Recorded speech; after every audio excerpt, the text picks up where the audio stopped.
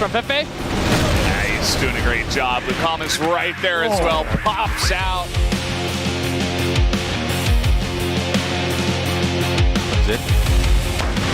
Sees Gouken. There's Nice. one. Onto Lukao. Almost got the shot.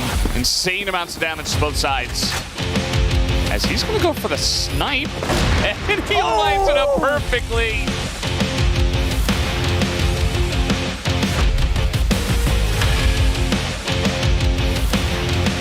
Gouken planted the seed. Yeah. That never happens. Give me other. Here's a rush. Hodson on the off angle.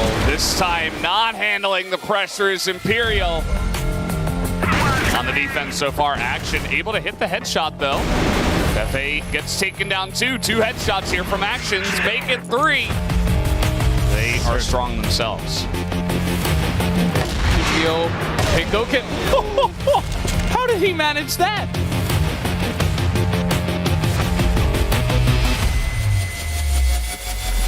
He's out here on the off angle though.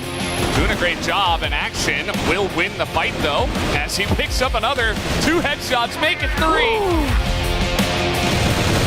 Yep. Calm and Gouken getting the crossfire done here. Gouken with 3 already. Hold on to this one. Wow. And MG gets 2. Wow. Pepe low HP.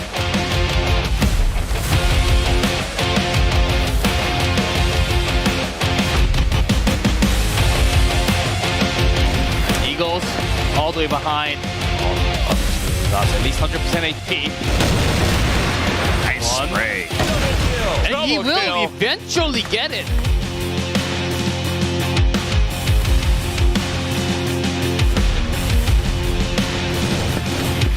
And there's KN. Got 1 down coming from water. There's 2. Yuhas is here to play. Look at this, 3 kills.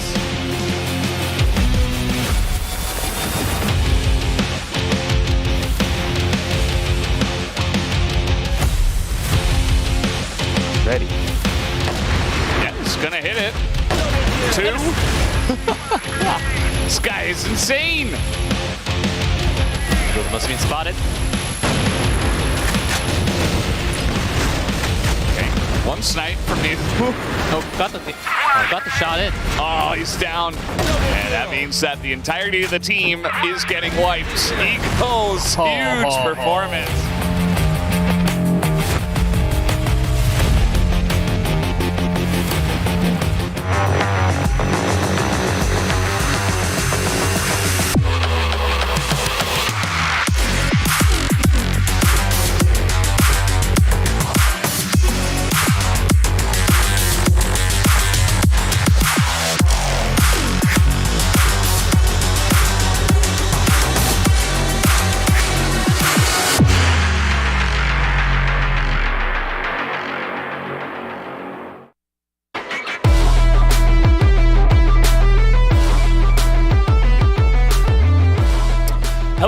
Welcome back to the CFS Regional Finals for the Americas Division. Today is the final day. We will decide our 3 teams making it to the Grand Finals later this year, and we will also crown a champion here for the Regional Finals. I am Valdez, with me is G-Clef.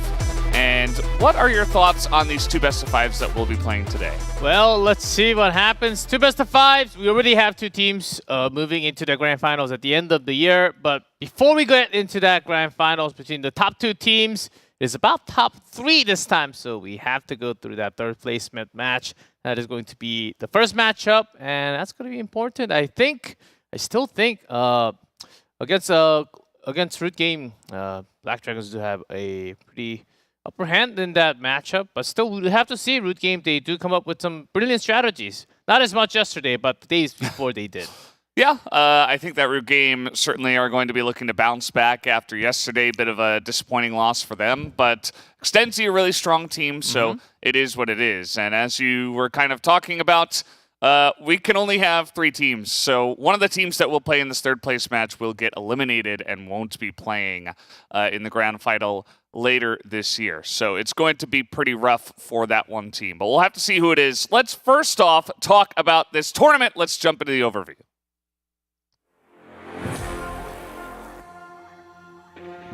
And this is the Americas division so far. What are your thoughts on these games? At day 1, some extra rounds. Day 2, match number 3, that was the most entertaining one. Extenzi versus Black Dragons went to extra rounds. Ended up 2-0, but Extenzi barely had some upper hand against Black Dragons, which made it very interesting into playoffs. Imperial versus Black Dragons, rather a quick 3-0. Imperial still seems to be the best Brazilian team so far. Well, yet to be proven because they have a grand final against Extenzi today. And Extenzi, very fast, I would say, against Root Game yesterday. It was mostly a strategy win and also the shots. So today actually might be a little faster compared to yesterday in terms of results. Yeah, I mean, we'll have to see how these two matchups do go. But let's talk about money, as we often like to do. Lots of money on the line. First place between Extenzi and Imperial will be fighting for the $12,000, a hefty amount of cash that perhaps, as both of those teams have already qualified to Korea later this year, maybe they could use that on their trip. But I'm not going to tell them what to do with that. Just going to be looking to win as much as possible here at the regional finals is every team. Especially with USD, $5,000. Yeah. A lot more of $5,000 than the past. It's a strong dollar. And here are the matchups for today. Third place match, BD and RD. And then Imperial versus Extenzi for the grand final.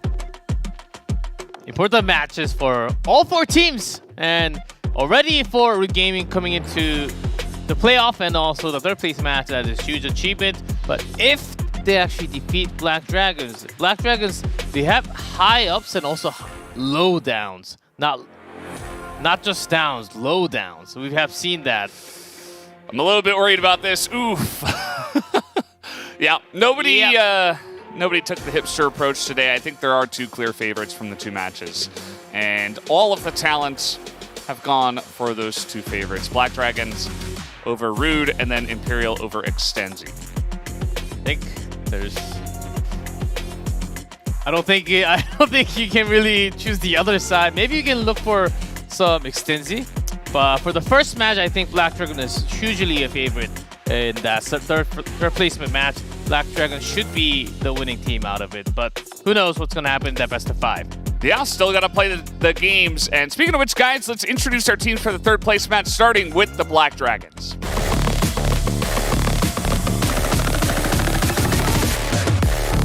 Consegue eliminação, o Will pra cima do Fê, pelo poder, Bob pra cima do Vigião, jogadores vão importando, Adriano vem pra cima do Will. Adriano consegue botar, consegue mais uma eliminação, Viana devolve pra cima do Adriano. O Viana realizou o double kill, consegue brilhar nesse round. Traz o segundo para a equipe. MG já consegue eliminação pra cima.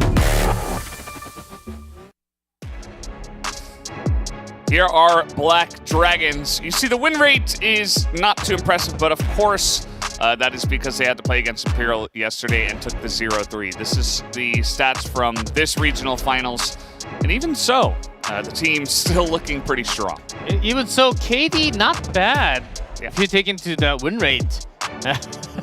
True. Oh no, that's that low, but we'll see because their KD, we do have 2 players actually above 1. Not just like 1.1, it's actually 1.2, near 1.3, 128.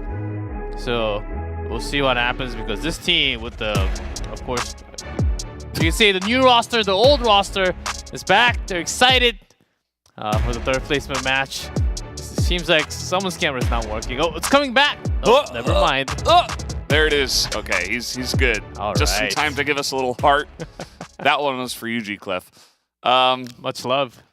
And I'm not sure if we have the interview ready. I think we should have it because we had the camera ready. We don't know who, but it's got to be Black Dragon. Didn't quite hear, but let's give it a shot. Let's jump into the interview. Not yet. Okay, we need a little bit more time. See, I wasn't 100% sure. You got to give it a try. Sometimes you need to summon it, you know. Mm-hmm. But of course, we have the pre-interviews for all the matches today. Good for, seeing some initial emotions and plans and stuff. The teams generally don't tell us any strategies, though. Yeah, I always try to ask, but no one. You always try to hide it, and there are some words you can pick, some vocabularies that they are signing that they do want to hint what they want to do. No, Not even a clue. Yeah, no clues given to us. We just have to wait and see the strategies, and we have had a lot of cool strategies. I think at these playoffs, especially a lot of teams bringing out the very cheesy and fun stuff as well at times. But guys, we do have the interview ready. Let's jump into it now.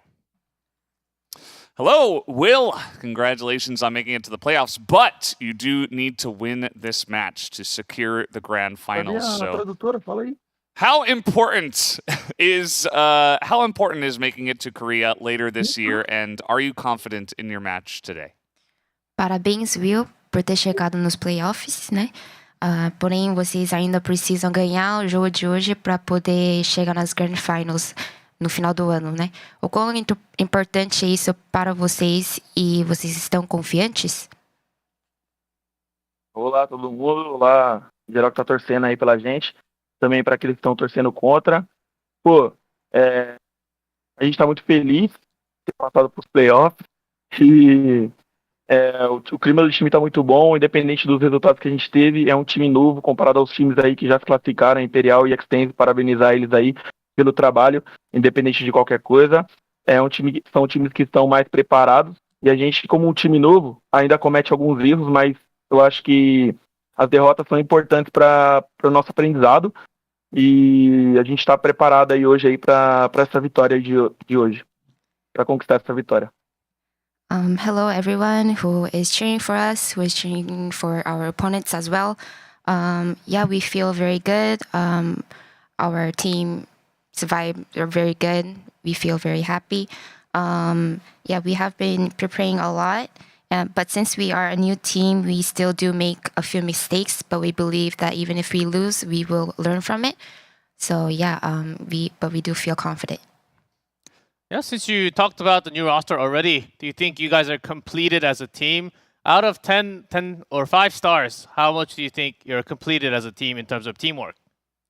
Então, se for dar uma nota de 0 a 5 em termos de equipe do time de vocês, que pontuação que você daria? Acredito que a gente está de 0 a 5, acho que a gente está no número 4. Yeah, I would give like a 4 star. All right. Well, we'll have to wait and see how it does go. Best of luck to you guys, and once again, thank you for the interview, Will. Então, sim, vamos ter que ver isso, né? Boa sorte. Obrigado pela entrevista. Muito obrigado aí pelas palavras e uma boa sorte aí pro time da RUD. Thank you for the interview. I would like to wish good luck to our opponents as well. Well, Wow. Great manner. yeah, Sportsmanship there. and we'll be talking with Rude Game in just real a moment soon. as well to get their feelings and see how they think about this match. And so far, 4 out of 5. So that is, maybe I should have asked out of 10. But 4 out of 5 Yeah. is only 80%. And I True. think he wanted to say maybe like a 90% instead. Well, guys, let's go ahead and introduce their opponent, Rude Game.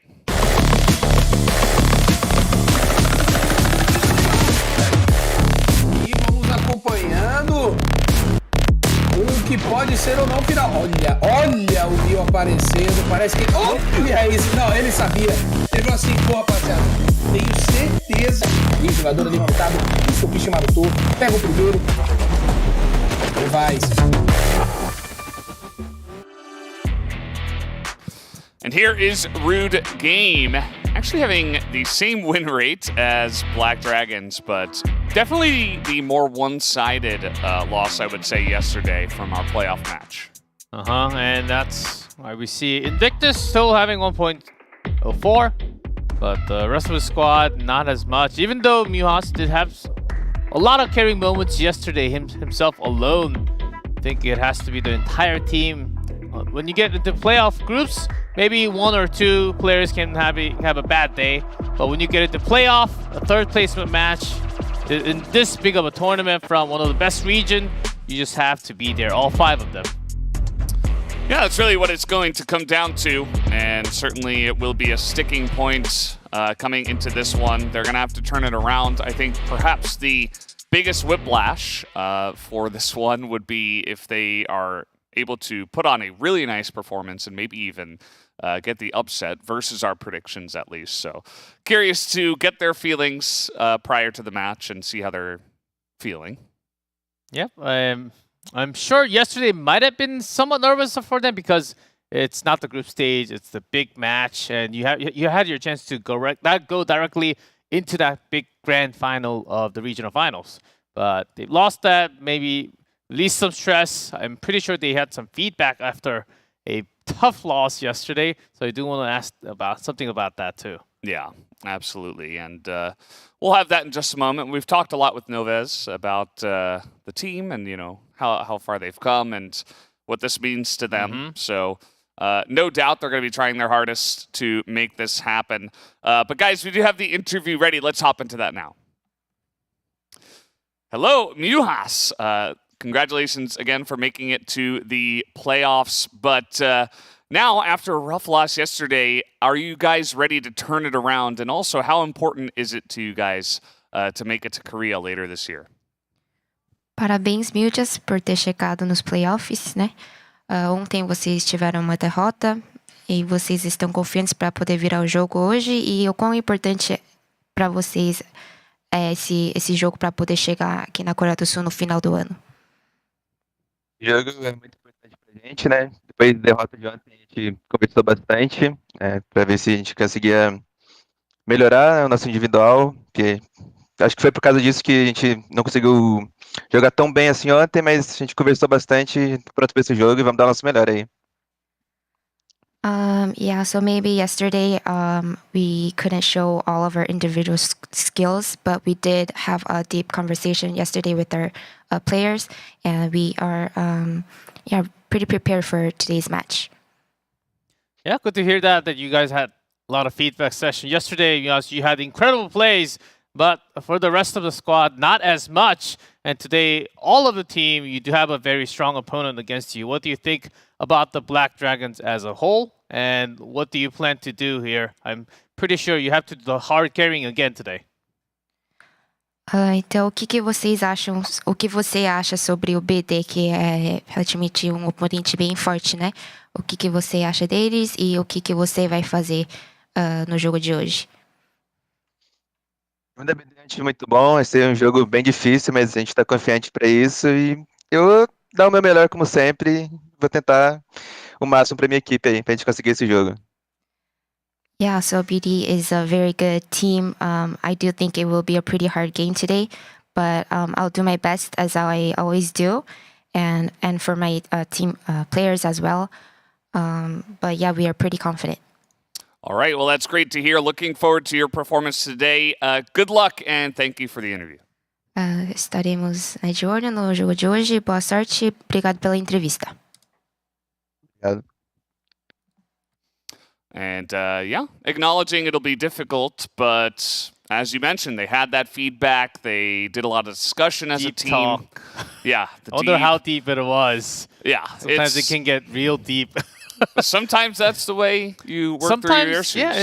Yeah, you only have less than 24 hours for the next match. You do have to say everything out loud and then just get that out between the team members and then fix whatever you can within the time left. I think that's all they had to do. Hopefully they've done that 100%. Yeah, you can see the difference here between some of our more dominant teams and the teams here in the third place is that there's less kill victories, more so like the defuse, the retakes, stuff like this, because some of the entries are being let through. They're getting position on their bases, and then they have to clear it out when they do get the victories. So we'll have to wait and see what the different percentages look like at the end of the day. And it's the last day, Valdez, and we're going to see it soon if we have it or not. Eagle Eye. I'm keeping my eyes on it. No games so far. Please. Yeah, I don't know. Maybe we can have one. I don't. Maybe it's the regional thing that they all just don't like to play on that map because a lot of the teams actually have lower win rate on that map compared to the others. Maybe that's the reason why. But hopefully we can see one. Oh, here's a performance record of CFL seasons of Brazil only. Yeah, from 2020 until 2022. Yeah, since 21, and that's when Imperial kicked in, basically. And then it's been a downhill climb from that. The new dynasty. And If you but will. here, but 5-6. But they were in the semis and also in the last day. Okay, come on, they're already doing much better than this.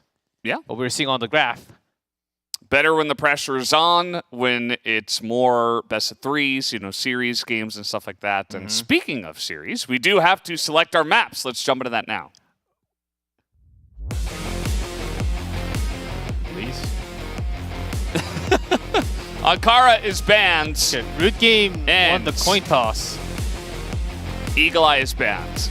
And they banned Eagle Eye. They went for the second Yeah. ban. That's Eagle Eye.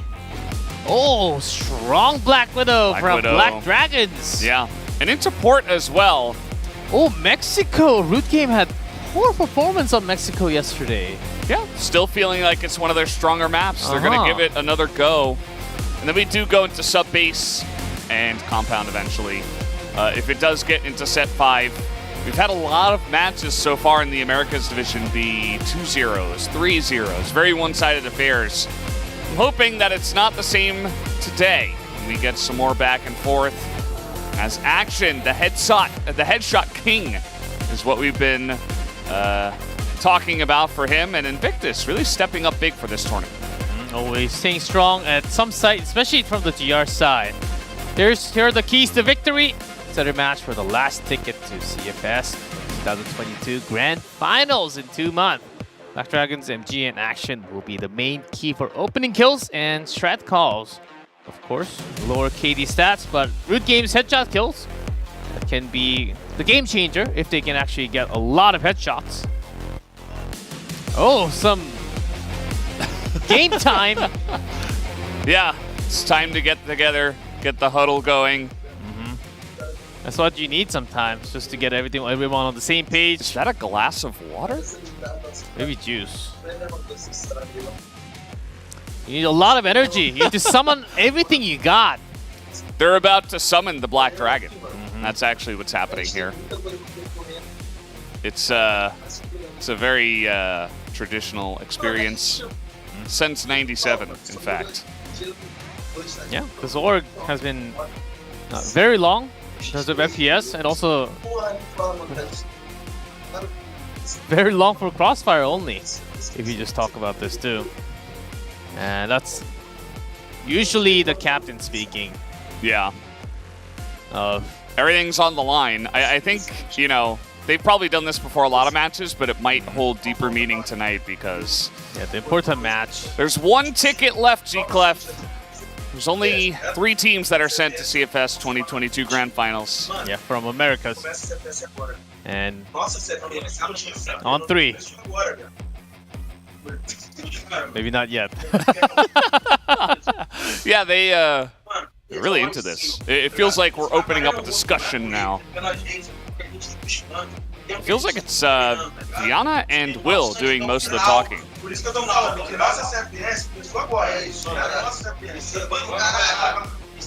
All right. All right. It's almost game time.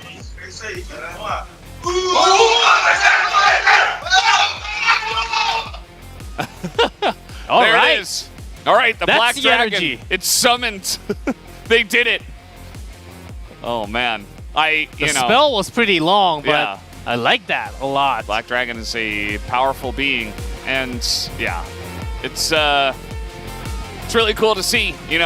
This means a lot to these players. So I obviously Yeah, get that We'll see energy if up they can do high. it. Starting Yeah. from the first round, just rush in. yeah. Maybe. But they, I Well, think it depends on the side. If haven't they're seen playing a lot of that Blacklist from or Black not. Dragons. Yeah, That's exactly when you strike. true. That's the reason why they True. summon. You were talking about this yesterday, actually. It's a really good point. But all these teams definitely watch all the other matches. And no doubt Black Dragons were watching their opponents kind of just get smashed, right? So if you're Black Dragons, maybe that brings in some confidence. Maybe this that gives you the key to victory. This is exactly the time. Black Dragons, Black Widow, first map. Whoa. I think they want to grab this one. Very one-sided. Yeah, we'll have to see. This first map, incredibly important, can be the decisive factor to winning the match with so many 3-0s. But guys, we are ready. Let's jump into our third place match, starting with Black Widow.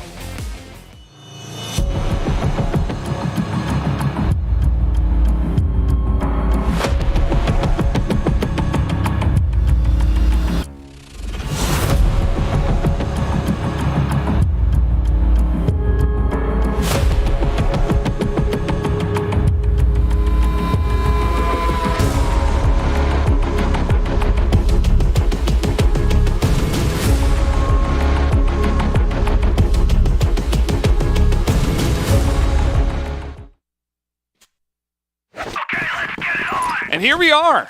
Root game starting off on Blacklist. Black Dragons starting off on Global Risk.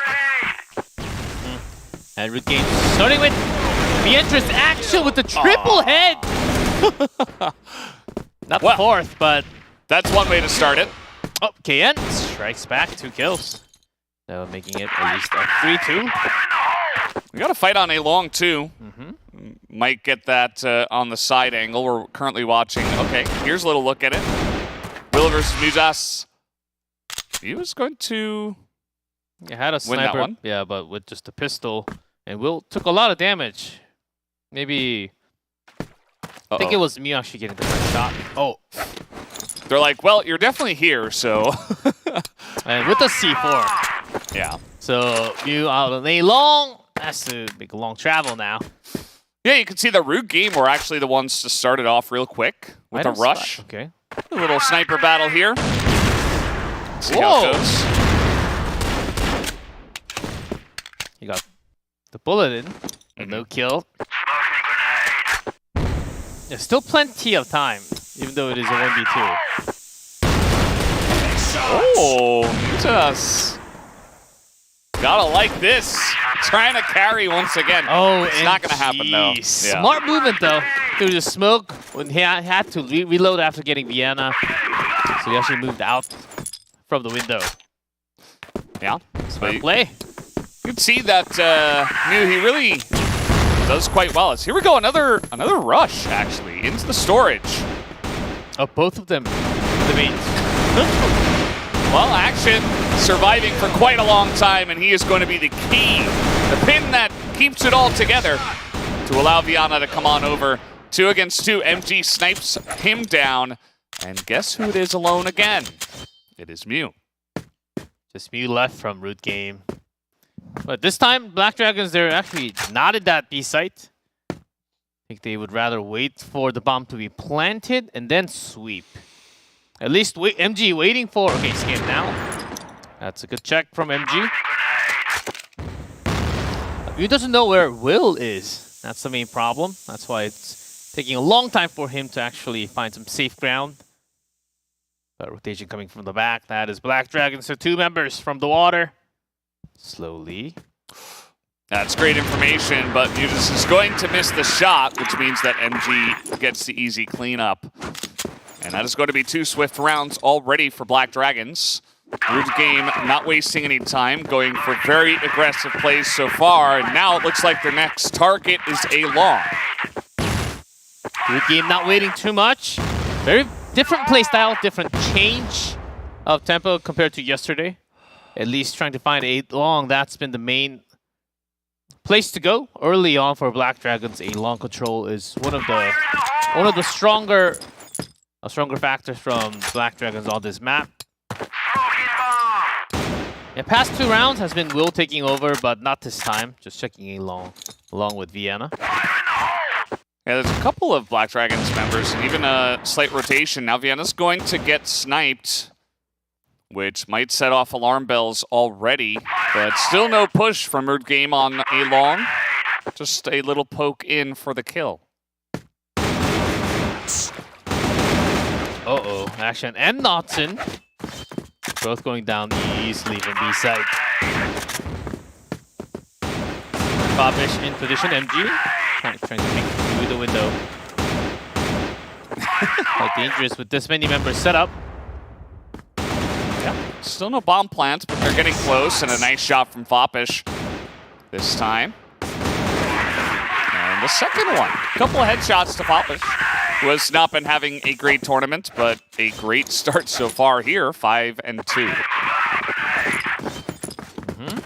For the match, someone has to step up. And Game getting on that huge there.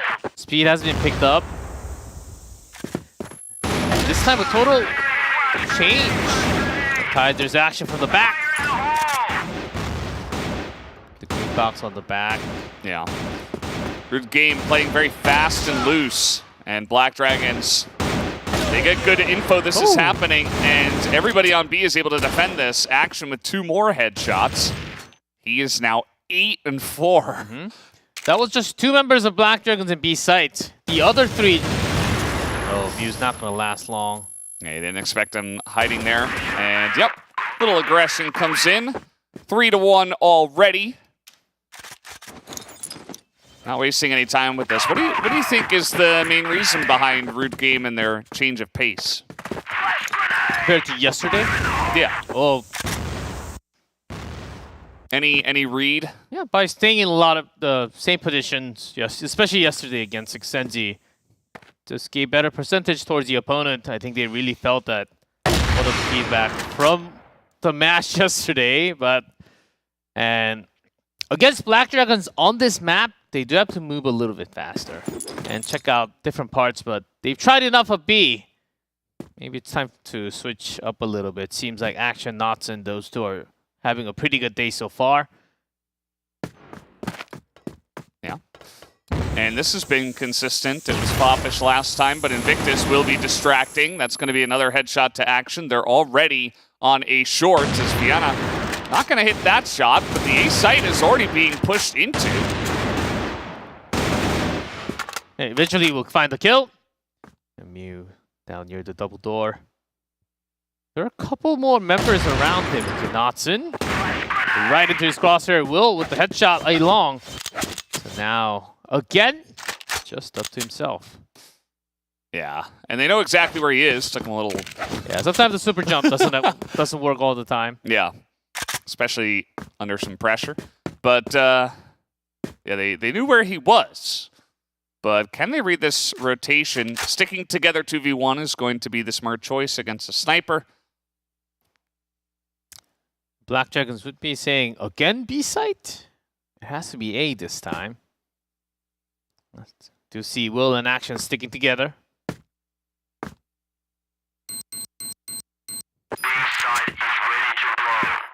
Plenty of time with the rotation. Let's see, they're about to face each other from the water side. There's the one snipe. No flick comes in, but the pistol is enough. 8 kills already for Mew, who is just making a huge stance and being a huge carry for this team. 8-3 is the score for Mew already. 5 rounds. Finally, some A contest. Invictus with that shot. Vienna trying to... Vienna plus MG. Oh, Vienna kind of keeping him safe there. Nobody's looking at short. Yeah, Vienna dropped down. Foppish free entry. Easy 2 headshots. Again, holding strong from the back. That's another free kill for Foppish. Killed 3 people that weren't looking at him. A little bit of a breakdown in the defense of Black Dragons. I think that Root Game's tempo is actually kind of getting to them a little bit. Yeah, the studies from Black Dragons on Root Game from yesterday's match and the days before, it was just not, it was incorrect data. What Root Game is trying today is totally different team. Actually moving together as a team on one side with some wingman from a short or the storage. And always pinpointing the one defending from a long. I think that's the key from Root Game today. Since their B attack didn't work, okay, let's at least maintain control A long, which is exactly what Black Dragons are known for, and then work our way from that. Mew is...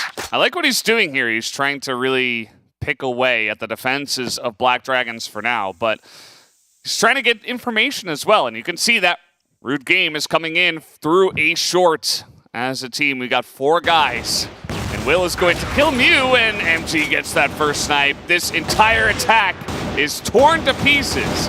As Can is the only one left, and he should be going down soon. Does pick up 1 headshot, but eventually, of course, the headshot king of action will pick it up.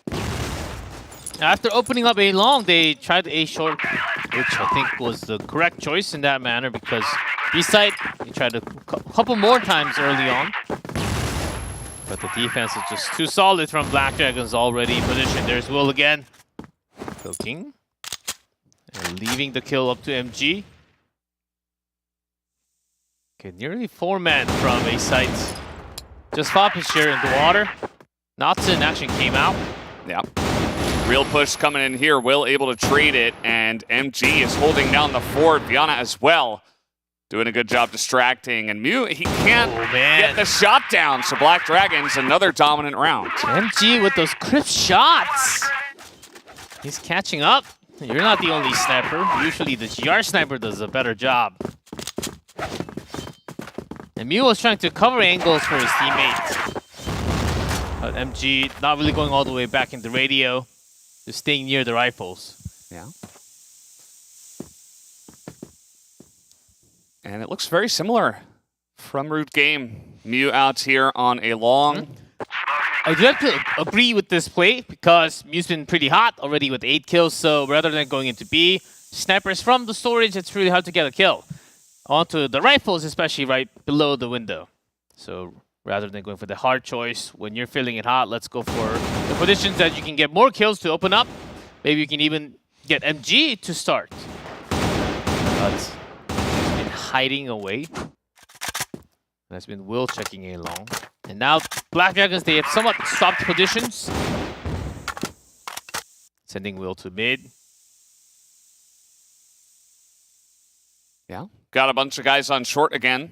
And as it stands, we got 3 members of Black Dragons here on A. So that's going to be 1 hit from Will, but the defense not great, actually. They push through and they clean up the A site. Yeah, the attack timing from Root Game was incredible this time. Oh, that nade. Oh! It's really a lot. Waiting for Action to join the party. But Action will actually rotate far. Natsun trying to come from the bottom. This is smart. Already threw a couple of throwables from Passage. Yeah, 1 headshot, and Action's coming in at the exact right time. He's going to get a 2nd headshot. Still 2 more. Yeah, Mew's going to be the real issue here. They get them both down! As Foppish, of course, on 3 health, he was already really low. But to kill Mew basically for free is huge. What a retake from the duo from the B site. Action Natsun holding it down, man. Black Dragons are ready to play today. And Root Game, I really like the change compared to yesterday, but the Black Dragons has been just on their shots a little more.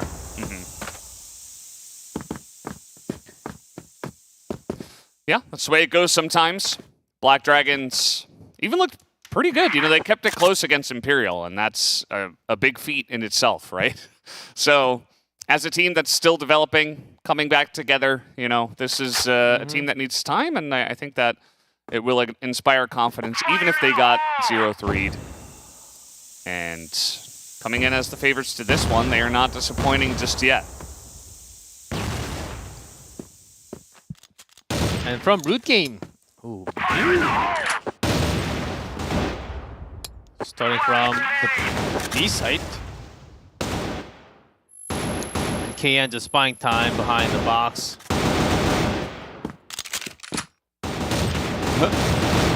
And is buying actually a ton of time and attention, but finally he gets taken out, but that grenade is going to follow up as in comes Black Dragons. Mew's still back here, but he misses the shot. And Invictus trying to cover fire, and a lot more members coming through a B entrance. Oh, and they just got cleaned up in there as the push came through. MG still alive, and they are going to respect that for now. They'll respect MG, but no respect for where the C4 is dropped. He has to come. Eat that nade. Yeah, he's trying to see who's where. Misses the flick. Invictus, easy kill for him. That's going to be Root Game starting off strong here after the half. Yeah, great defense from B side, especially KN who bought so much time behind the green box. Now we will see some position swaps. Yeah, actually having Mew watching the double doors instead. Rotational change and Foppish, KN defending B site. And surprisingly, Black Dragon sending no one down to a long. Yeah, it's a big commitment towards B as double smokes come in. This is very telling. We'll see if Root Game can handle this. Yeah, these two smokes are the result from the sniper last time. Pretty Foppish. flash.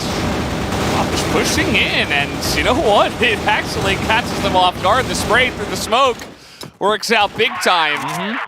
Yeah, the flash caught all three ducking down right next to the window. Foppish just went in. Bomb collected. MG still alive alongside of Will.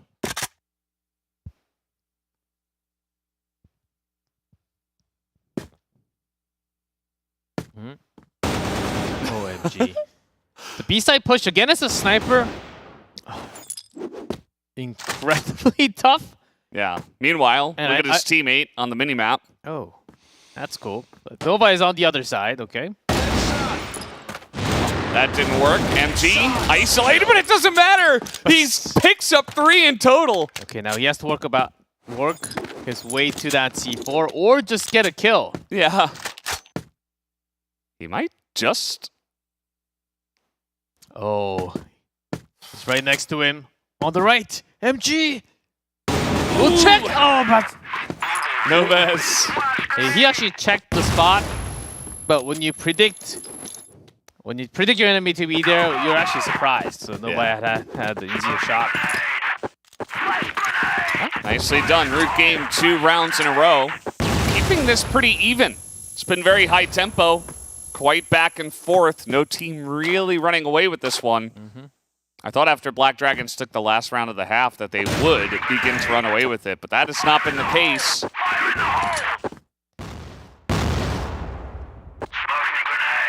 Two B attempts for BD. Did not really work out. Time to take that a long back.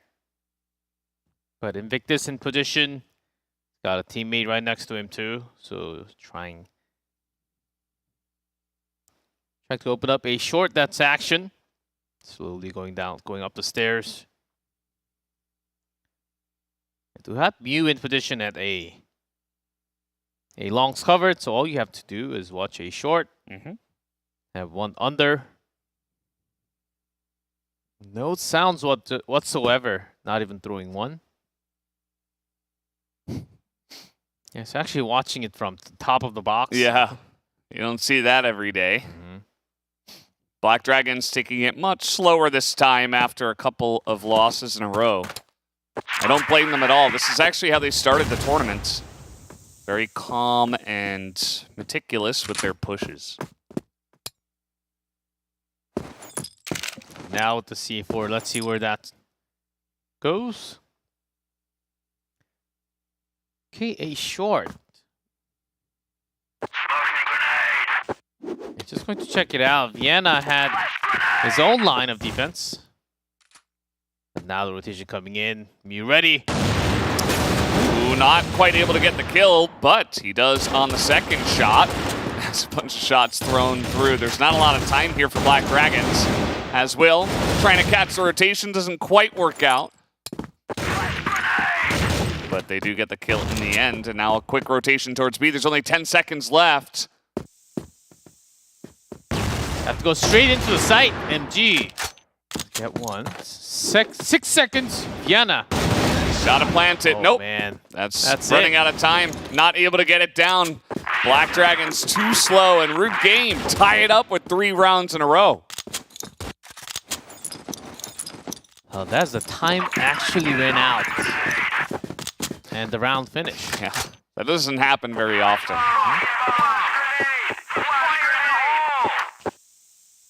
See how much harder it is to actually go through A short with no A long control. It just makes sniper's defensive sniper much easy. Yeah, I have to say this Blacklist play from Black Dragons has left me wanting a bit more. Definitely expected a bit more. This has been the Muse spot for the first couple of rounds. Always smoking up the door, and then that's exactly when you try to catch the rotation from water into A short. Invictus ready in the same angle. Headline. Gets one, but Action takes a bunch of damage.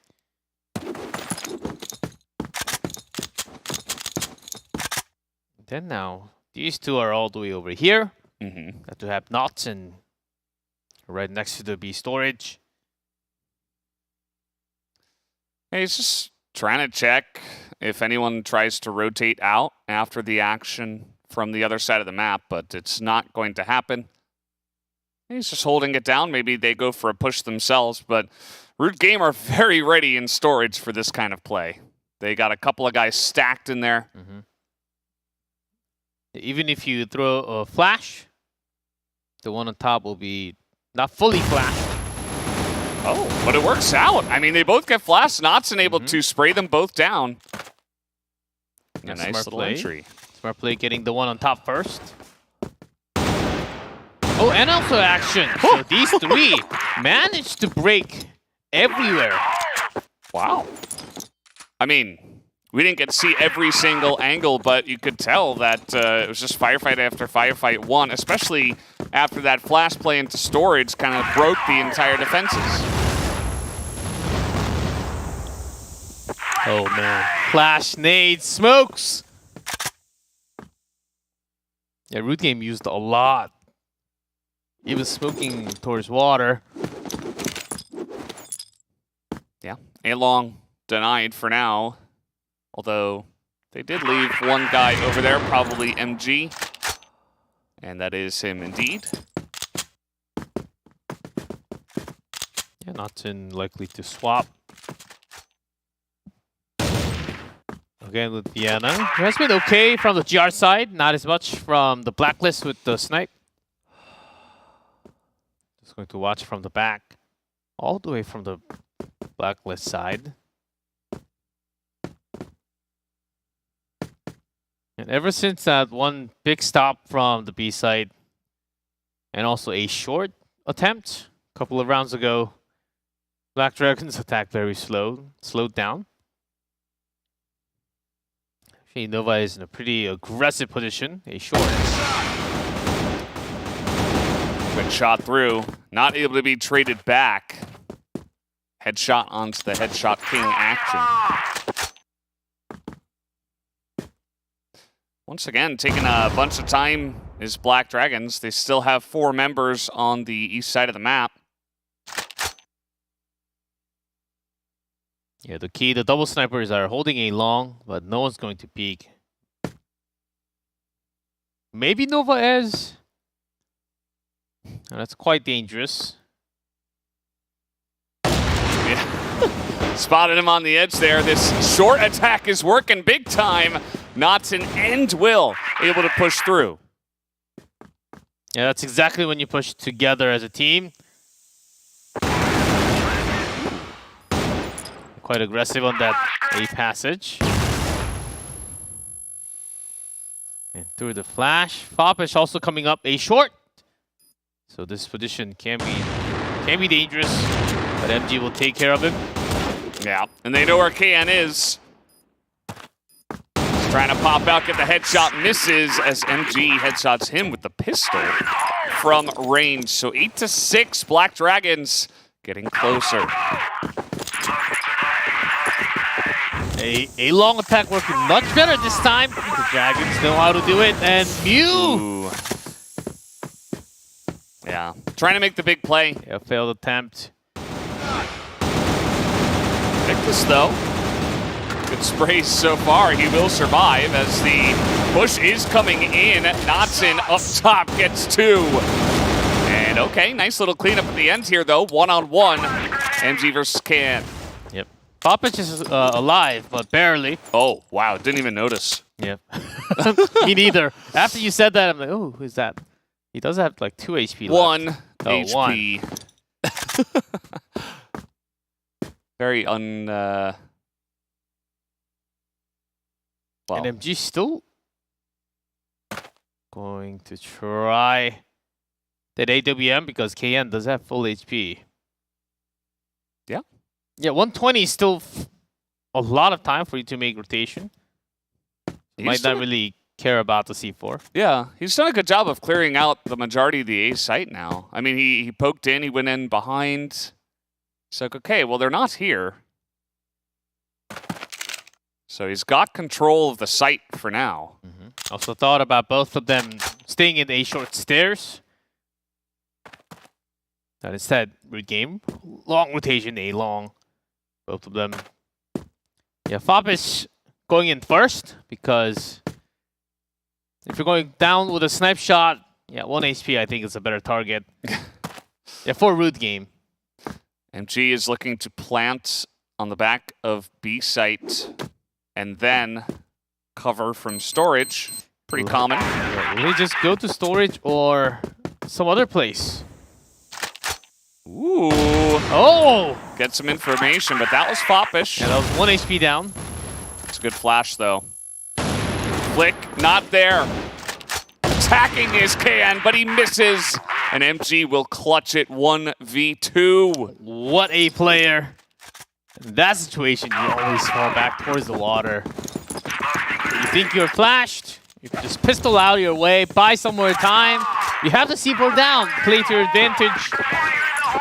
MG doesn't care. Impressive stuff from him. You could see he was kind of oozing with confidence on that play. Oh, Mew. I don't know. Yeah, getting very excited. We saw a lot of those moments from Mew again yesterday where he just could not fire the bullets. Yeah, it looks like he's kind of lost his touch a little bit here at the end of the map. Black Dragons come in swiftly. Yeah, map points for them. Yeah, it's going to be huge. Jazz trying to clean it up. Novez got a good angle, but Knotson with 2.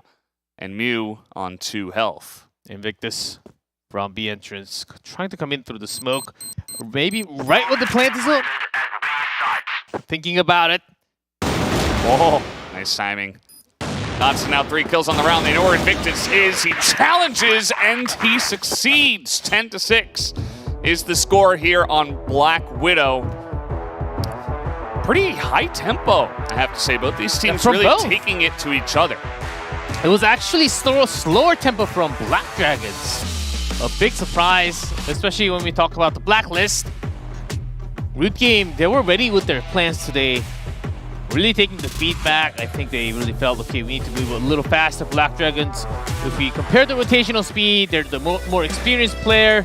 Very likely to go up against them in Black Widow for sure. So they were ready with a lot of strategy, but overall, Black Dragons with the better defense. The Knotson action combo from the B site is way too strong, first of all. And not just MG, Vienna sniped, actually closed a lot of gates towards A site. Yeah. And there's only A and B on this map. Vienna does a great job of being a huge annoyance to the enemy team. Like, he is a very fantastic utility player is one way I would characterize him. He's always in kind of a aggressive stance, looking to take you down. He can switch weapons, and obviously a crucial leading voice for this team as well. Yeah, MG had a huge game towards the end. I think it was nearly 19 and only like 6-7 deaths. I think it was 19 and 6. So over 3 KD, if those numbers are correct. Yeah, he started off pretty strong today. Yeah, he almost won that too. Yeah, not only consistent numbers, but also huge clutch rounds that he was like 1v2, 1v3, making it happen by himself. And usually when you're Oftentimes. having that setup in B stories, one is looking away because you know the flash is coming very likely. And here's MG with the 1v2. Yeah, free shot there.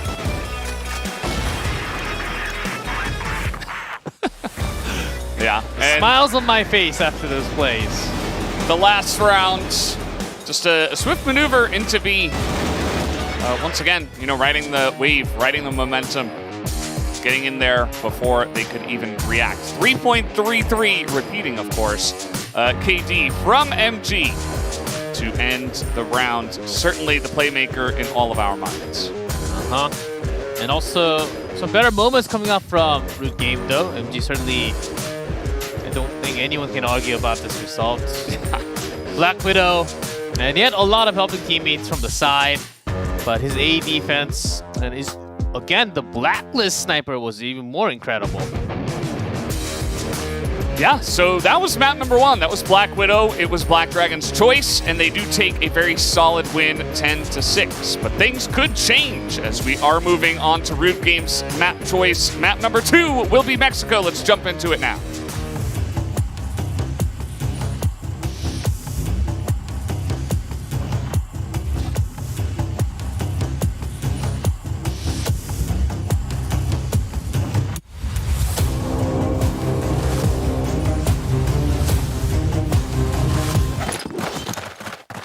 All right, here we are already. Root Game starting off once again on the Blacklist side as Black Dragons did select Global Risk to start. That has been the more successful side so far. You can see that Black Dragons have a 67% win rate so far on Global Risk on this map. And not so much at all from Root Game, but let's see the reason behind the map pick. Specifically, one didn't have the second pick, and that's Mexico. Yesterday had a lot of wrong lead against Extenzi. All right, they're pushing in slowly, one by one through the smoke, and so Action with a nice little spray through. Here comes Foppish, and a grenade kill onto MG, but Foppish looking the wrong way. That's one of the issues with pushing there, and yeah, this entire push in center has been shut down. Yeah, a lot of war shots, box shots coming down.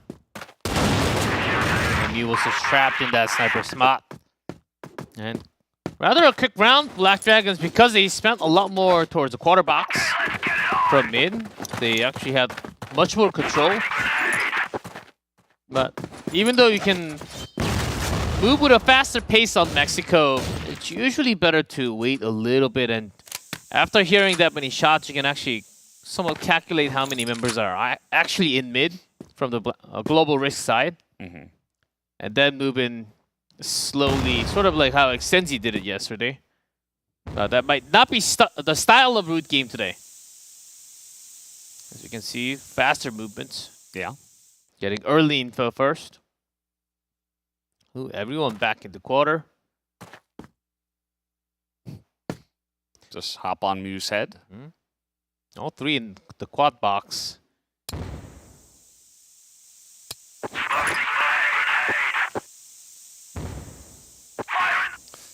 And it's going to be rough. Nicely timed smokes.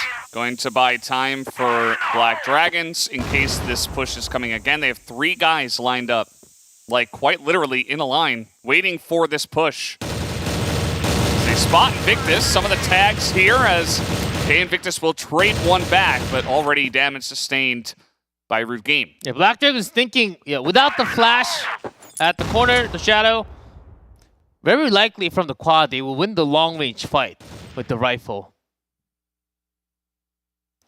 Those positions are just saying, oh, we're the dominant team, we can just win you over whenever you push mid. And unless you push mid, you just have to go towards water, but water is somewhat more controlled. Well, it was from Vienna, but now he's out here. Jumping his way to stab on the back of Root Game. Mew might be the first. And he will. And the snipe. Not sure about that one, but either way, maybe didn't expect everybody to be there. As the push is coming in, Poppis starting off with a headshot, holding the back here is Will. They're trying to push on in. This will work for them. As MG now.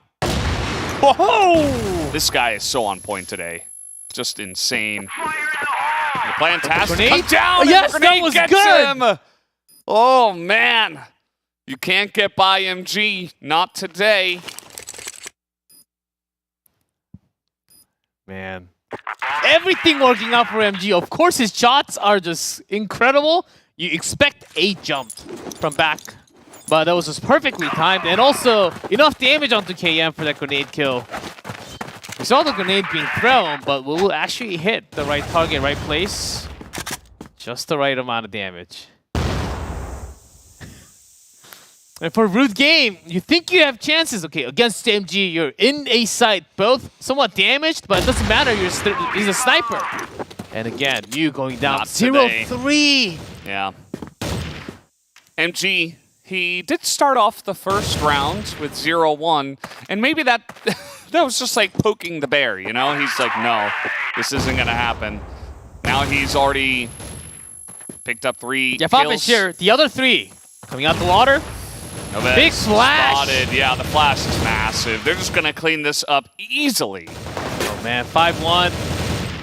And nearly no damage on any of them. Only MG now.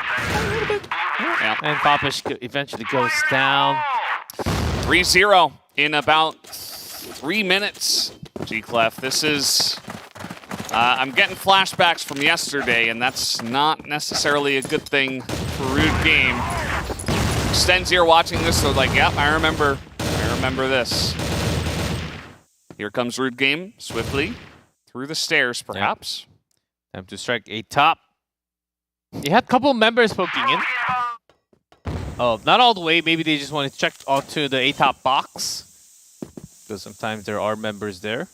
Yeah. A little bit of an aggressive stance here from Black Dragons. They haven't poked out just yet. Actually, on top of the box and one in shadow. I'm going... And not too bad, still 140 left. But you can still feel that Root Game, they do want to rush.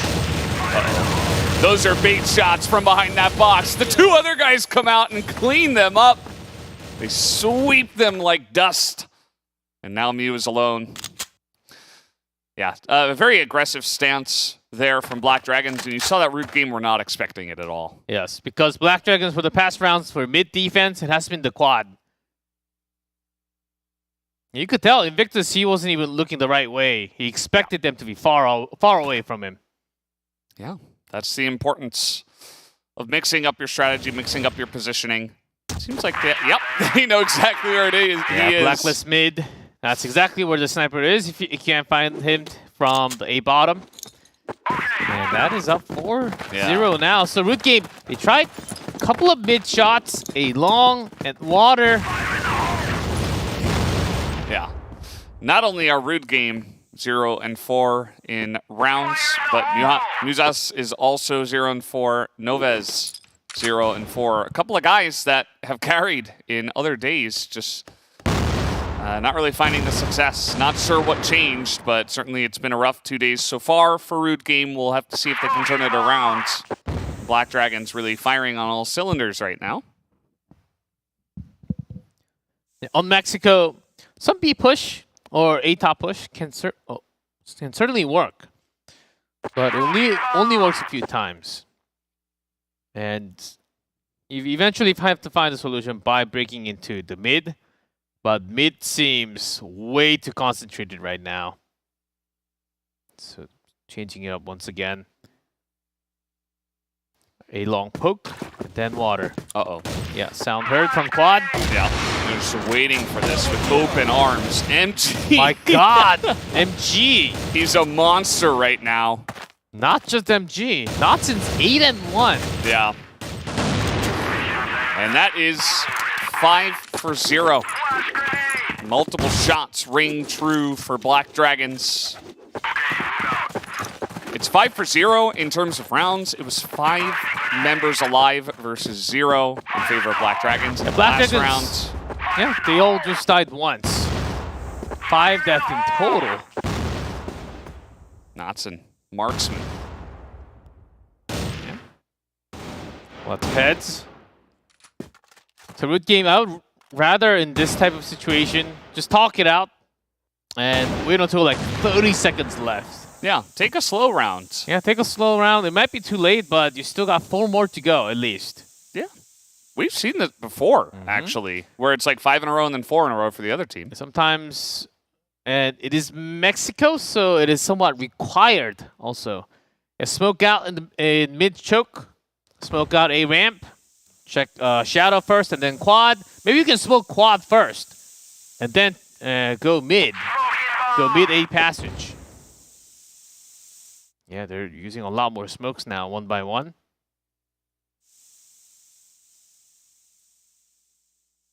Yeah, not too surprising. I'm glad that root game have slowed things down. It was working at the beginning of Black Widow to go a bit faster, but not so much anymore. And not likely Mew will be poking out since he's been not registering any kills, 0-5. Now start working your way in, less than a minute. Here we go. Flashes in position. There you go. Novez gonna take out 2. Vienna only gets the 1. And finally, some success for Root Game, as now they are pushing onto the A site. Will trying to spray it down. MG gets a kill elsewhere, unsurprisingly. Will can't get anything, as that darned vehicle is in the way. What? Fire in the hole! Come on, this is not fair. Even that grenade. I mean, Pretty close. this is not a favorable sniper angle. Doesn't matter! MG is insane! In the world is happening to this guy, MG? Whatever he ate today must be pretty good. Stands for Monster Gamer right now. As that Nice is one what he there. is. Yeah, he has only died once. And that's a couple of clutches now. They haven't needed it so much, but he's always there. The magic player himself. I can't believe we've just seen that live.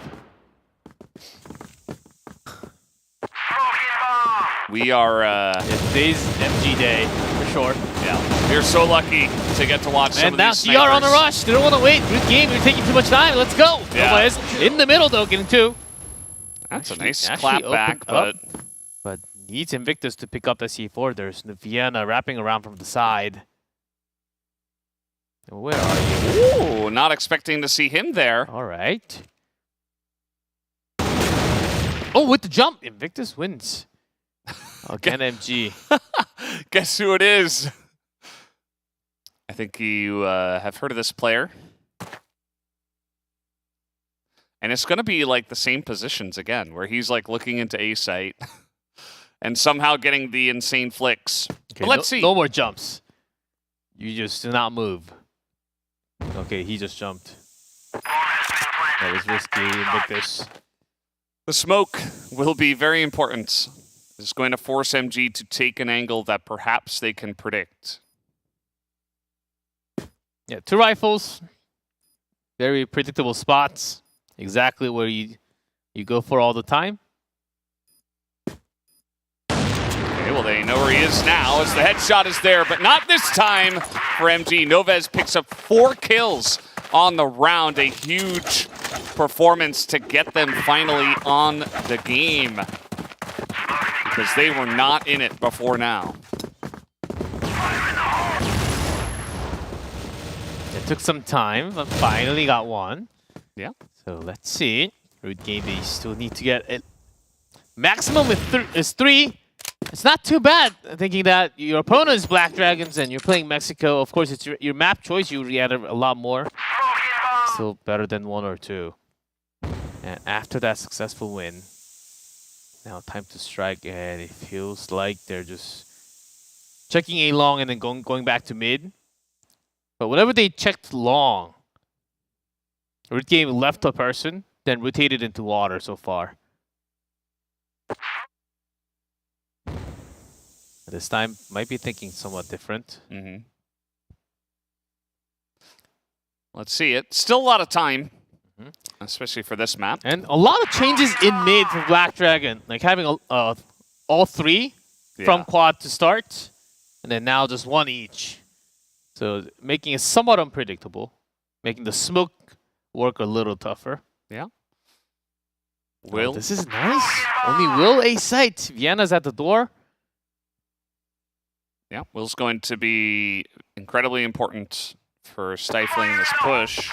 Let's see if it goes. As there's the flash, Will, of course, buying time, but the headshot from Novez is there. But Will end action, holding down the forts. Now the C4 not in a great spot. They're spraying him down on this site as Action's going in for it. They don't seem to know where he is, Oh, but it doesn't man. matter as Mew cannot buy a kill. Not today. 7-1 for Black Dragons. Yeah, Mew couldn't do much, but Will bought everything off that A site. Whatever the price was, he just swept it. He had all the cash. And making Root game. Okay, there's Will hiding behind, but no one's willing to go because a ramp is also not clear. Okay, Wow. now Black Dragon's coming out. They want to finish the first half with an 8-1. They got the 2 kills and then maybe a little bit over-aggressive, pushing out into multiple different angles from Root Game. But it's okay. They're feeling it right now. Even if they drop around, they wouldn't feel too bad about 7-2. Especially with Mew with 09. Now that is huge. Feel bad for the guy. He's died every round and still no kills. Foppish is somehow behind enemy lines. They just sneak in, but now they know. Yeah, we always do say sniper blacklist on Mexico can be very frustrating. Maybe some better moments from the GR when we make the switch.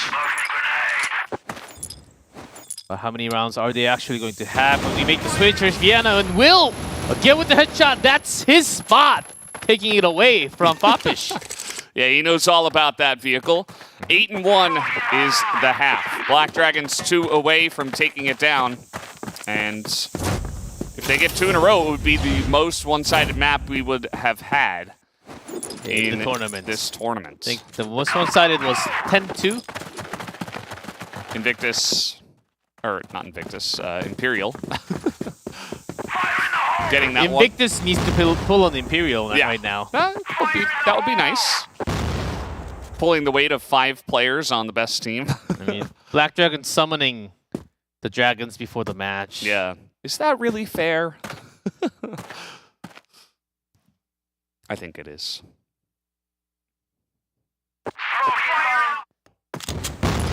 Vienna setup.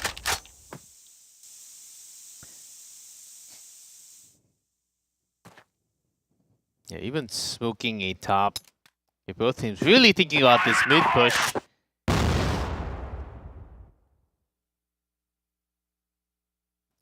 And Mew's position is actually quite interesting. Yeah, off to the side. Yeah. Remember, Nova is poking at the right time in this position, coming up. That was dangerous. Vienna almost opened up A, but way too many members defending it. Yep, good defense so far. A couple of picks for Root Game. This MG is slowly beginning to peek in. Not going to hit that shot, but he didn't sustain any damage himself. MG missed the shot. I know, it's insane. But now, Root Game, they won't be poking out. You've seen who's out there. Yeah. You heard the shot. Look at them. Yeah, they opened up a ramp and expecting a push from a long stairs. And they're looking into the right window. And Mew. First shot missed. Action. Lines it up, but so does Mew. It's now 2-on-3. 20 seconds left. Looks like they're going A. Gonna try to. Oh, that was a really nice flick. Low on health was he. And now KN has got to pick up the bomb here. Does Notson and survive and plant it or go for the kill? And not enough time for B site. Oh, he got the kill. Notson 2 at the end. Oh, He's man. also 14-4. He's doing even better than MG. They had a lot of kills first half. At least like 7 kills and 1 death only. Already on the map point. Yeah. Looking to be A our... long full push. Okay, you gotta be insane. Okay, they're going in. Action. Notson getting few. Just jumping in and taking lives. There's no one else at A site. Yeah. Didn't expect this fast of a push. They just sent it. Okay, Yen's here. Show up. Will at his spot. There's Vienna from behind. And now Mew's position is known. Can he pull it off, or this might be it? Oh, he got so close. And it's not going to happen. MG with the flick. 10-1, the most one-sided map we've had so far at the America Division. And that is 2-0 now for Black Dragons, swiftly taking this third-place match by storm. Oh man, root game. I think they had the right idea. But against Black Dragons, when they're feeling the best on the map, it's just a tough deal. And all the shots are just going in. We have an okay strategy. But the Dragons, the summon really working out for them. Yeah. I'm glad we found some Rude Gaming highlights. Oh, that was insane. Boom. He still has a frag grenade? Come on. Yeah. Not fair. Great sprays from Notson. Black Dragons Yeah, pacing as well was really nice. Like, they knew when to switch it up, when to get aggressive, Yeah, when to watch this. poke out. Yeah, this is also kind of a MG highlight reel. Unbelievable, man. Yeah, 2 shots, 2 kills. And some great moments from Will. Even if you don't get the kill, as long as you stay there, you just get so much value from distractions. And Notson also. Yeah, great stuff from him to basically finish it off. That made it 9-1, and Black Dragons rushed in and took the map away. They were game. Final round, they had a lot more members towards mid, early game. Makes sense. That's exactly when you strike A long pretty quick, and that's how it was done. 10-1 is the score, and look at those KD from Black Dragons. Yeah. Wow. Much wow, and 4.0, 4.09.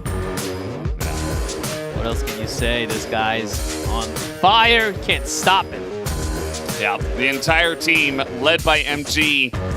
And well, guys, it's 2-0. We're going to take a quick break, and we'll be back for map 3.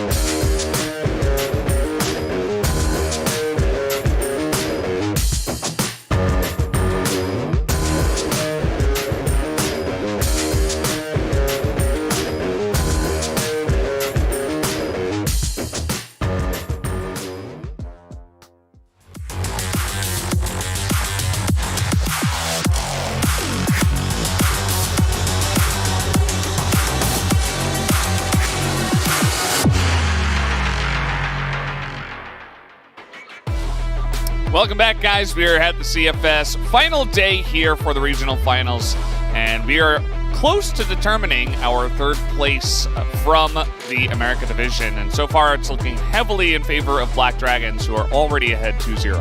It's a bit of a smash right now. And 2-0 on a map that Root Game actually chose. That was Mexico. We're heading into our third map.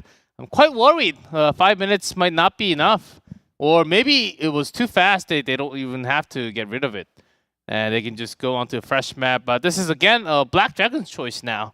And they should be quite worried, as some of the attack from Mexico was good.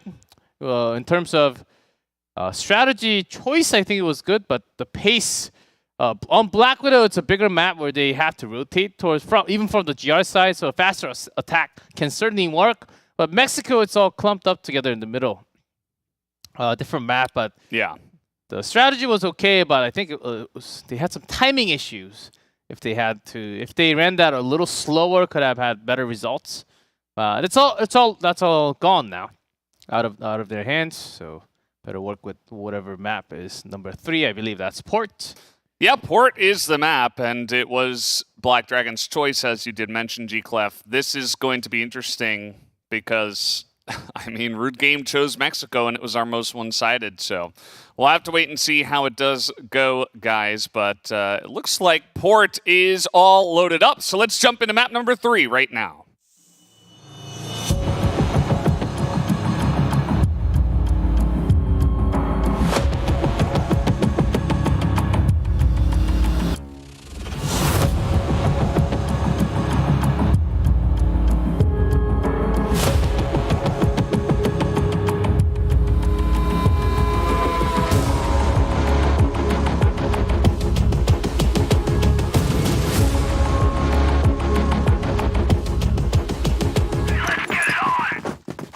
And here we are on Port. Looks like Black Dragons going to be forced to start on the Blacklist side. Root Gaming selecting GR first. We're getting started with a bang. Sviana's already got the first kill. That was actually a pretty quick shot. Thought it was MG for a second. Wouldn't have surprised me. And they still had one more member to boost KN up here. It was a huge push from Root Game actually on A-Long. Didn't quite work out, as you can see, from Fapish Dead. And still keeping double snipes. I mentioned it's Port Blacklist. Even a single sniper can be a pain when you rush in. But they're still keeping 2. Checking every angle. I like how Root Game started off here trying to get some information, trying to push out and see if they could get any picks or anything like that as well. Didn't quite work out for them, but, you know, as you mentioned, is 5 minutes enough to, you know, truly revamp or re-prepare a strategy? Novez spots him coming in. MG on the attack with the sniper, and Will is going to headshot. Free entry to B side. Mew strikes from the side at least. MG will challenge him for sure with low HP. But the C4 is actually, down right next to him. In comes Will, trading with Mew, who is the only one left now. Against 2 enemy snipers. Espiana's just coming out firing with the pistol. He just says, okay, I'll go back to B. Yeah, you guys take that C4. Yeah. Because you kind of have to go to B. Yeah. But if you think about the rotation, the GR, takes a little longer. Where'd they go? They're gone. They need to summon the dragons again. Yeah, looks like one player just got popped out of the lobby, so the rest of them decided to follow suit. Yep.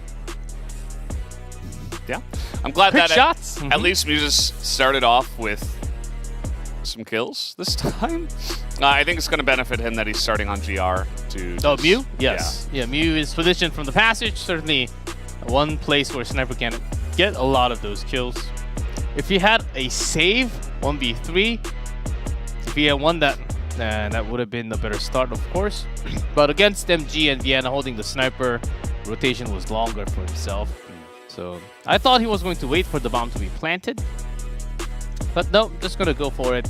And you don't really see that type of 2-to-1 sniper play from B side because, first of all, you never have 2 snipers from the blacklist. Yeah. So that's quite rare to actually have that type of fight. I was very excited to see. And then instant kill as he walks into the site. Oh, bit of a shame, but still cool that Black Dragons are willing to try this. Yeah. Really thinking that they still have a huge upper hand on this map. Yeah. It can work out if you're expecting your opponents to push a bit, which they did. I mean, Viana was able to just kind of line one up, got a nice little quick flick, and looks pretty good in that case. He was able to, at the very end, even though we didn't get to see it really play out, he switched to an AK. So, you know, at the end of the day, when the push finally happened, he had that assault rifle, and MG, of course, low on health, still with the AWM. And yeah, looked pretty solid from the get-go there. He just was doing a good job holding it down, defending, but it was basically only him from what I could tell. Yeah, but still, Root Game, I think he will start to move positions.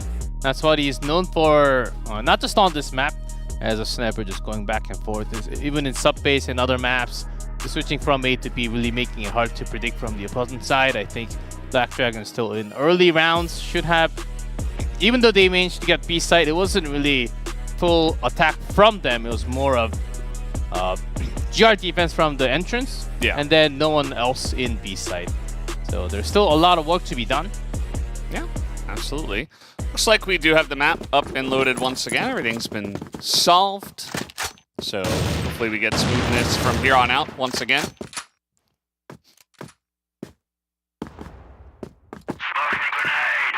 And then back, AWM back in MG's hands. Popish thought about it. Switching it out, Mew.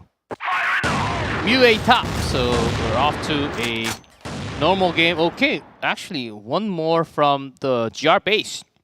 Only having one specific member. Invictus at A side. And Root Game, they are thinking this should be A or mid push. Yeah, and there were a lot of utils already used from the Black Dragons towards the mid.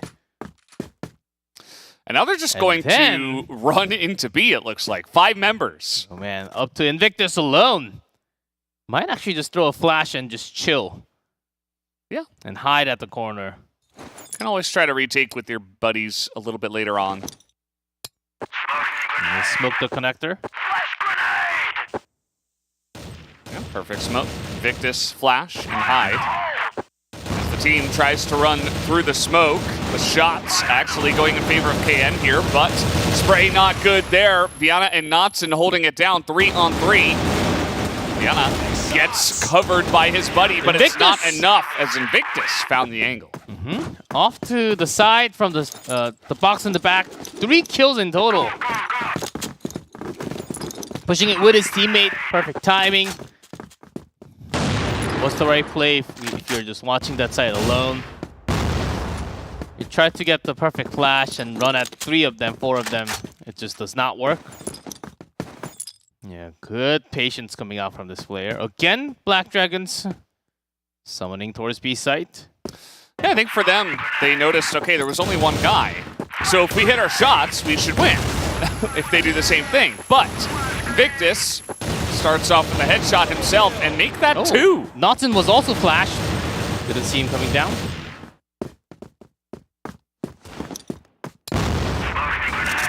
Man, all of a sudden now, Vienna's left. Okay. So 3-3. Technically. Yeah, 1 HP for sure. Still here, Viana's trying. Nope, his There little goes. leg was poking. Will? No. 2 headshots. And, well, he knows where Mew is now. So he can just pick up that bomb and run away. Or will he stick around? Changing over to the M4 is Mew. We'll look to get some shots in. Let's see the rotation. Will might come back to B. Because it was only Will firing, not... Oh, wow. Quick shot onto Mew. Yeah, good stuff from Will. Able to clutch pretty hard that round. Had a bunch of kills. It's going to be a good start. So Black Dragons rushing into B a couple times in a row. Works once, doesn't the other time. So they're going to mix it up here. And then now checking sideway. There has been the initial first push towards A long. Oh, action. He doesn't care. He's just jumping down. What a fast push. Insanely fast. And then a smoke setup. Mew's still alive, A top. Whoa, that was a flash. Not going to matter, though. Novez and the rest of the team comes over here, and now it's only MG who says, well, that was a bit aggressive, guys. Yeah. It wasn't really lined up together. The smoke, they threw the smoke while they were running. It wasn't really set up. And they thought they could get away with it, but Mew's still doing his job A top. A lot of flash and members coming along. Now just up to MG. And he's got... Where else can he go? B's open, of course. Maybe towards all the way from the GR base. Because C4 is, as you can see, dropped right next to the sideway, guys. Yeah. In A long. Such a quick rotation. Free kill to start, but 3 more. We've seen MG do crazy stuff, but I don't know about this one. Maybe go to sideway and just go crazy on your own.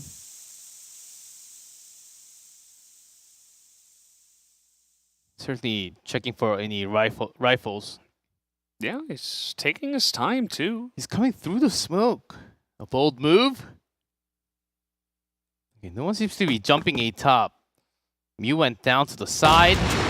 That's one. Knows where Invictus is. Mew also spotted, but it does not matter. Invictus will shoot him down for his 7th kill. So far here, almost 2 kills a round. Finally, Root Game putting up a bit of a contest, which is very nice to see. After that failed attack, I think Black Dragons will go back to the standard and say, okay, guys, that was a little too much. And then Mew!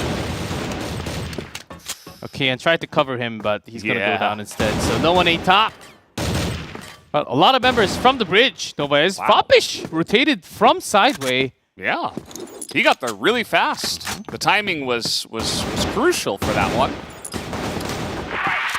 Lots of rotations in this round already as Will pushing forward himself. He's going to get killed by Mew. As the miss from MG. And Root Game take the lead.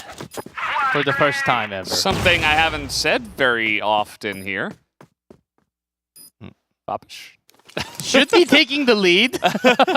Hello? It had plenty of time. Got a little worried about that one. Like, the team ran back. They're like, uh-oh. Are you okay? Maybe taking couple more seconds to talk about the next round. Okay, guys. Yeah. Good job all around. High five all around. Some and then, big celebration. Yeah, some rudeness in the team. Yes, the rude spirit. That's what you got to do. Oh, Mew is on point.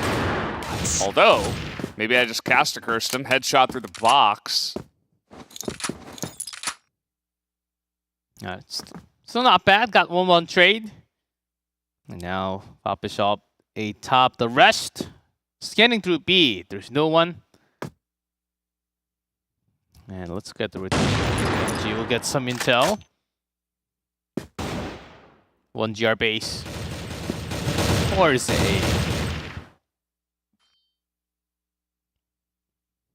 A? Might actually pick that AWM up. Never mind, just going down. Yeah. Some shots through the box, though. Yeah, I think they might have seen him going in. Yeah, that was too many shots. This KN is like, hey, guys. Nearly dies, though, for it, but he's getting good information that the push is coming. Let's see if Invictus and Novez can do much. Invictus with 1 headshot. Make that 2. Will up on top. We'll finish him. Yeah, the 2 carries butting heads, and Will is going to win the fight against Invictus to tie things up 3-3, keeping it even, keeping it interesting. Again, this is Black Dragon's map choice as well, so you would expect them to be doing even better compared to Mexico, but not quite the case. Much more even. This is Invictus that we have seen for days of the tournament. Finally coming into port. He's online, fully online. Yeah, just need a couple more members. Yeah. Going in B entrance. Still through the smoke. Invictus. Good thing that he didn't shoot there. Oh, it was good timing, but not able to get the shot. Knotson too quick. Lined up those heads. And now they're in B with Vienna. Foppish is trying to join the enemy team. Thought maybe he'd pick up the bomb Vienna's for rotation's himself. pretty fast, and we'll find both of them right next to the bridge. That is it. And Black Dragons back in the lead. Yep. Quick retake. 2 rounds in the span of about 3 minutes. As they get in quickly. Once again, Mew's going to be left alone here on A top. Oh, I love this from Black Dragons, just going face to face. Not scared. There's Mew. That was a great shot. Really, really good stuff. Trying to line up the heads and throw in grenades, but Mew will survive, although he did take a bunch of damage. But did jump and get to see that A long was being empty.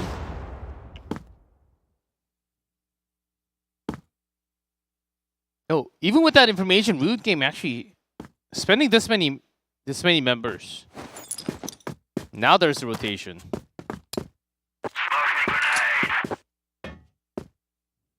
And where are they going to go with this one? Down a member on Blacklist, on port.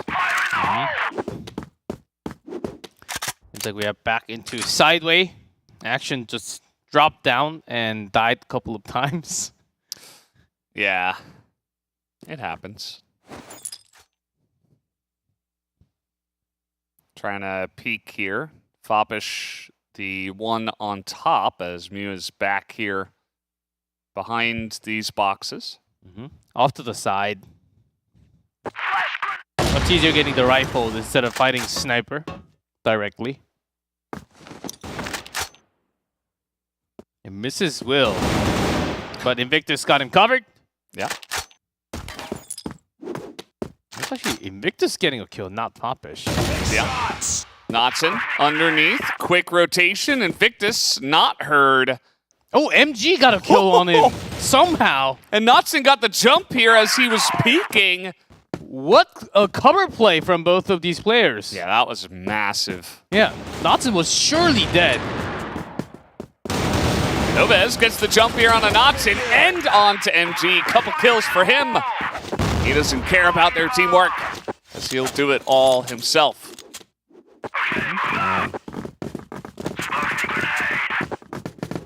Now Black Dragons. Okay, 4-4 tied.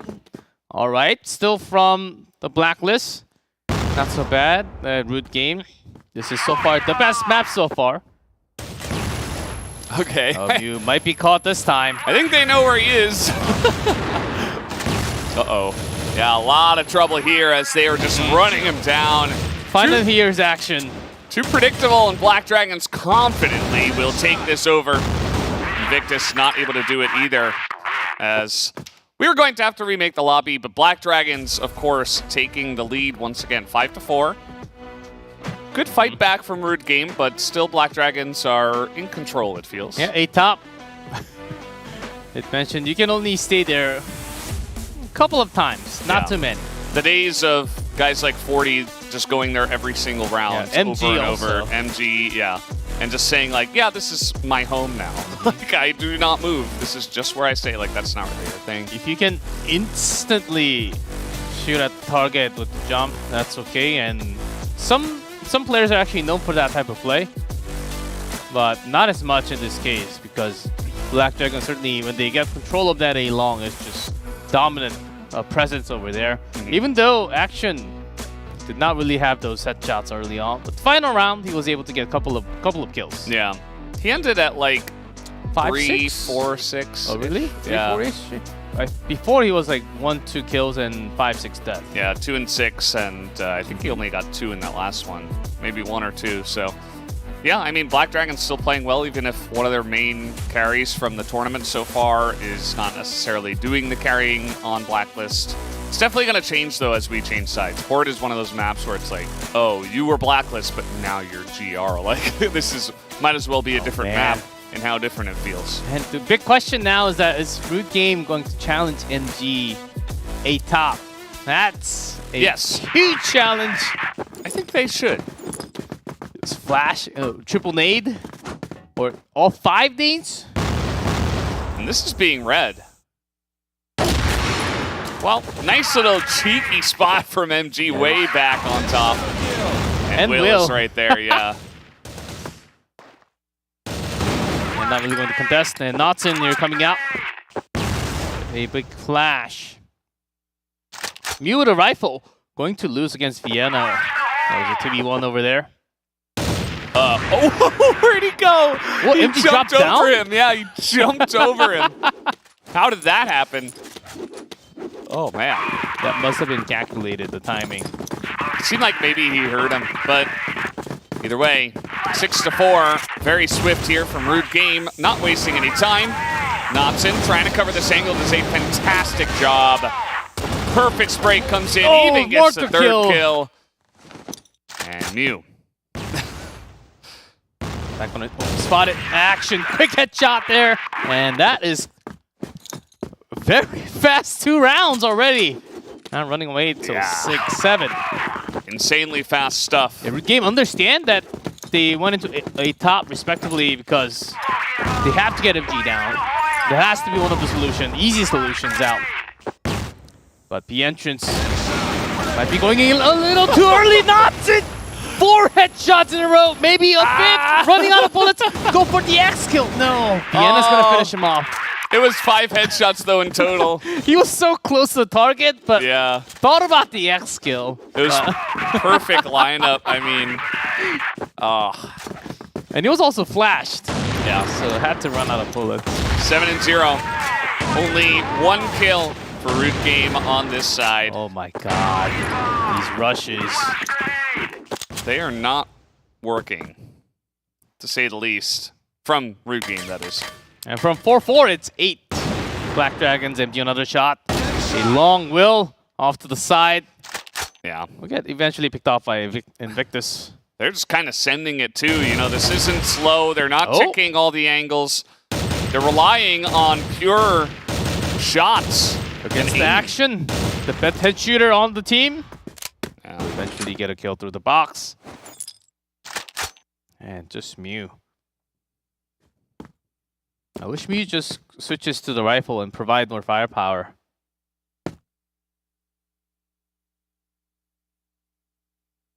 But maybe he's got something else in hand. Trying to go for 1 shot. Hey guys, he's over here. Free kill if you come from sideway. And that's Notson. I don't want to ruin my KD. Yeah. Just hold the 0 deaths as long as possible. He hears him. Should be an easy shot. He does get it in the end. Another headshot for Notson. 9-4. Now Black Dragons 1 round away from going to Korea for booking their ticket to the CFS 2022 Grand Finals. Good game. So far, their best map. Have to get pull more round. There's Foppish. Challenging MG. Might be a tough deal. Might even have to bring Mew. Here's Will from a top. Invictus damaged. Oh, Nova heads. MG's now here in position. Yeah. Tag team and Grenade. Actions. Grenade, we're gonna pick the low HP members. Oh man. They're just leaving. And Mew with the 0-4. Can he pull out a 1 versus 4? What if he does? We'll have to remake the lobby. They can join in. They could. Something tells me they're not in a great position to do that right now. Obviously, not the best feelings. Maybe Mew's not really happy about that either, but let's see. Yeah. Yeah, Black Dragon still just maintaining the half of the map controlled towards A side. At least he has the C4. Could have been worse. Oh, let's sneak in. Sneaky sniper. Maybe against MG. If you get a kill onto MG, the mission might be completed. There's Vienna. He's rushing in. Down he goes. Black Dragons, we will see you later this year at the CFS 2022 Grand Finals. Absolute domination from them in the third place match as they stomp out Rude Game 3-0 in maps and in very dominant map score as well. 10-6, 10-1, 10-4. And the last map, Port from 4-4 was the round score in the first half. And then 6 in a row, Black Dragons just sweep the floor and say, we're getting on that plane. You guys did a great job coming all the way into the semifinals and the playoff. That's good experience for you guys. Yeah. This is how the big boys do it. We'll take it from here. And they did. They were the big favorites for this match. Don't get it twisted. Every single one of us did vote for Black Dragons in the predictions. Yep, all the casters did. Yeah. A Root Game, you could see some changes, I think, with more experience on top of what they had here. So with some more practice, they can certainly challenge the top teams from Brazil. I can feel that happening again. Might actually see them again next year, early. Oh, that's what happened. So both of them sort of had the opposite idea at the same time. That can happen. Knotson had a lot of fun over here. Okay, runs out of bullets. Oh no. If he has an axe kill, we had the highlight until the final. Yeah. And Will also had some brilliant plays today. Lots of headshots, covering fire for MG. And also a lot of wins from Mexico and Black Widow a long too. 10-4. There was one defuse, surprisingly. And yeah, 2.0 KD from Viana. Invictus certainly showed up for a Root Game, but maybe it was too late. Only in map number 3. Overall, Black Dragons, all of them, they were all on fire. Yeah. And Mew as well. You know, just stepping it up after a really rough Mexico. Good to see. Action just threw himself out there as like, guys, I'm giving you all the information. I'll take the bullets instead. But Playmaker, certainly Knotson. That, the enter skills. Triple. Yeah. Ultra kill. He made some Man. really great plays. That's for sure. 10-6, 10-1, 10-4. This is somewhat of what we expected coming in because Root Game, they're here, but against Black Dragon's experience and against the veterans, I don't think it was enough for them to actually beat them. It is a 3-0. Let's see what they can do next year. Game, a lot of hope for the team. Yeah, but guys, we already have it ready. Let's jump into the interview right now. Hello, MG. Congratulations on getting that ticket to Korea later this year for the CFS 2022 Grand Finals. How do you guys feel after a super dominant and excellent victory? Parabéns, MG, por ter garantido essa sua passagem para a Coreia do Sul no final do ano, né, para o Grand Final da CFS 2022. Como você se sente com essa sua vitória dominante contra o oponente? Eu me sinto muito feliz, né? Porque a gente treinou muito. A gente ficou um mês aqui na GH treinando muito todo dia, de 2 às 10 da noite. Eu acho que a gente mereceu muito também. Eu tô muito feliz que eu tô jogando com um moleque que, tipo, eu admiro muito dentro do game, Viana, WL, KT, os caras são muito irmão pra mim, Note. E é isso, agora é treinar e conquistar o título lá fora, que é o mais importante. Yeah, so we feel very happy. We've been in the game house for about a month. We have been practicing a lot. I think we deserved this result. And yeah, I really admire our other players, Viana, KT, and all the other players of BD. So yeah, what's left is that we have to train a lot, practice a lot for the end of the year. Yeah, congratulations again. But let's go back to into the game, especially your incredible moments on Mexico. What were you feeling? I want to ask. Were you feeling the adrenaline rushing when you got those 1-2, 1-3 saves, or were you just cold-blooded person, just shooting on every target? Sim, então voltando pro jogo, né? Aqueles momentos incríveis que teve no mapa México. A gente queria saber como você se sentiu nesse momento, adrenalina ou como foi bem calmo, como que você tava?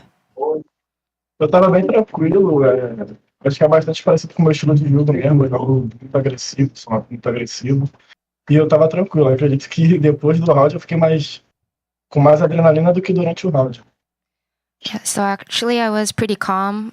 That's my play style, but I actually felt a lot more adrenaline after that round than I was feeling. I was pretty calm in that round, but after that I was kind of like, I felt a lot of adrenaline. Yeah, absolutely. And G-Clef, one more. Yeah, got one more. And as the main sniper of the team, how would you value the opponent's sniper, Mujas from Root Game? Do you think he's? We do also think that he's an incredible player. But what do you think about him as a sniper from the opponent team?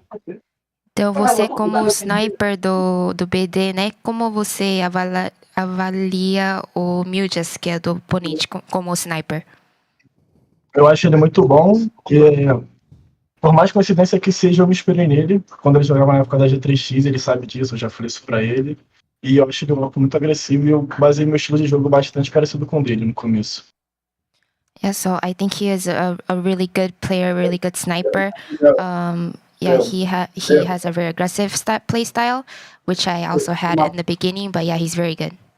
Yeah, absolutely. And MG, one last shout out, as this is going to be our final time talking with you guys, to shout out to all your fans or anything else you want to say here at the end of the interview. Então, como esse vai ser a última entrevista, né? Você tem algo a dizer para os seus fãs, algo que você queira falar? Eu só tenho que agradecer a todos eles, porque com certeza se não fosse por eles eu não estaria aqui, principalmente pela minha família, minha mãe, minhas tias, meu pai, meus primos, muita gente, meus amigos. Tenho certeza que se não fosse por eles eu não daria o gás que eu dou todo dia para acordar e treinar. Sou muito grato a eles. Yeah, so I would like to thank all our fans. Without them, I wouldn't be here. I would like to thank my family, my mom, my dad, my cousins, a lot of people. But yeah, thanks to all of them, I could be here today. Yeah, thank you. Yeah, absolutely. Well, MG, congratulations to you and your team on making it to the CFS Grand Finals, and thank you for the interview. Então, novamente, parabéns. Obrigado pela entrevista. Yeah, good stuff. Very excited that we'll get to see MG and the entire Black Dragons in the grand finals. This was, it's only been a month. And imagine how good they will be in just 2 months, because they're starting in December, I think, this early December for the grand finals. Yeah, and we're not done yet today, guys. We have one final match for the regional final. It will be Imperial up against Extends. You don't want to miss it. We'll be back in 20 minutes for that match.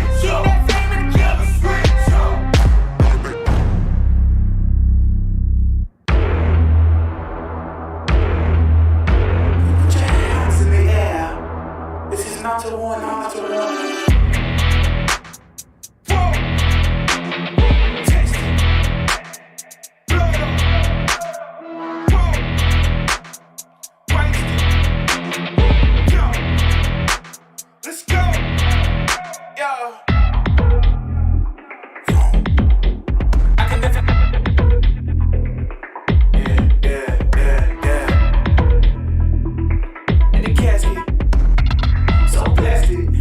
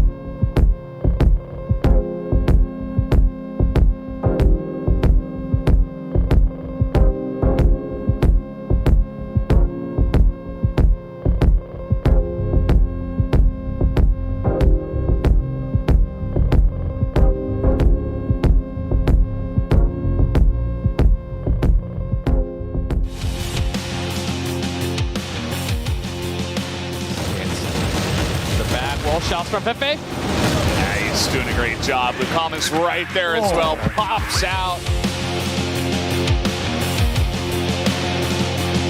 That's it. Sees Gouken. There's Nice. one. Onto Lucam. Almost got the shot. Insane amounts of damage to both sides. As he's going to go for the snipe. And he lines it up perfectly.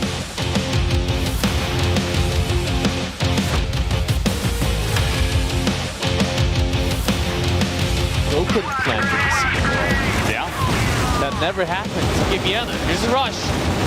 Hodson on the off angle. This time not handling the pressure is Imperial. On the defense so far, Action able to hit the headshot though.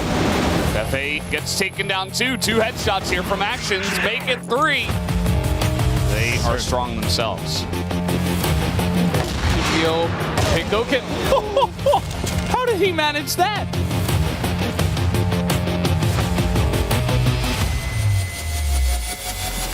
Rizal here on the off angle though, doing a great job, and Action will win the fight though, as he picks up another 2 headshots, make it 3. Yep, Calm and Gouken getting the crossfire done here. Gouken with 3 already. Hold on to this one. Wow. And MG gets 2. Wow. Pepe low HP.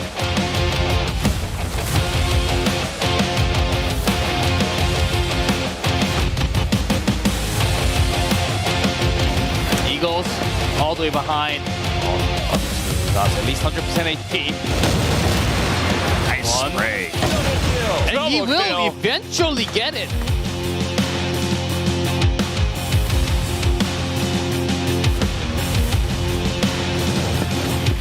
And there's KN. Got 1 down coming from water. There's 2. Yuhas is here to play. Look at this, 3 kills.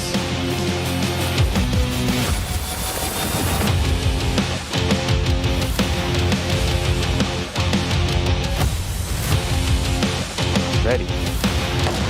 Yeah, he's gonna hit it. 2. This guy is insane. Must have been spotted. Okay, 1 snipe from me. Oh, got the shot in. Oh, he's down. And that means that the entirety of the team is getting wiped. Eagles, huge performance.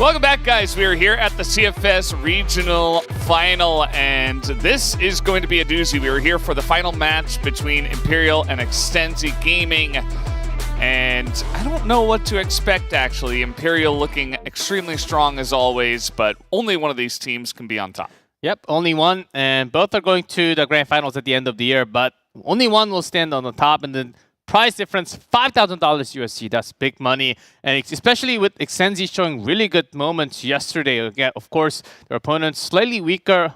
If you compare it to Imperial, much weaker of an opponent, but they're already in the grand finals. Extensi in the grand finals. I don't think many of you guys actually expected this to be the grand finals of America, but here we are. Let's see what they can pull off. Imperial seems to be a team that never misses the first place for a very long time now. Almost full 2 years in Brazil and America. Yeah, and as we saw from our predictions earlier, all of the casters did vote for Imperial. There was no stragglers, nobody voting for Extensi. Not to be too surprised by that. I think everybody kind of understands that Imperial are the big favorites coming into this one, just to set the stage. If Extensi really upped their game, though, who knows? I mean, they looked pretty good in some of their matches here in this tournament, so I'm excited to see what they bring out for these finals. Yep, in just a day, Extensi was able to gather a lot of information and do their studies, get the right strategy against the right opponents. Maybe they've done exactly the same against Imperial, but it worked against Root Game with the perfect strategy and the timing call depending on the map. But is it really going to pull out exactly the same when you're up against some better shot players oftentimes? And you do have to think about this one player on the other side, starting with the G. Okay. Ian. Yeah, Gokken's pretty good. Mm-hmm. He is a huge carry for the team.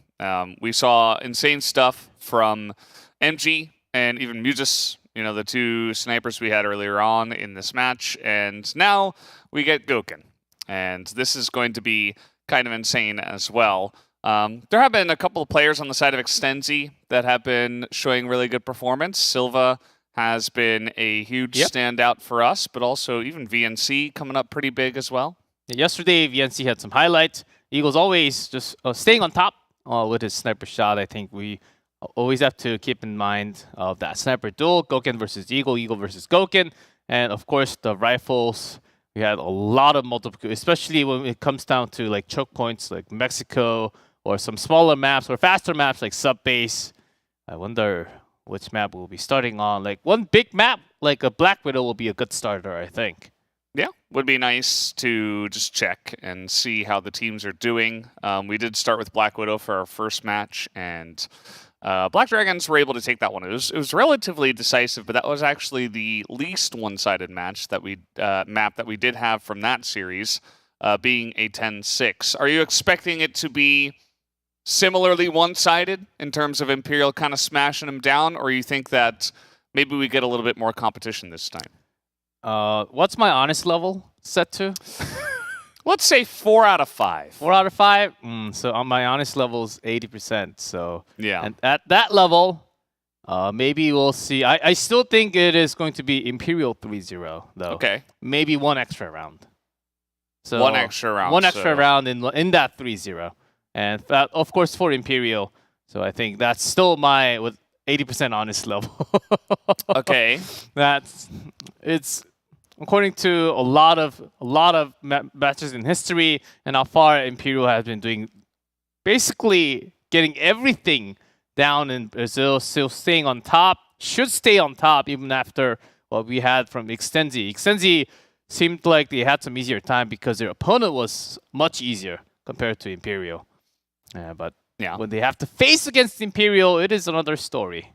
It is just not the same. It's very true. I think, Extenzi had a really close match against Black Dragons, and that one was a 2-0 for Extenzi. Could have gone either way, though. Black Dragons, I think they weren't performing to 100% of their level. They got pretty close as well. But at the end of the day, I don't know. Will that one best of 3 really determine how it is going to go up against Imperial? These are two very different teams with wildly different styles. Maybe it's a little mismatch. Yeah, maybe in the future we can have like double round robin for the playoff. Yeah, who knows Get second about chance. the future. But guys, we do have our teams ready to introduce. Let's go ahead and introduce Imperial.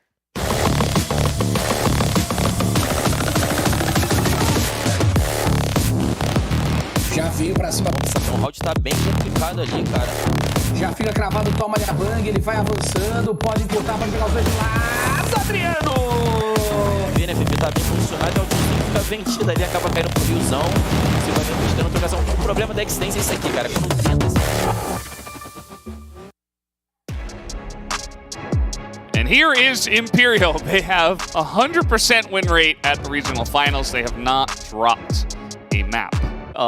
It is kind of insane what this team has been able to do.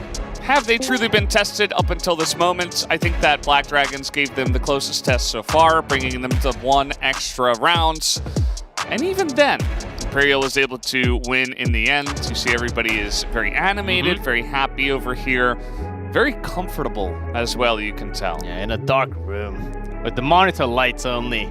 And that's how you do it as a gaming team. This team, Imperial, never really losing that first place ever since the beginning of 2011 from their own region, from the CFL Brazil and from CFS America Division at least. Not as well in the international scenes. Some third from Summer Championship and slightly lower last year, but still within their own region, it seems to be that no one is still up for a challenge against them. I don't think that many teams even took a set off of them in those 2 years. So except for that, except for those very few sets, they never know how to lose in this region. They're already always preparations being made to go against other teams, the best teams in Vietnam, best teams in China. I think they're ready for the grand final stage, but yet they have to prove themselves once again that if they're actually going to get that first place. Yeah, and we are ready for the interview. Let's jump into it now. Hello, Adriano. How's it going? Congratulations on making the finals of the regional final, and looking forward to seeing you guys here in Korea. But what is your guys' confidence level for this match? You're undefeated in maps so far. What do you think about Extenzi and your chances against them? E aí, Adriano, como você tá? Parabéns por ter chegado nos finals. Estamos ansiosos, né, para te ver no final do ano aqui na Coreia do Sul. Me fala como que tá o nível da sua confiança nesse jogo contra a Extenzi e o que você acha desse time? A gente está muito confiante, normal, na final. A gente sempre joga uma final para poder vencer. Jogaremos contra a Extenzi, que é um time muito forte. Estão jogando muito bem esse campeonato e acredito que será um grande jogo. Yeah, so we feel very confident for this game, for this match. And I think that Extenzi is a very strong team. But yeah, I'm looking forward to this match. It will be a big match. Yeah, certainly it will be a big finals for sure. And talking Extenzi, who do you think is one that is the strongest from Extenzi that will give you a lot of trouble? Então, falando da Extenzi, né? Quem você acha que é o jogador mais forte que talvez te daria alguma dificuldade durante o jogo? Com certeza o Silva. Yeah, for sure it will be Silva. Yeah, makes a lot of sense. But yeah, you guys are looking incredibly strong. I wish you the best of luck. And once again, Adriano, thank you for the interview. Então, toda a sorte para vocês. Obrigado pela entrevista. As yeah, seems pretty confident, pretty straightforward. It's like it's going to be a big match. They're ready to go into game time real soon. Yeah, but we are confident. And let's go ahead and introduce their opponents, Extenzi.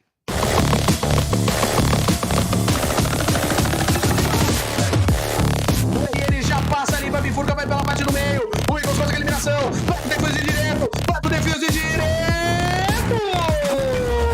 Chega a acertar um pré-fire ali, momento oportuno, bloqueio, quebra a rotação lá pra cima do Juninho. E ó, GDF muito bem, os jogadores da Imperial também cegos. Silva vai buscando o jogo, consegue o double kick oportuno.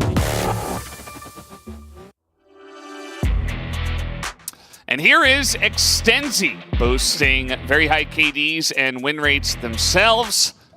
And yeah, these guys have really put on a great performance so far. They did go up against Root Gaming in the semis, and I think getting first place in the group was really key to make it, to get the go-ahead, go against Root Gaming, and to have a chance to make it to the finals. Well, they already fought them before, and maybe they can actually have another great chance, because during the season they actually had a good result. But it was off to some, of course, the newer maps. And might actually be thinking about that. That would be a question that I'll be throwing. Let's see. They were able to beat the Black Dragons 2-0, which was a bit of a surprise after some extra rounds. When it comes to pressure, experience certainly kicks in, and these players, certainly a lot of veterans in the team. 4-5, lots of 4-5 years. Has some members with about 1, 2, 3. I think it's actually like 1, 2, 3, 4, 5 years in a row. Yeah. Yeah, good balance, You got like the new rookies with the energy coming in. They're like really excited, and you got like the older guys that have been around they can forever. Like carry you. They've seen everything. They're like the dads of the group. You got the middle guys who are kind of somewhere in the middle. But either way, guys, we have the interview ready. Let's jump into that. Hello, Tusin. Once again, congratulations on making it to the finals, but now you have your hardest opponent yet. What is your guys' confidence level, and how have you prepared for Imperial in these finals? Olá, Tusin. Parabéns por ter chegado na finals. Mas agora vocês ainda têm o seu oponente na Imperial. como que tá o seu nível de confiança e como vocês têm preparado para poder jogar hoje? O nível de confiança é o mesmo. A gente fez uma boa campanha. Acho que a nossa confiança está muito alta. A gente vai tentar impor nosso jogo, assim como a gente impôs contra a BD, contra a Vince, contra a Rude. E a gente espera fazer um grande jogo. Yeah, so actually our confidence level is the same. Our confidence level very high, and we will play as the same way we played against BD, Vincent, and Root Game. It will be a good game today. Yep, against Imperial, certainly a tough match, but during the season, you guys actually defeated them, and I believe it was Eagle Eye. Are you guys focused on these new maps in the pool, Mexico and Eagle Eye against Imperial today? Então, durante a temporada, né, vocês conseguiram derrotar a Imperial, né, no Eagle Eye. E como você se sente em relação a esses novos mapas, o Eagle Eye e o México? A gente conseguiu fazer um grande jogo na fase online do CFL contra eles na Olho de Águia. A gente treinou bastante, tanto a Olho quanto a México. Nosso principal mapa é México, então acho que são dois mapas novos, mas que deu para se adaptar rápido até. Yeah, so we did win against them on the CFL. We have been practicing a lot on Eagle Eye and Mexico especially. So they are new maps, but yeah, we are prepared for that. All right, sounds good. Well, wishing you the best of luck. Once again, congratulations and thank you for the interview. Então, boa sorte para vocês, parabéns e obrigado pela entrevista. Obrigado e valeu, vamos pra cima. And yeah, just acknowledging what they have to do, the practice right. they put on the new maps, and they've beaten them before, so they could do it again. Maybe in the, well, my hope continues. In the final match, we get to see the EE. That we have never seen. It was always banned, And it was available once, but we never got to that map. Yeah. Let's take a look at some of the data here. You can see that even Imperial's kill percentage did go down a little bit. I think some of those close rounds against Black Dragons did feed into this. Yeah, this is the, I guess, it's only the wins, how they won. So I wish we get the other side too, how they lost. No, that's a secret. We don't show that one. Maybe if we just flip the numbers, maybe that's... No, that's not exactly that how it doesn't works. work, yeah. Oh. Yeah, I know. Wow. This is big because Extensi, they actually played on the playoff, but lost against Visit Gaming. Still best of 3, I believe, was a 2-0 Visit Gaming against Extensi. And Visit Gaming versus Imperial, that was also a 3-0 for Imperial for Season 2 of CFL Brazil playoff. Yeah. And that's why they're third. It's been very up and down for Extensi. They've had times they were 8th, even as far as 8th. I mean, that was like 3 years ago. But they're here now. They're here now up against consistent first Imperial. But guys, we do have the maps ready. Let's jump into that now. And let's take a look here at the map ban pick. We have Black Widow taken off the board right away. Good ban. And coin toss won by Extensi. So that map was banned first. Good ban of Eagle Eye as well. No EE at all. But Mexico, that they've been practicing a lot on that map. Sub base to continue. Wow. Set 3 port, Ankara, and 5th one, compound. And every single map, they will start on the same sides. That's interesting. Of course, it just means that both teams want one side, right? Because when Imperial get to pick, they choose GR, and when Extensi get to pick, they choose BL. Well, that's easier for us to remember. Yeah. Well, very cool of how things went down after the map pick. That second map, sub base, is going to be extremely key. I think if Imperial can get through Mexico and into sub base, and if they have big momentum after that, might be quick. But this sniper matchup, definitely one we want to dive into. Oh, yes. Snipers from each team. Very cool matchup that we're going to see. Gouken versus Eagle. And, of course, you do want to summon the maximum energy before we get into the match. Very important moment. So what are they summoning? The Gladiator? The Imperial? Don't exactly. If I spoke Portuguese, I'll be doing interviews. Maybe next year. Maybe next year. That might not Translator be G Clef. This is always really cool to see. Então, vocês sempre confiam um no outro. Mapa médico, a gente sabe tudo que os caras vão fazer, nós tá preparado, nós temos um plano de jogo pra tudo. Nós trabalhamos pra caralho pra esse momento. Mano, vamos fazer esse caso, vamos explorar, tá ligado? Mas dentro de jogo, mano, sem afobação, comunica calmo, eu quero todo mundo comunicando calmo, escutando um ao outro, confia um no outro, clutch, joga, sabe que os caras jogam lento. Mano, os caras estão fazendo ZDB, nós não pode tomar ZDB, ontem nós tomamos ZDB pra perder pra caralho, nós não pode, atenção, mano. Esquece esse quarto, fica de vida, tá ligado? Nós sabemos tudo que os caras vão fazer, mano. This is more of like a speech. Almost a big crate. Yeah. E, mano, comunicação não vai ganhar esse jogo. Let there be an opponent when we flash. Wherever we flash. Vamos pra cima. Wherever we shoot through the walls, let there be an opponent. Let all of our shots be headshots. Even our sniper. And oftentimes it's the team leader just depending on the team leader. Well, now it's someone else who's talking. They usually have one person talking about the strategy. All right, that's the energy. Right. Let's do it. Dude, the mic almost broke. Yeah.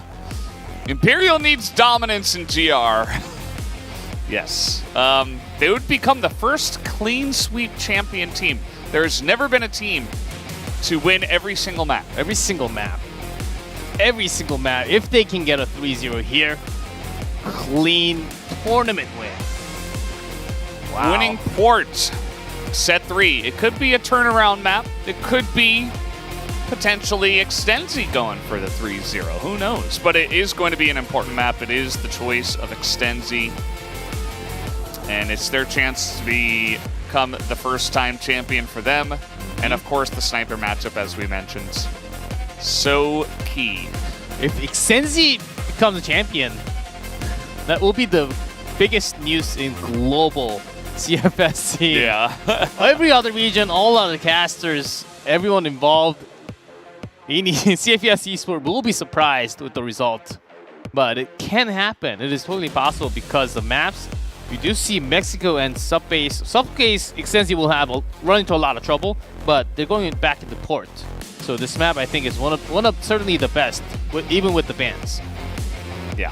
And that's a lot of duty calls for Eagle. There's a lot of work to be done against Gouken, who is certainly one of the best. We've seen MG, and he thought he was good. He certainly had a lot of great moments today, but Gouken might actually have higher KD overall because they won all the sets. You know, they're both insane. I think Gouken is a little bit more reliable, consistent. I don't know. He kind of has that air about him, whereas MG a little bit more aggressive, a little bit more risk-taking, and it works for him, right? He's got some incredible like flicks and instinctual kind of like quick plays, whereas Gouken's more like, I'm not gonna miss. I'm gonna hit that shot like 99% of the time. Yeah. The small difference between Eagles and Gouken. Gouken's more of a rotational sniper player, and Eagles much more of a pick-off. When there is a 5v5, he would go in and get one kill and then escape. So somewhat of a different in playstyle in the team, where Extensi can be relying on Eagles a little bit more. As Gouken, he's sometimes off the free roll. He can be a teamwork player. He doesn't have to be a teamwork player. So I think that's another option that the Imperial can actually have against them. But Mexico, so not as much for sure, because they're starting. It's Imperial starting from the GR side all the time. Yeah, that's immense comfort for them, which is kind of interesting that Extensi feel the exact opposite. It's like, I don't know. Is that a good matchup or a bad matchup? I don't really get, you know. I think it's, just talking Mexico, map number 1, better for Extensi because they've done so well yesterday. A lot of their attacks actually worked, but having that feeling, okay, our strategy works. Of course, it's against a different team, but if it worked yesterday, you can try to plan A, B, C just lined up and then try every single one. If nothing works, that's bad, but at least you have a good feeling before you go into it. Yeah. Just hope it's not like our first match of the day, which was Black Dragons summoning the Black Dragon and getting carried by Mr. Black Dragon himself. Obviously, all the players played really well. Mm-hmm. And I think that Root game didn't really step up to the plate when it came down to it, but Extensi have proven they can perform under pressure. I think that's going to be huge, right? They're not going to let this one go. I don't think it's going to be a... If it is a 3-0, I think it'll be close. Very much like the semi we had yesterday between Imperial and Black Dragons. And I'm just hoping that maybe even we get an upset. Maybe we get some, a map win at least. We've had so many 3-0s, 2-0s in this tournament. Mm-hmm. Maybe now is finally the time to kind of throw down. Yeah, another key point from Extensi, especially, right here, was actually GDSC, who has been switching off, like Vienna in the previous match, off to Sniper sometimes and back into the rifle, and that has been somewhat giving some misinformation towards the opponent. Mm-hmm. And that might help them a lot when they are actually going into the GR side. But of course, they're starting from the blacklist. Yeah, it's going to be really interesting to see how it does go. But guys, finally, we do have our first map loaded up. It is Mexico. Let's jump into it right now.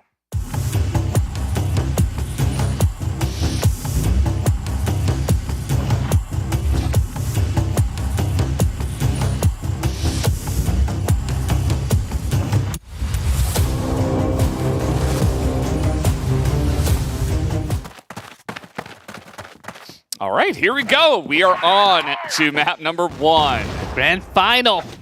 Extensi Gaming going for the attack. Imperial in defense. Global risk, but a lot of aggressive positioning. Rizal actually was able to cross over with those grenades. Yeah. Wonder if he will be found. He will be found soon. Note that Imperial have not played on this map in this tournament.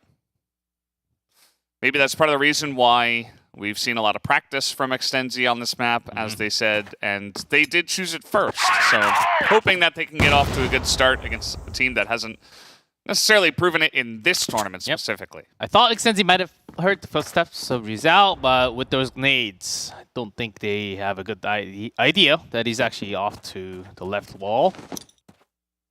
And again, Extensi, I think they will go much slower, not like what we have seen in the previous match. Similar to what they had yesterday.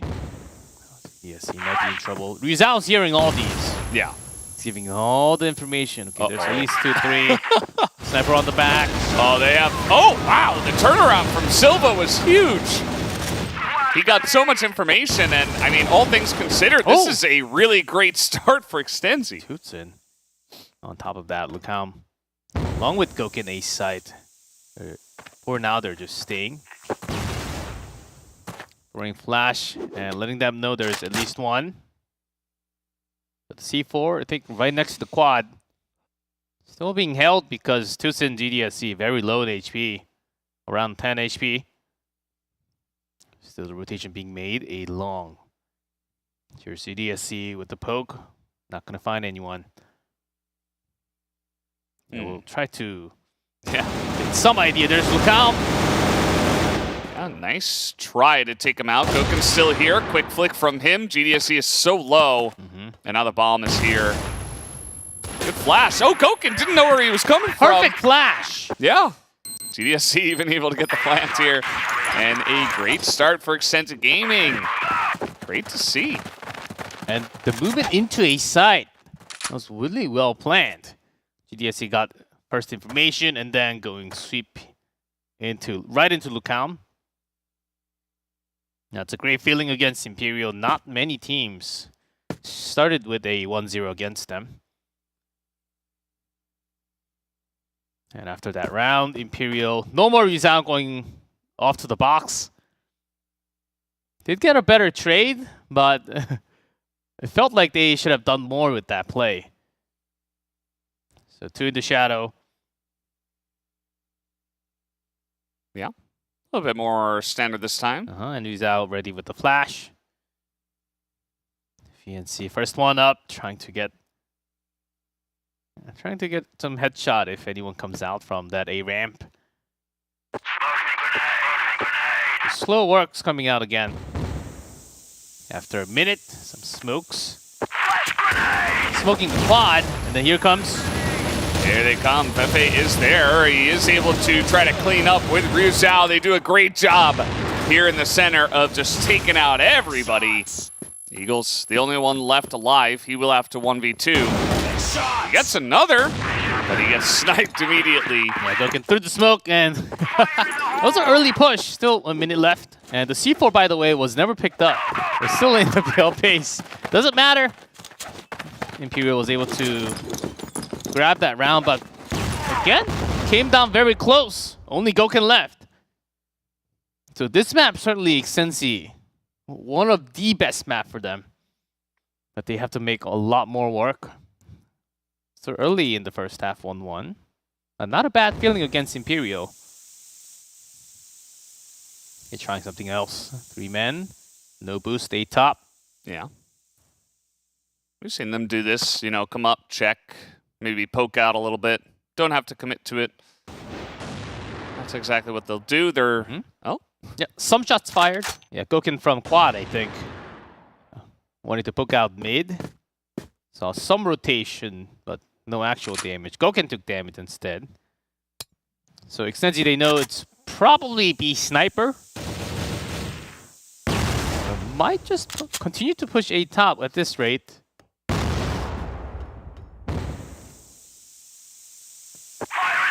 And some long smoke down mid. Waiting a little bit longer. Oh, still has a lot of members in mid.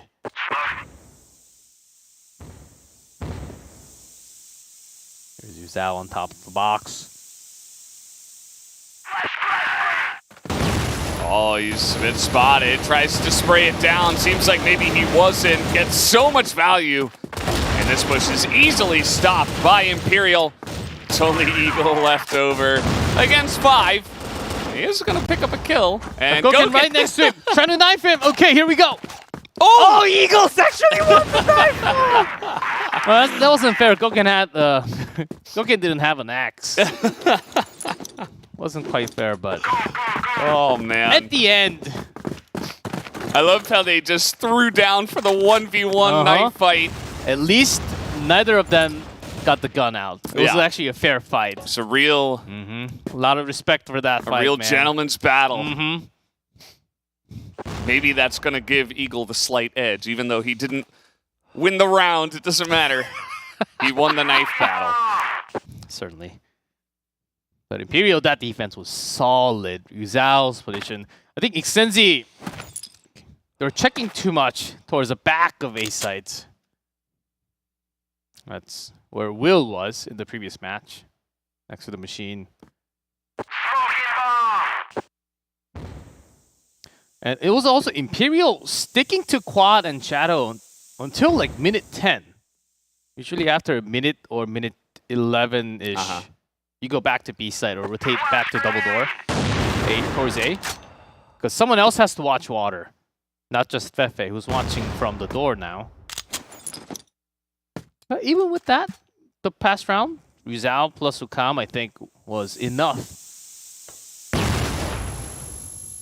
So there's no need. Yeah, by now, usually the GR side, they would make the rotation, leave 1 or maximum 2 towards mid, but they feel Imperial feels confident with Gouken. Ooh, some nice shots into Gouken here.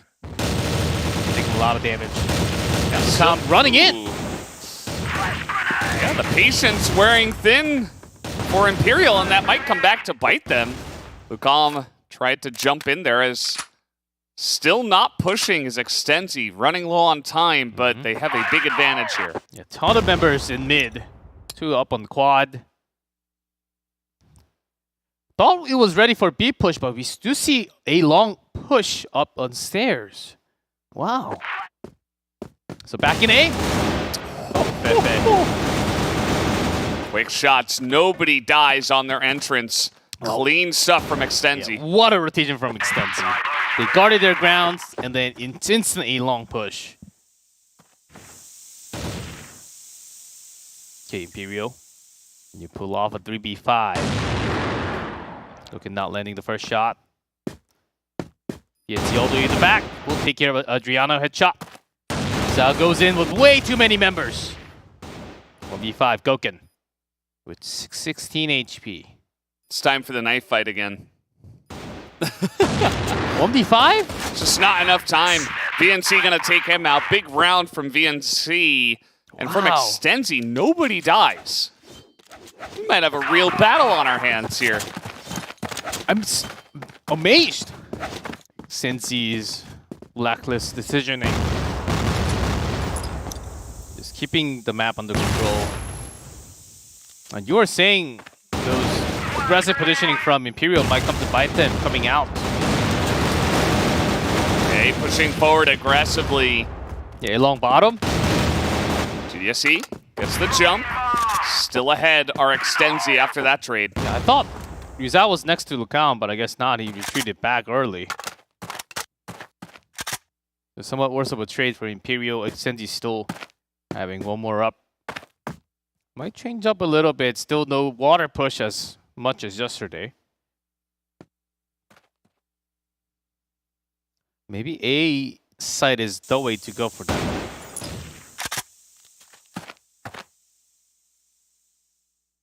As Extensi many times on this map has been waiting for some sniper shots to be fired.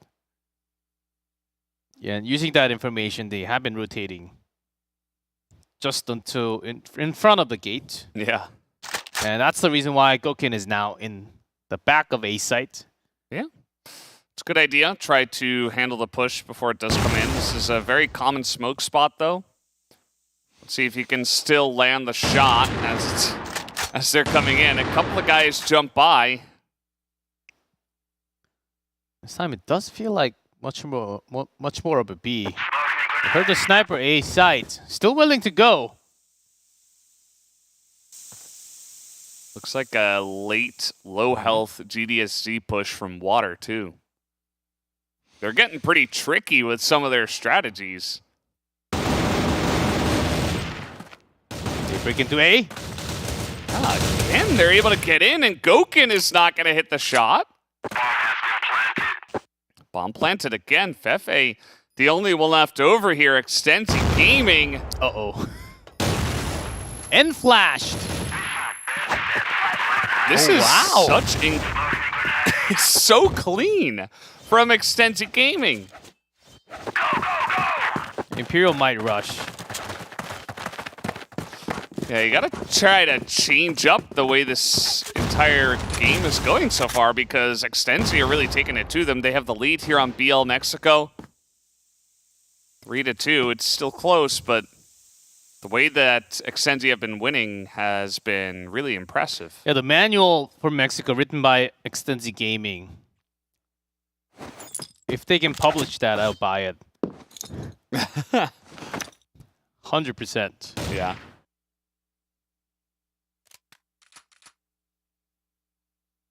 So far, seems real good. And Imperial, even though they fought against a lot of opponents who uses a lot of time, Extensi, they go down to like less than 40 seconds. And you keep looking at the timer and say, okay, they should be moving already. But it's not like Extensi has never done this. They pulled this similar strategy, similar timing out yesterday. Yeah. But still Imperial just not used to this timing of attack. Yes. Sitting back on their hind heels now is all of Imperial. Just going to throw out some utility and say, okay, if you want to get this bomb down, it's going to have to be a real push. Nobody is getting caught out from Imperial. Yeah, now respecting the push from Extensi. Imperial all the way back near the B entrance. Yeah, just the two rifles. And Gouken watching Water. Yeah, Lucan Fefe. They're up for a challenge, all five ready. Oh, the flashes come out as they poke out and get all five kills. Between the three of them. Lucan Fefe and Adriano from A site. Yeah. There's two perfect flash. Okay, by now, it's a good read. They should be in, and I'm pretty sure they heard a few sounds at least.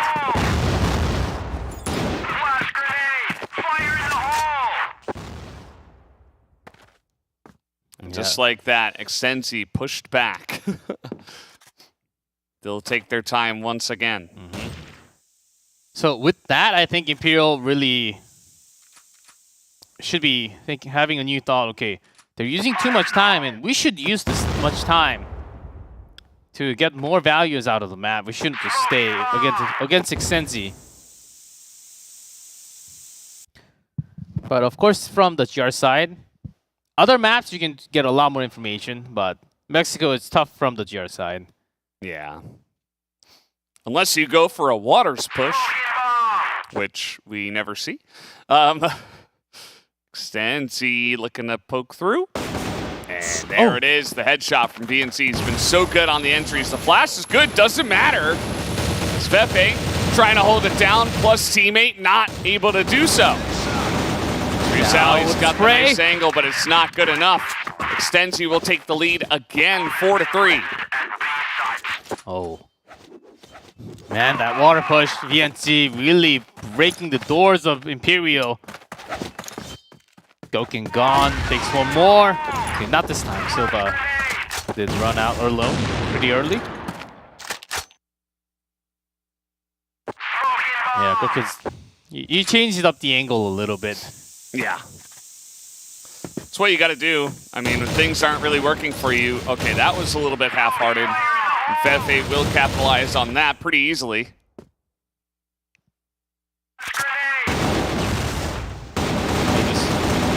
One by one, GDSC. A lot of wins towards A long for GDSC. We'll actually swap guns with Eagles. Yeah. Getting pretty low. Adriano was able to get down there and check and make sure that they rotated out and even pick up a kill onto the low health here. GDSC was trying to land that sniper shot, but it was not meant to be. Now Tutsin Eagles. Going into the flash. Tom, Adriano, and Fefe ready in position. It's easy defense against the two. Now matching the numbers at least 4-4. Hey, Extensi, that previous round, I don't know what went wrong with it. It seemed like the ties that they had between the five was just cut off. Yeah. Like Silva went alone, and then another member just went down. VNC went down to mid, and GDSC up on top. Push now. Coming in through a bottom. They are trying to win this fight that they weren't quite able to win last time, a bunch of rounds ago. But for now, it's just a trade of 1-for-1.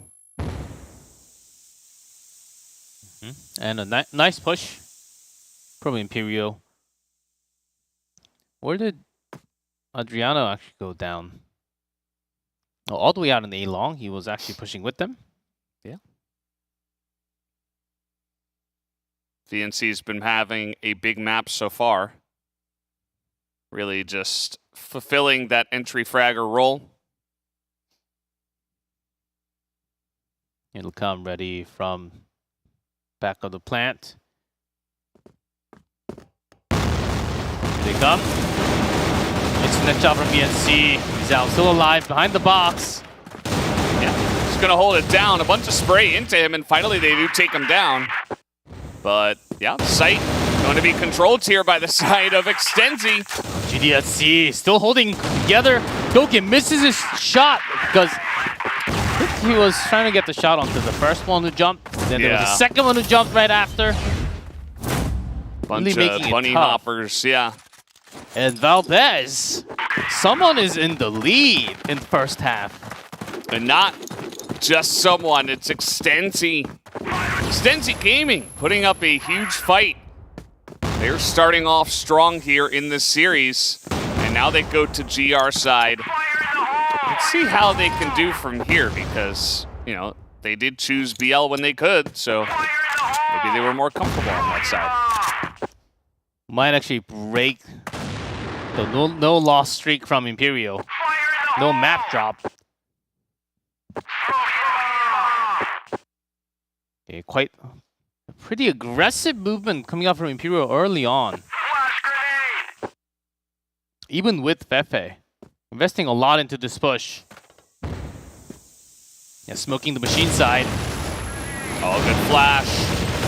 As they do commit to it, Silva is going to just line it up. Everybody from Extensi comes in and gets a piece of the pie. As that push is not going to happen. Oh, man. Not even checking mid. No respect in that push. Man. Usually after you check mid and then throw a flash with double doors and the machine, then you go in.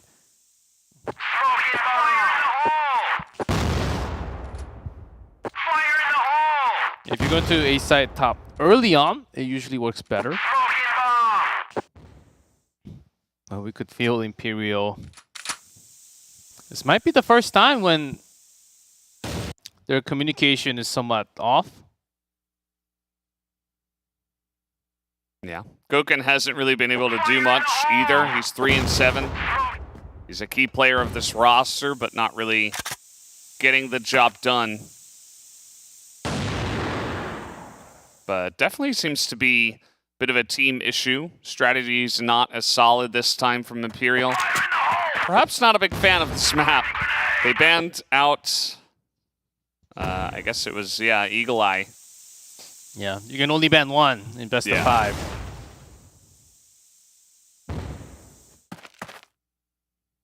Now, you're going down, maybe thinking B. Leaving Gokhan A site. Actually, Extensi having 2 members up. Oh, Eagles flashed in middle of the rotation there. Didn't expect 2 guys back there. And Tutin able to clean up the rest of them that were pushing. Adriano, he comes into the side, but without the C4. Gokhan now rotating with his teammate. There's Silva. Oh, from the back. Yeah. Push comes in. Gokhan has to kind of run. And they don't have the bomb because it's in the water. So they're going to have to handle this somehow. But Tutin is there and gets the jump on him. Extensi extend their lead to 7-4. And with 3 more, might be the first team to get a map off of Imperial. It's looking pretty likely so far. I mean, this entire map has been Extensi's. Not much of a fight put up by Imperial so far.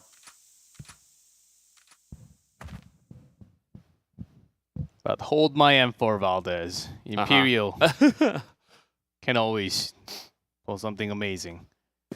Oh, GDSC out towards the wall. Okay, guys, I might actually go out in 20 seconds. Be prepared. So 3-man defense.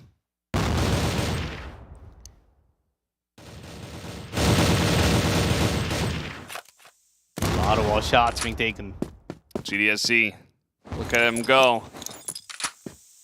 Look at that number 5 snaking his way around the back. Yep, and it's just Eagles towards B site. All 5 of Imperial gathered up. Okay, there's chance. He's gonna wait. He's gonna wait. He knows exactly where they are. The information is given, and the massacre begins. As they will get into the site, but yeah, Eagles actually backed off into the alley. Survives. Ooh, nice try on that one. And the surround comes in. He's out. Silva will win that. It's not enough. Fefe's so low down, he will go 8-4. Extensi. Such crazy stuff we are watching. Yeah, Eagles, the first bullet didn't get a kill, but it got the damage into both. And he managed to get out of the site with some damage. Yeah. That was incredible. After GDSC had enough time to get the flank, forced Imperial forward, put them in a really uncomfortable spot. Just feels like Extensi are one step ahead of them. And this is looking like a map for Extensi. not just the blacklist, their global risk, the rotation from all 5, it's something else. Yeah. Like really world-class level rotation. Yeah, it's very calm. It's not over-eager, not over-aggressive. As they know this push is coming in now, Eagles backs up. He is going to get the snipe. He has been so good on that, and Extensi once again are ahead on members, but this time Lucom good on the engage. Strikes at the perfect time. There's the C4 finally being planted. I think this is the first time. And let's see if they can make it happen.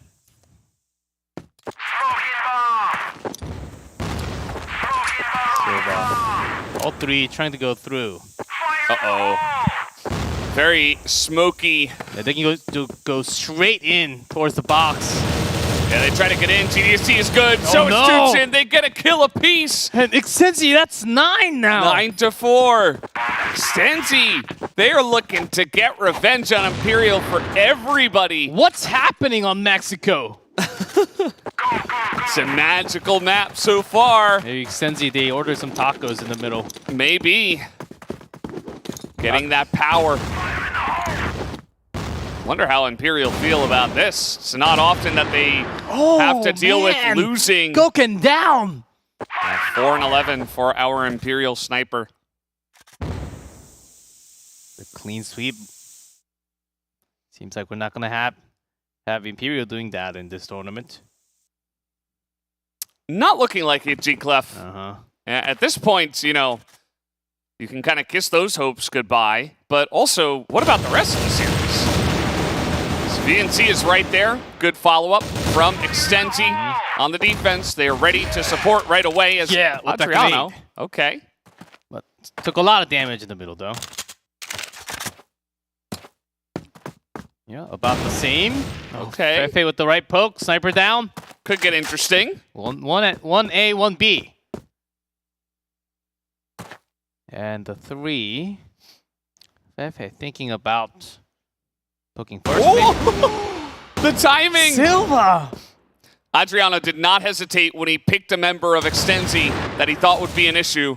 It is Silva, and he is a huge thorn in their side. Adriano He's going Silva! to win it for the team.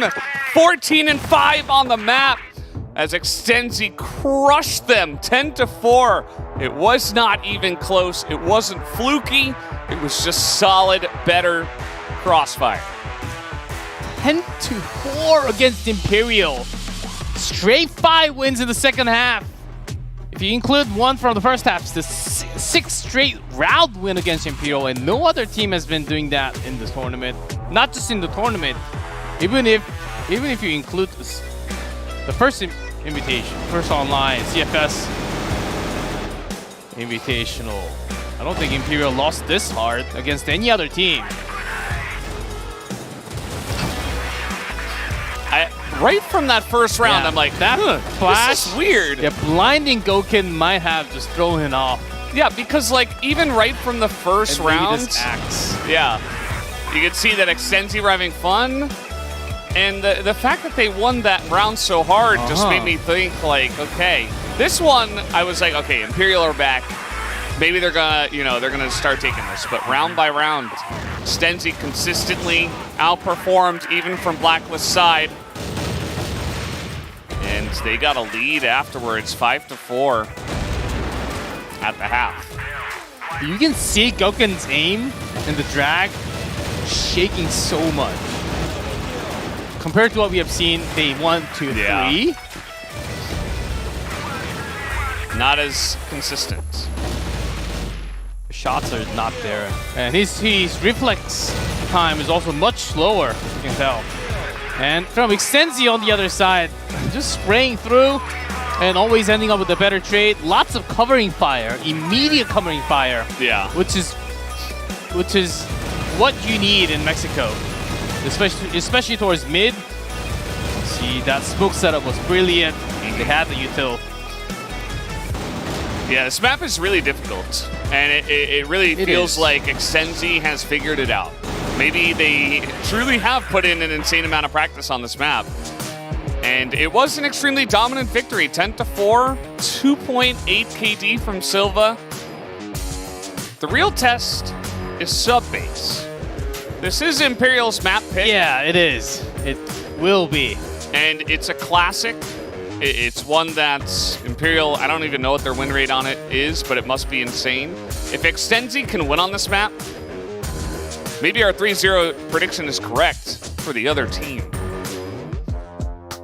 Because if you can beat Imperial here, that's when you know you've really got their number. Because, yeah, you figured out Mexico, you crushed them there, that's fantastic. If you can roll it into more, would be a huge proof. And either way, guys, we do have sub-base loaded up already. Let's jump into it now.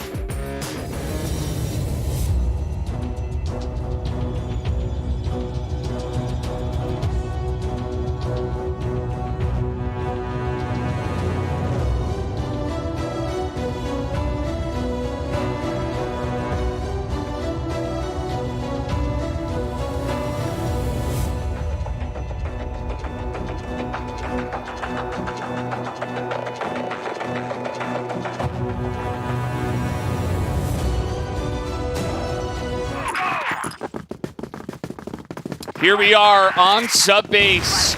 Imperial, let's see how they clap back. Will it be with confidence? Will it be saying, okay, this is our map? Their win rate, 77%. This is certainly one map that Imperial can excel on. And even if Extenzi got the first map, they should be very careful in their approach. Because this can be a very sniper-dependent map. When we talk from the blue room down to the AC and also the B-side defense. Yeah. Here's Zhao up on the B room.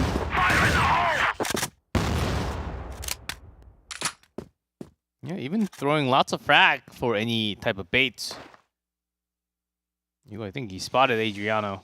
Yeah, I believe so. As he's coming, knocking at the window. That's Eagles feeling good about his shot today. And that's Tucson with the head. What's going on, G-Clef?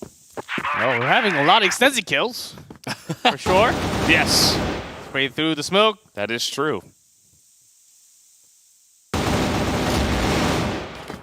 Wow. Just perfect timing. Like coming out, understanding that there's a good chance someone will push through that smoke.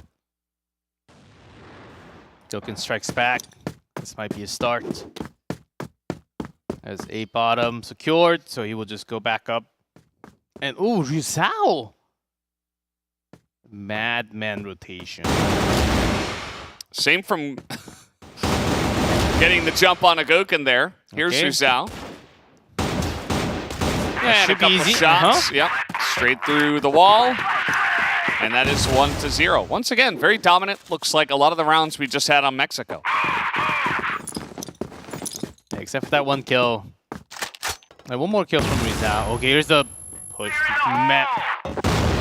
Eagles just not ready. They're in, but Gouken's here now. Maybe shaking off some of the rust from earlier on in this map. Or match, I should say. He's feeling much better, although Silva is a madman. This guy is possessed. Yeah, with headshots. The headshot king. I thought that was actually... Yeah, it's possessing him. GDSC! Even GDSC's Mexico was really good. Continuing into sub-base. Silva on the left, GDSC on the right.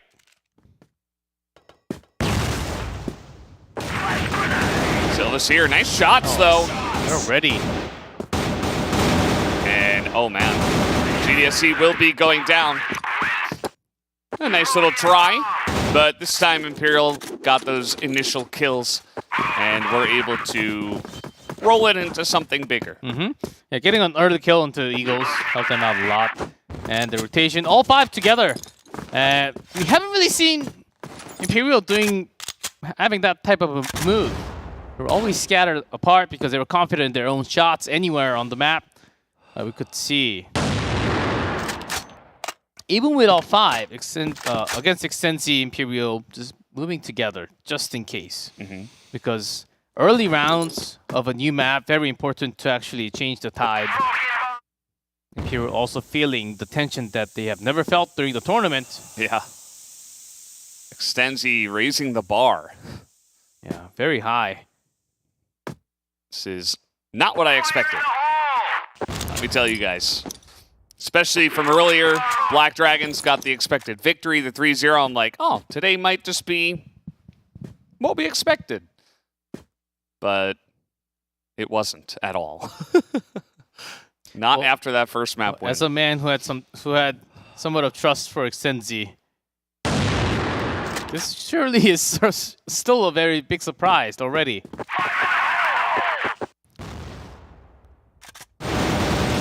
Extensi putting a lot of attention into those boxes. And the small box off to the right, throwing a lot of grenades. This is... Oh, uh-oh. Free kill for Gouken. I'm coming in. Yeah, Fefe here too. Spotting the push. Damage already done. Looking much better. Yep. Ever since Imperial came into sub base, they look like a different team already. Yeah. Round 1 had me a little worried, but... Okay, less than 30 seconds. Let's see the rotation. Oh, look how... Now looking into the hallway. Rizal's got him covered. Yeah, they got this one going. Silva, though, is just insane. He can only do so much, but he already pulled a ton of weight. Let's see if Eagles got what it takes. He's going to plant with 10 seconds. Gouken coming in right after. There's the headshot. Easy defuse. Nice try. Yeah, not much time. I mean, they were like running straight into the crosshairs of 2 Imperial members, and somehow still Silva nearly turned it.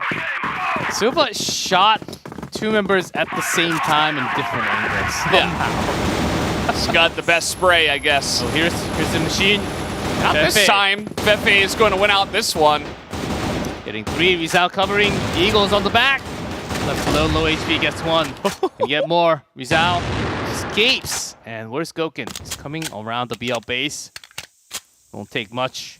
Yep. Secret rotation, but Eagle might expect this. Yeah, in just about a couple of seconds. I think Gouken's going to get the jump. Yep, spots him. Right there. 1 shot, 1 kill. Pretty easily done. Imperial kind of showing them, okay, we've got some really good confidence on this map. Especially Fefe. Imperial's rush in Machine Room. Fefe gets a lot of headshots, by the way. I mean, the guy, he's got so much practice, like in that exact spot. No doubt Imperial has played this map many times. It's funny because he's usually right here, A bottom defense. And this time they have 3. 1 up in AC. Not just Fefe down. Might have smelled something weird. It is a sub base after all. Can be quite stinky. True. A slow retake of the machine room. You never know if Imperial, they're very possessive of their machine room, as we've seen many times. And watching lockers, here's Gouken near the base. Checks a lot. Totally flashed, but the rest of the squad basically took care of that. Yeah. You just had to hide after taking the sniper down. Guys, I did my job. Yeah, you spotted them all coming in. Got 1.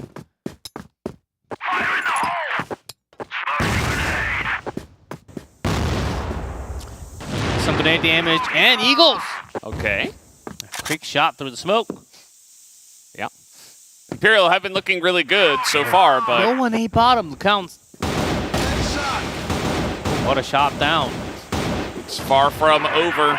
Extensi will get position on this one. Lucom able to at least even it up, but let's see the retake now, if Imperial can be clean or not. Yeah, another C4 planted. A lot of utils from Imperial still left. Yeah, tons of flashes coming in, but there's 3 guys from Extensi looking at this push. How can you not be ready for this? Fefe, some insane shots, but The Guardian of A. there's just no time.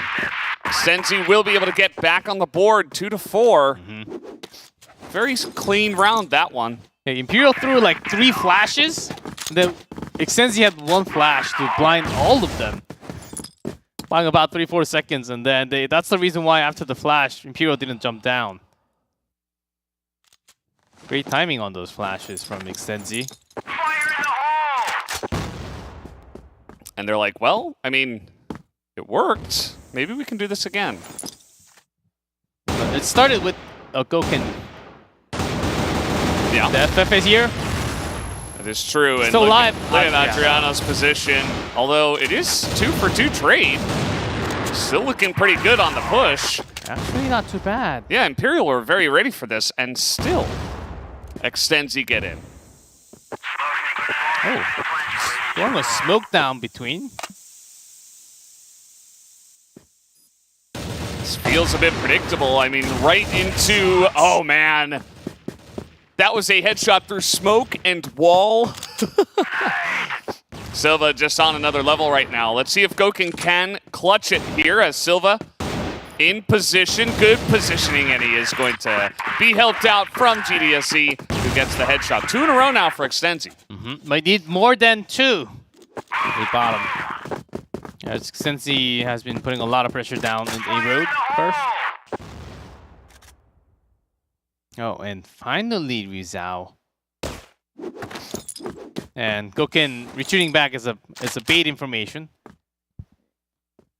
Oh, never mind, Rizal also went back. Going for the safer choice. Okay. They're feeling it. Okay, Extensi, they're chasing us. Let's go with the safer play. Our standard. Yeah, all back. Yeah. Because this isn't what we expected. We were expecting a lot more of aggressive GR stance from Imperial. They had a couple of machine room attacks. But other than that, not much. Not much like out into the A road. Yeah. I mean, they tried, and they had mixed success, at least on A road. And we saw this on Mexico, too, where they began to fall behind, and then they went to a very passive stance. It actually worked for 1 round, but just the one. So maybe they're trying to recreate that and gain momentum back here, but there is going to be another big rotation in from the side of Extensi. Wow. Boom. That did like 100 damage. That was big boom boom grenade right there.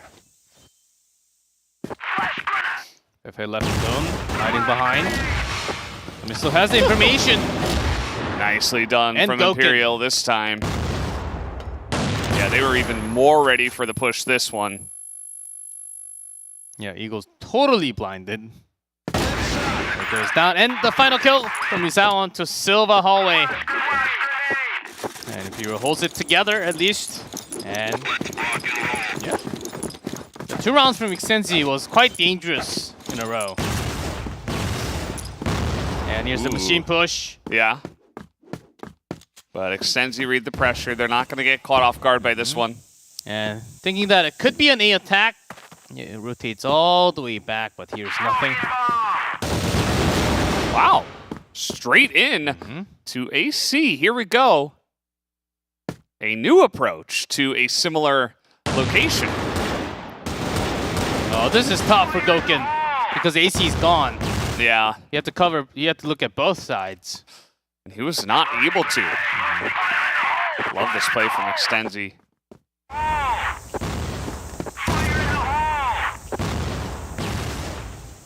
Still a lot of utility left as they throw it all up into the computers. There's still some available for Imperial too. True. This is a crucial angle. Yeah, Eagles was here last time, so it might be predictable. He's gonna get the hit with the pistol. And now 1v3. Ryusao, do you have it in you? The answer is no. Imperial are ahead, but Extenzi, they have clawed their way back into this one and kept it even against Imperial on sub-base. Switching sides. Let's see how Extenzi is going to defend against the packs of Imperial. Yeah, win rate very high for Imperial, but might not be the same. As this finals just got a lot more interesting. Yeah. We are not just cruising to what seemed to be an Imperial 3-0. And that's just good news for the competition, for what these matches could be. It's not going to be a stomp. It's been a very stompy tournament so far.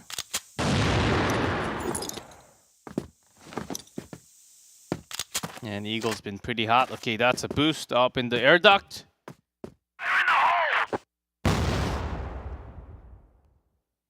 And this guy on the screen, Silva. The wingman has been making a lot of correct decisions for the poke. Yeah. Oh, Lucan, how did he get in there? This wasn't covered. Yeah. The smokes worked out.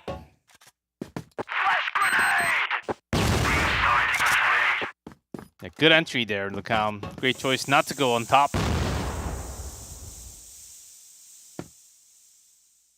And the rest still scanning A road.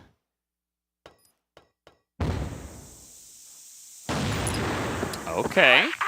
Nice start for Eagle on what will be a very difficult retake. Yeah, Tutzing gonna get taken out. They know where they're coming from. Eagle with 2 kills. GDSC taken from the side. And Imperial will defend their bomb plants. 6-4. Yeah, great attack into B. Really fooling their opponents.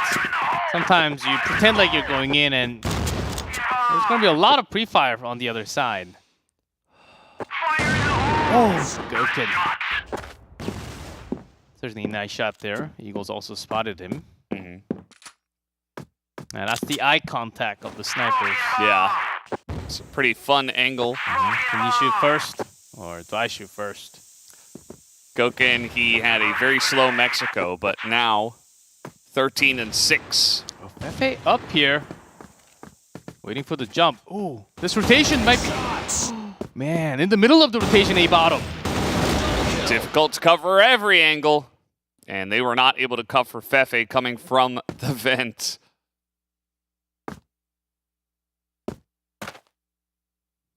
VNC hears this. Oh. Yeah. VNC not going to be able to do it all alone. He's able to get the first shot, but Fefe basically just rooting out all the defense. Now up to GSC against nearly full 4 members. And Goken! 15-6, by the way. He's having a bit of a pop-off. Yeah, that's sub-base. Machine. Oh, we heard from him. It's in through the smoke. Fefe responds. Yep. Good aggressive angle here as... GDSC spotted. Oh, look calm. Yeah. How did he get in there that forward? As now Fefe will be able to follow up on that one as here comes Eagles looking for the aggressive push with the sniper. Not this time. Silva got the low member. That was Lucam. And still no bomb plant, but still tons of time. Wow. Now only 6 HP left for Silva. Flash for the entry. A headshot. That's a strong retake. Remember, C4's not down. Oh, it's down on the site, but not planted. DNC, 1 headshot away, switches to the AK. Definitely a good choice. Maybe looking for the 1-tap. Spotted. Still minute 15 left. Oh, the grenade! Oh! Planted. VNC will be looking to tap heads. As he's only 6 HP. And he's out in knowing that he will do exactly the same. Don't really have to show himself. who is quicker Yeah, it might on the trigger. be much easier of a fight if Rizal just jumps on top. Running out of time now. He has to come stairs. Oh, coming out, getting a little bit aggressive. As Yeah. now he has to jump down. Yeah, Rizal just buying time. He already won the fight. Yeah, not enough time here. Rizal will take it down and also pick up the kill, because why not? The cheeky little headshot against the 6 health member. Imperial proving that subbase continues to be theirs. This is now the opposite of what we had in map 1. The team that had 5-4 running away in second half. That's now 3 in a row for Imperial.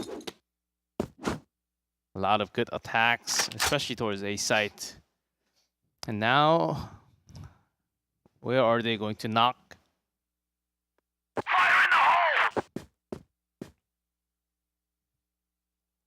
Yeah, Gouken having an insane map so far.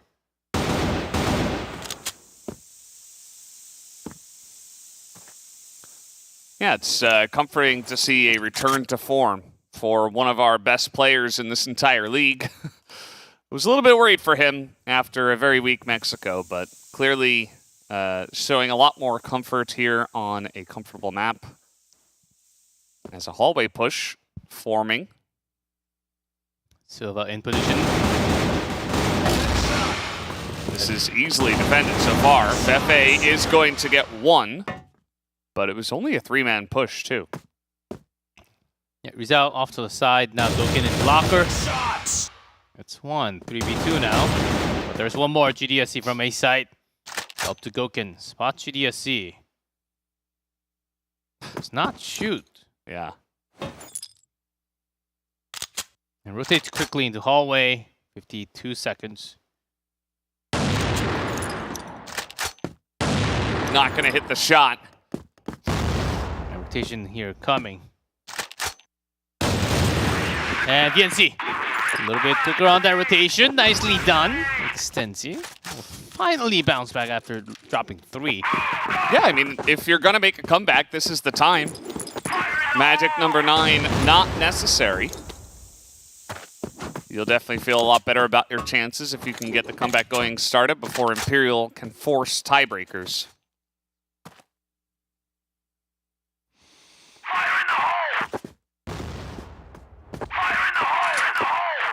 Let's see if Imperial can continue with the clean pushes, though. That last round, maybe a bit of a fluke. I thought that was a very risky push that they did go for. Yeah, this time Imperial checking lockers through a lot of frags.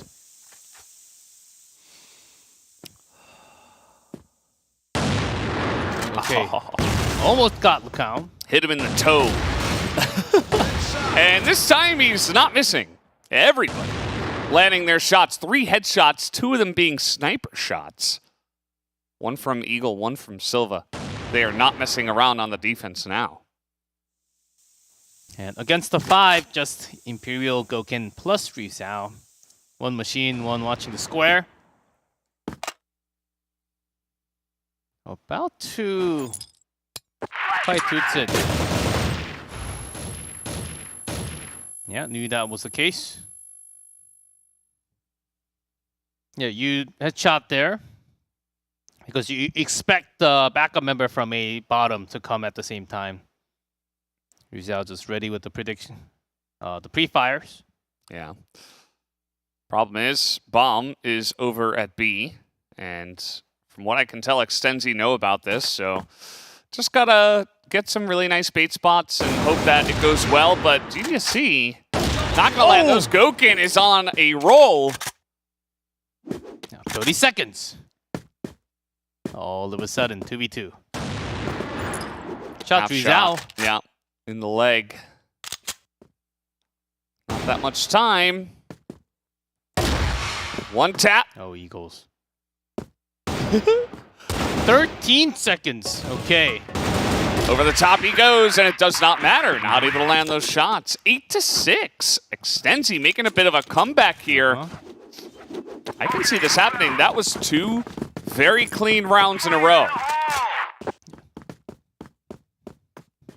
Not easy, but solid defense from the site. Not easy, but extensi. Nice. You like that? Mm-hmm. That's my new motto for them. Can't think of one for Imperial.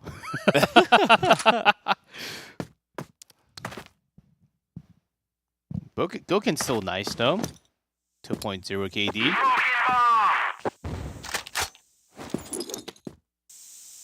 And all spread it apart around the map. Actually, so 2A bottom from Extensi. Okay, couple of B fails. So they're expecting Imperial to come at A1 once again. And indeed, they will come with the C4. Here's the delivery.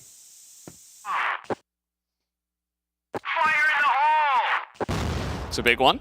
Oh, some traffic in the middle. Let's see just how much damage that did. Wow. Yeah, that's like 100 in total. It's in. Oh, they didn't check for Tucson. They didn't check the one big bait spot. Well, that was free.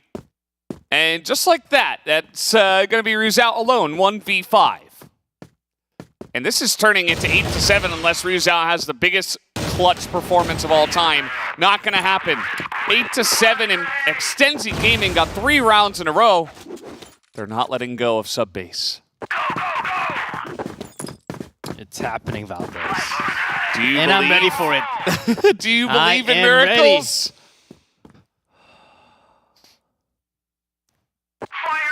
Because not only did they take a huge map of Mexico, but also they're coming back on sub-base. Hold on. A lot of kills from B. Opened up. Comes here. Gouken picks that up too. All right. Imperial clap back, 9-7. They have still the lead. And they've been in this position against Black Dragons as well, where Black Dragons were pulling off a big comeback, but Imperial stood strong. So let's see if they can continue. Yeah, Gouken saw Eagles there and said, okay, sniper B guys. Might want to retreat. Yeah, we'll go all the way back. Get the C4 first, and let's start working on a road. It's been 30 seconds.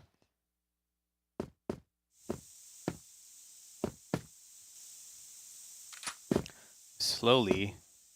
And I think there's smoke up on the doors. Yep, blocking any sniper information.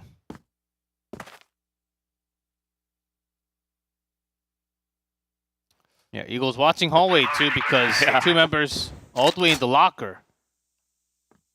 Yeah, he's got a lot on his plate here, but he's still going to hold down for now. He's got some help from Silva as the shots come in. Another defense from Extensi. Gouken alone, and he's already taken some damage. Down he will go, 9-8. Do you smell those extra rounds, G-Clef? Is it gonna happen? Let's see.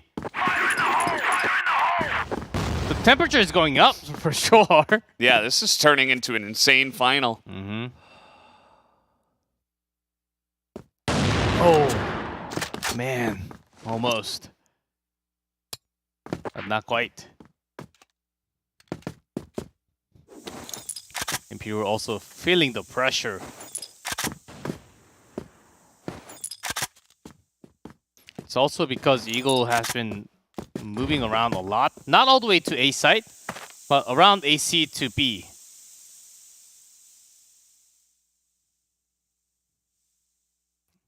And Imperial going directly. B hallway and AC push. Oh, the push is pretty good. They take out Silva as well, and Ruzao once again through the hallway, trying to get the jump on Eagles, and he will. Now the 2 from A site. EDST toots in. C4 planted all the way for the cage. Yeah, this is looking pretty good for Imperial. Only Toots in here, he's gonna have to clutch it. Oh, spotted. Gouken drop down. Behind the missiles. Aggressive rotation. Oh, he can't get the shot. 10-8 for Imperial. We are denied our fiery extra rounds, but we certainly have a series on our hands. Imperial just barely able to win their map. Subbase makes you wonder about the future of this series. Future, and we're going to port one of the best maps next to Mexico for Extenzi. And Imperial, I'm pretty sure we're thinking about, okay, maybe if Extenzi is playing really well, 10-6, maybe 10-7, but not all the way out this far.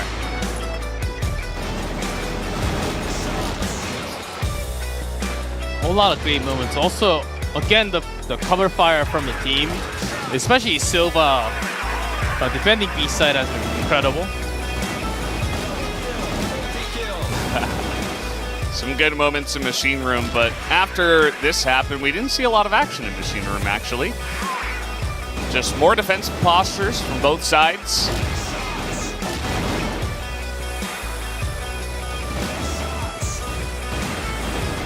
Yeah, Pepe, and some early round for Imperial. Yeah, but then like a sneak down from the air duct. Vent play.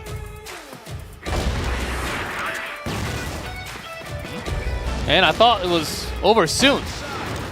Then Extenzi just bounced back.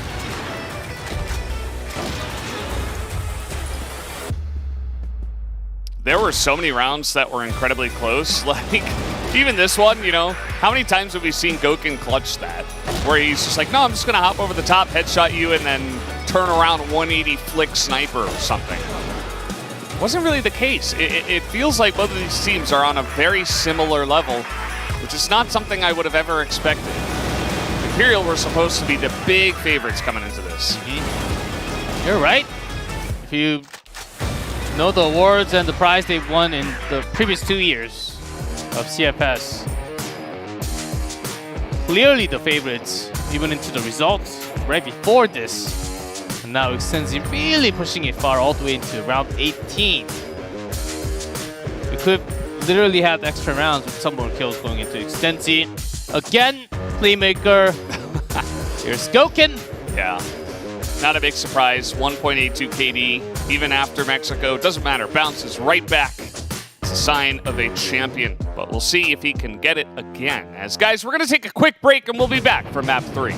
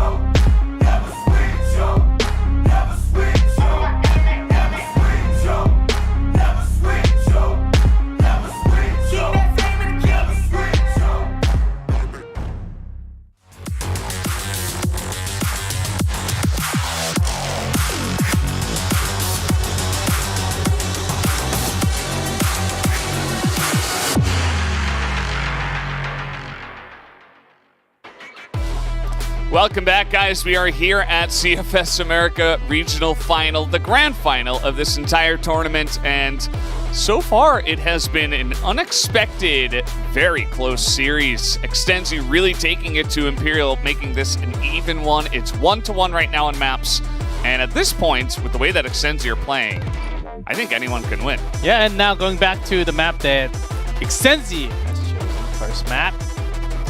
Might be doable. Hey, Extensi getting away with the first map and almost pulling out on sub-base, which is amazing. No one else was able to put up that much of a challenge in any maps, and it was sub-base on the Imperial.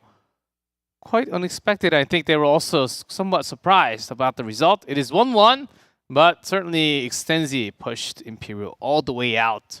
And can they come back into their old forms like yesterday and the day before? We'll have to get into the map and see. That's really the question. The play is there. The form is there from both teams. We'll have to see who takes it on port, a crucial map. Let's jump into map number 3 right now.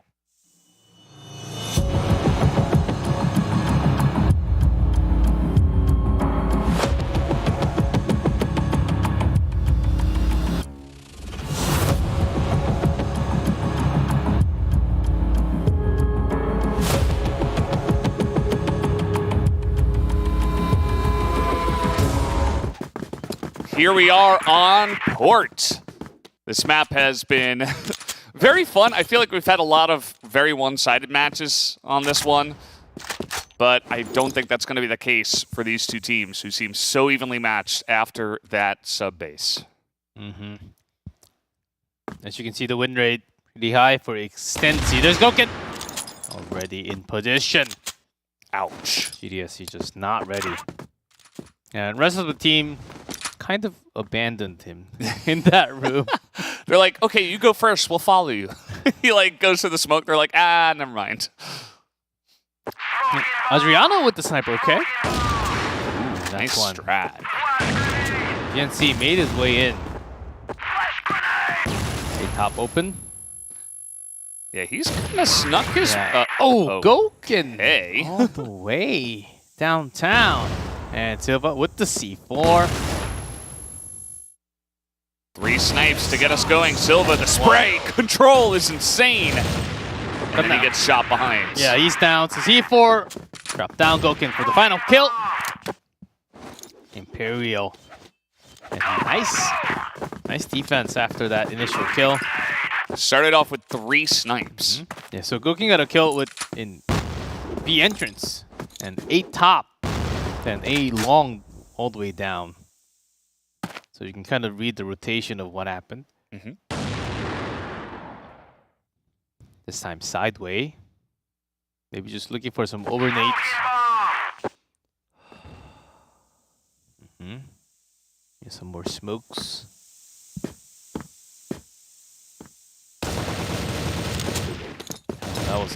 That could have been a lot more damage there. I think Goken also had a similar idea. Maybe I can poke into the passage. Well, now some more rotation after getting control over the passage into B. This is a safer approach that we always say. Takes some more time, but it's port. It's okay to take time into this site. Yeah, going back through the tunnel. Yeah, nice timing on that nade, but there's no one. Oh, and Rizal ready for the bridge push. Extremely ready for that one. Not gonna matter though. Just headshot down, but Luke Calm is there. Eagles trades it back and gets 3 kills total. They gotta get this bomb though. Yeah, Goken got one off the bridge. And Eagles. Gianna, oh, that's a nice headshot there. Both low. Oh, he missed. That's a huge miss. Oh, the wraparound. Oh, got the damage in. He's got an M4 now as this bomb is planted. I think he's going back to get a sniper maybe. No? Oh, both very low. Only 2 bullets. Well, he's got the right gun for it. Has plenty of time. Oh, but no flash, no smoke, no frag available for Goken. Yeah. And quick, easy headshot. Man, Eagles having a great day so far. Yeah, it's been really nice to see these guys step up. I mean, pretty much everybody on this Extenzi lineup has improved over the course of this tournament even, and shown their true stuff. And this is their map choice. I'm very excited to see more of what they have prepared for this one. Yeah, Eagles having sniper BL port. We've seen it before as a very defensive. He usually waits for the for the GR to come out towards the B entrance. But in this case, not really waiting for it. Extensi actually is scanning pretty fast. I was almost thinking that Extensi should be playing like how Black Dragons used to play on the Blacklist. Oh, wow. Silva! Getting out-sniped by not even the sniper player. I mean, Silva can certainly wield that weapon very well, but it's a good sign if you're an Extensi fan.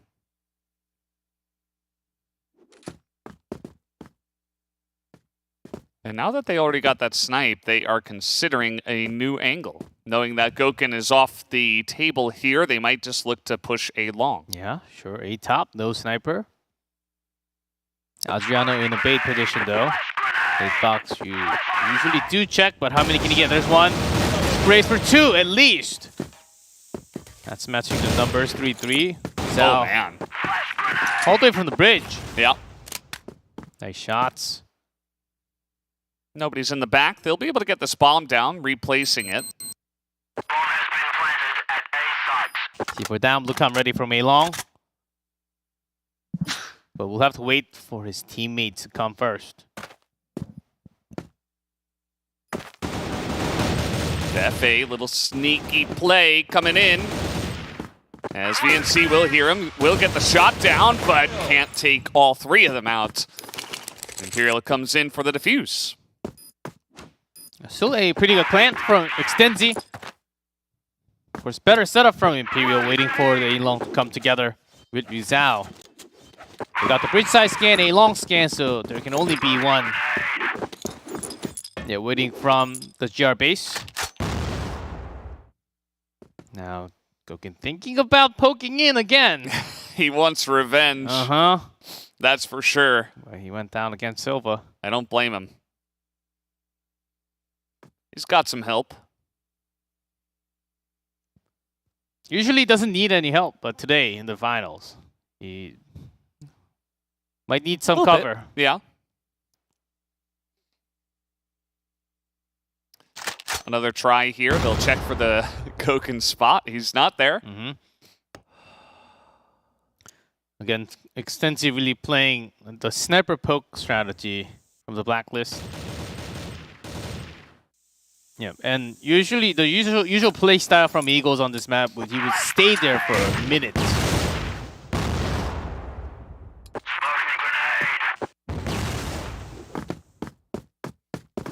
All right, they're going to rotate out. Maybe a little B pressure here. We haven't seen too much of that so far from Extenzi, but I think it's a good idea for mixing it up. He's just staying at the same spot. FFA might have heard a few things. Yeah, over the top, but there's the entry from VNC and Tootsin. They're going to take both of them out. They spot Rizal. This is going to be a clean entry and plant from Extenzi. Oh man, Extenzi, they threw everything in that backstreet. Adriano took some damage from the grenade, and GDSC.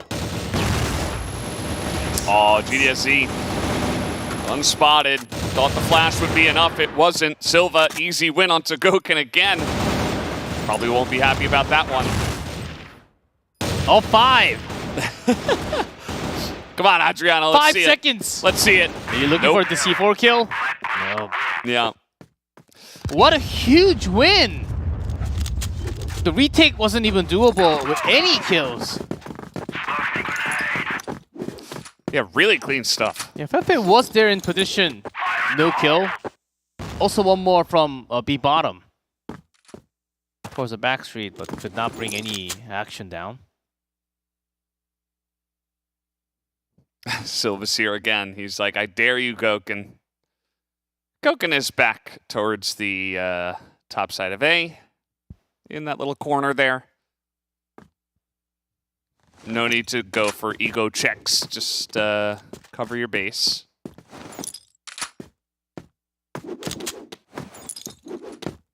Yep, also Silva always staying if Gouken or any other rifles will come around.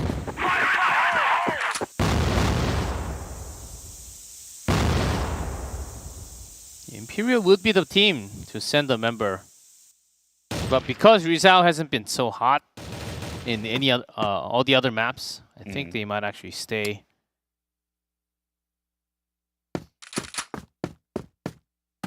Now Silva going back on the M4.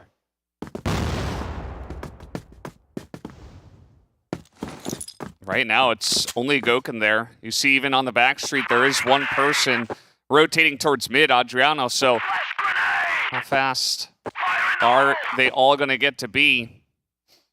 They have a lot of coverage for now. As the spray comes through, it is going in favor of Extenzi, just barely. Because they're going to get this bomb down. There it is. 3-on-3 now. Slightly faster response from Imperial. Now the rotation much faster from Rizal. Yeah. It's getting over here real quick, and that's a snipe already from Gouken, but it doesn't matter. As they're holding it down, Gouken's going to have to clutch, and he won't be able to. Extensi Gaming take the lead again. What a round. And it feels like it's been already like 8 rounds in the first half. So much tension between the two teams. A lot of wait time. Yeah, it's been very close. And so far, B site. Yeah, seems to be open. I can still confidently say that I have no idea who's going to win this one. Imperial's shown good stuff, but Extenzi have been pushing forward and surprising in a huge way.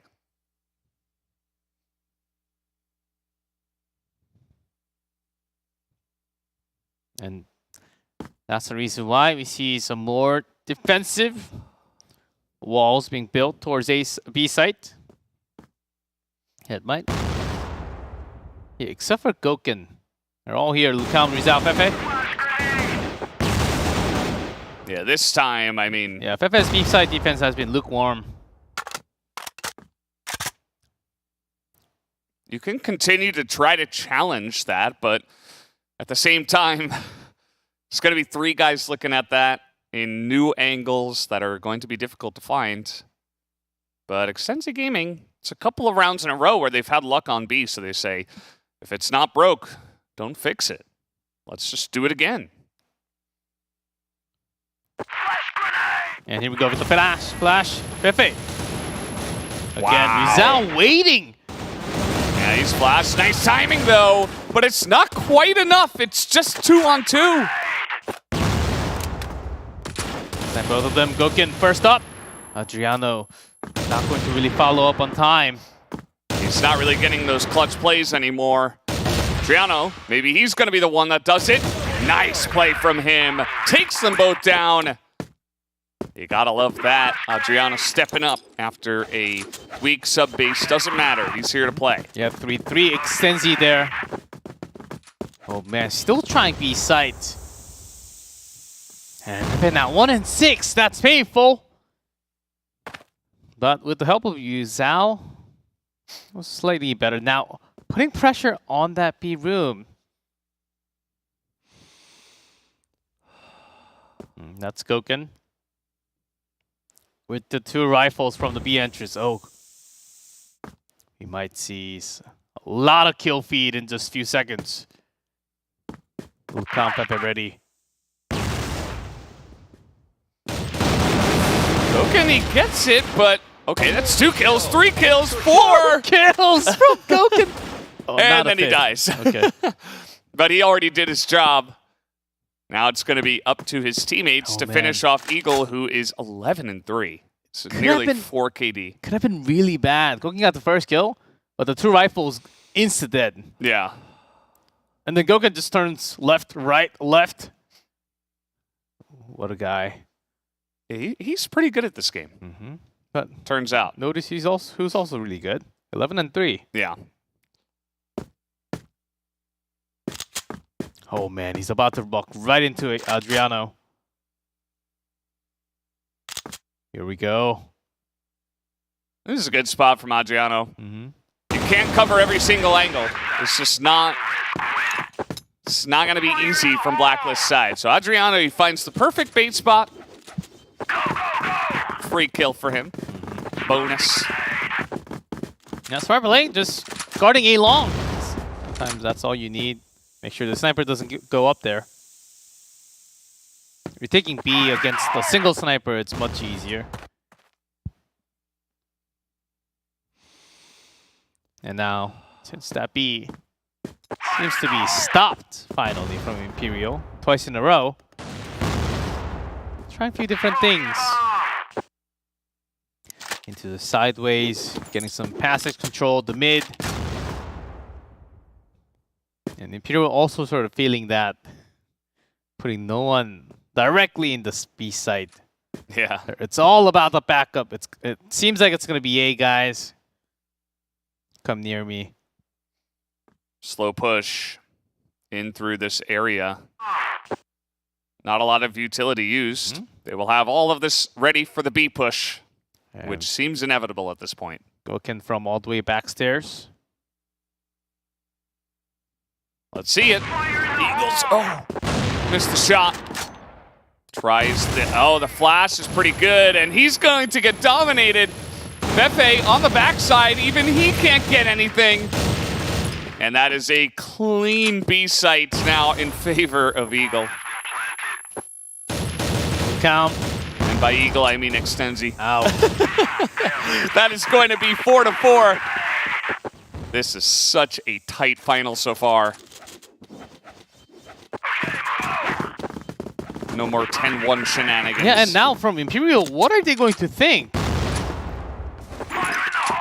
Wrong read people again. B. Yeah, wrong read again. I think it's A, and then it's again the B side. Extensi Gaming. Again, the right strat calls. Yeah. No reason to mix it up. And if they can break this.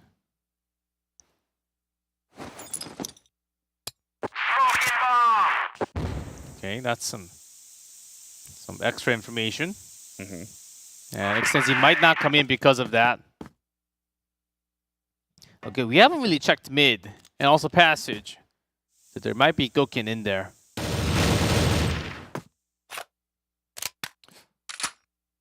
Seems like Ruzao's got a decent idea, but he's not able to put in any damage here. But good information. Trade of kills. Gokin's right there for the follow-up.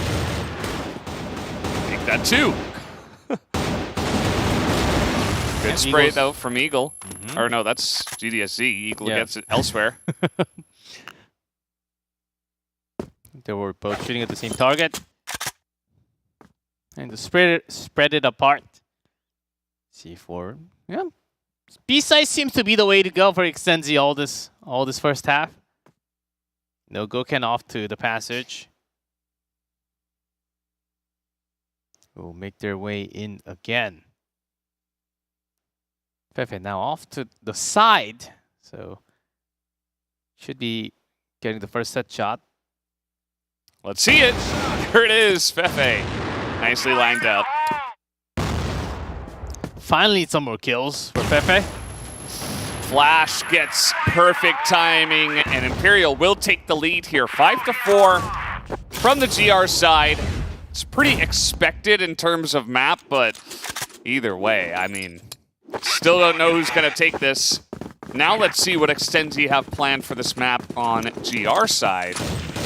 And how fast are Imperial going to go?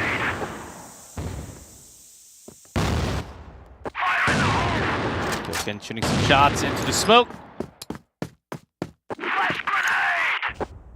Yeah, just flashing the entrance. And moving in, no, not moving in by himself, as the team already set up in the sideway. Here's Tutsin. Surprised. Eagles like up on top. Eagles, let's see what he's got going. Oh! Silva on the backside, and there it is. Double kill for him. VNC in position to defend. FA. Silva. Ooh, the spray isn't there. And now it's Goken alone once again. He's like, oh. Gonna pick up that sniper once. I think he wanted to pick up the rifle. Well, he had the rifle. Yeah. There it is again. But he took more damage because of that. Lost the timing. Two weak members for the side of Extensi. There's one shot, but no follow-up spray. VNC, a big round for him to tie things up. VNC plus Silva on that defense. Without them, it was easy. Some shaky moments from Goken. That was the one shot that he should not have missed. Yeah, it's Goken's That was bread one and of butter. the easier shot.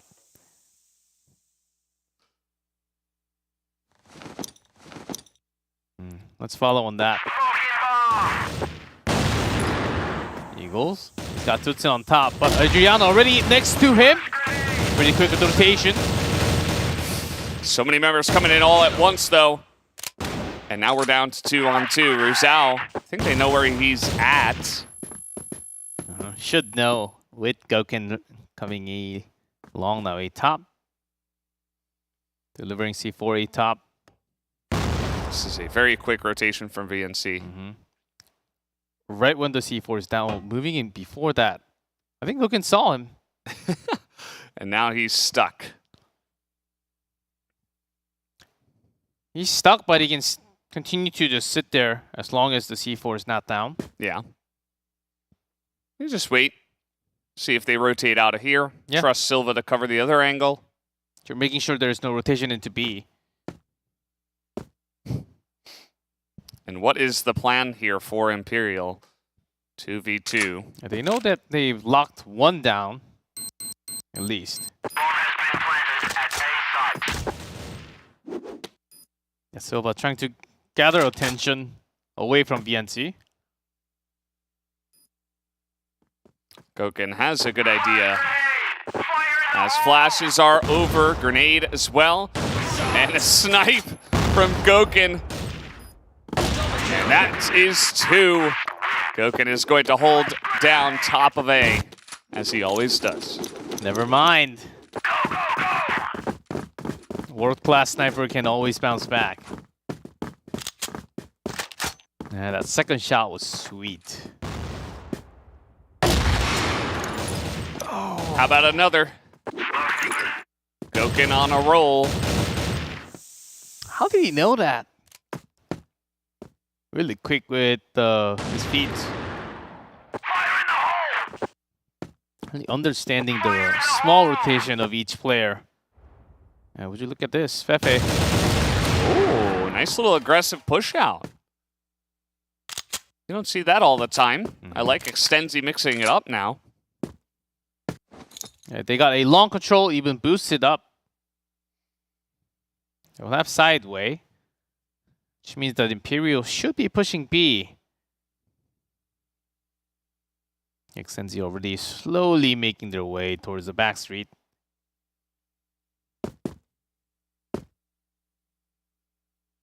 Yeah, very uncommon. Imperial this slow with the rotation. Yeah. From the top, Tootson.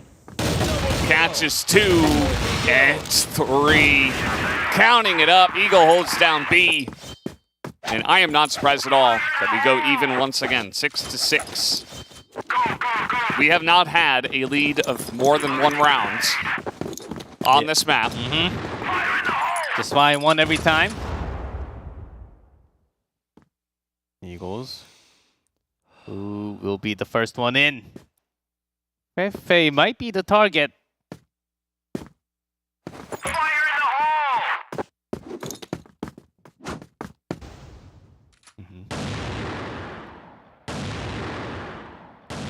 It has 2 members up top. That's Silva. He's faking. My name's Eagles. Yeah, Not really the case. I believe it. And now here's Gokhan with Fefe. Scanning B entrance. And only one member down B. That's Eagles. Depends on how long the flash will be. Oh, actually gathering bridge. After they lost a lot against Tucson. Yeah. Still a decent amount of time. Here they go, GDSC, the timing is perfect. He jumps on their head. Silva just comes out with a pistol. As now Fefe tries to push in at the off timing, only gets 1. So still even up here, 50 seconds. A side is totally open. Don't think Imperial got a full scan through the smoke of how many were left. So we'll slowly go in. Adriano with the snipe, since he's low HP. Oh, Ryuzao with the quick hits again. Wow. Double kill there. Ryuzao, wow. 7-6. Is this where Imperial break away and say, yeah, They're close. it was They're close. it was your map pick, but we'll take it from here? I don't know. You know, like that's what I expected this match to be, but it has not been the case. Strong 8 push is what it's looking like. We're gonna get some flashes over the top. Try to take down Eagle already in entry. Man, Tutsin. What a sidekick to that A top. Yeah. And now what do you do? Actually, he might be the actual hero, not the sidekick. Oh. Who's gonna jump? This angle from Ryuzao is very good, but he wasn't looking. Oh, he didn't have his crosshair right on the right spot for the boost. He was looking, but not able to hit the shot. Yeah, all the whole other 3 captured right next to C4. This is painful. Gokin does have a lot of time, but no throwables. Screams for something.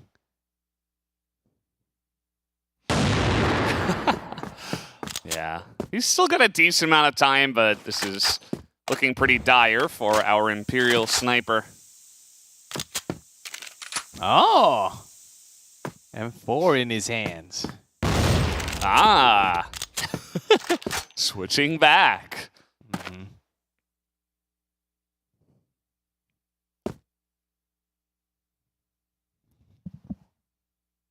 30 seconds. And now VNC in the box. Corner box. Oh, quick cover shot from E7. Oh, nice. E4S. Wow. E7. Well, Extensi, they do have 7 in the middle. Yeah. Well, keeping it close. Keeping it very close. 7-7. Still anyone's map from here on out. Ben Valdez, what a finals we have so far. And again, can Imperial get through this? Smoke. And just in time, Extensi goes back. Yeah.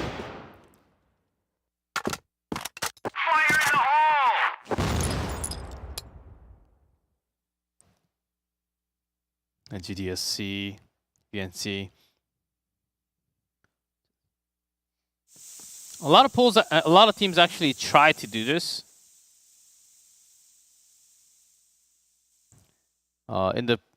In TFL Season 2 and also last season in the Invitational against Imperial for the B bottom. Didn't really quite work out. Yeah. Because once you give them the control of B top, Imperial's not like the other teams. They would actually jump down at the same time with the flash. It's looking like we got some bridge action. Tuzin pulls out the grenade and hits the shot onto Gokin through the smoke. Just in time to buy time for his team to come on over. McCallum, last one left. In the back, there's Eagles. In the front, GDSC. And the C4 and next to GR base. Lucam moving quickly. Doesn't want to waste any time here. He's going to pick up the bomb. Not sure if Extensi knew about that. I think they did. Eagles should have seen that from the corner angle. And he just kind of got in there and got out. I mean, there's only Lucam. 15 seconds. Not bold enough to go B site. 11 seconds. He's got to make the move now. Okay. They should have heard this. Yep, popping out. Easy peasy 2v1. No significant damage into Extensi, who have taken the lead. 8-7. Eagles over 1 kill per round. The guy is on a huge roll. 19 kills already.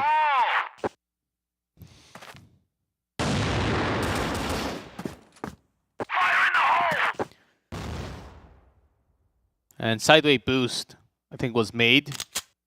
Adriano about to face his death. Or he picks up the kill. You sure can. But Tutsin's been very hot. 13-9 so far. Sideway. Still thinking about it. Now, even with his teammates. It's a nice angle. Lucam gonna fight back. But now, some nice information. There's only Silva that's on the backside of A, though. There's still 3 people hanging towards B for Extensi. Yep, Silva's. I got this, guys. Just take care of B. Yeah. He made a couple of bridge pushes, and it wasn't really really total worth. So this might just work out. Eagle spots. SF gone. A second kill. Eagles just carrying the defense. Zhao over the top was able to hit the headshot. There's still a chance. But now there's 3 members coming on in to defend this one. And let's see if they get the angle onto Gokhan, who gets flashed and still hits 2. How does he do it? Oh, not enough against Silva. Almost pulls that off. What an incredible play still. Wow. Gokhan, you know, he's beginning to get into the groove, but it might be a little bit too little too late. Extenzi, they say they want to run away with this win. 21 kills for Eagle versus 19 of Gokhan. The sniper battle could not be more highlighted. Tutsin holding down sideways like he owns the place. And this is looking like Extenzi might be taking this map. 2 dead already. Extenzi map point. Rizal scanning to the bottom.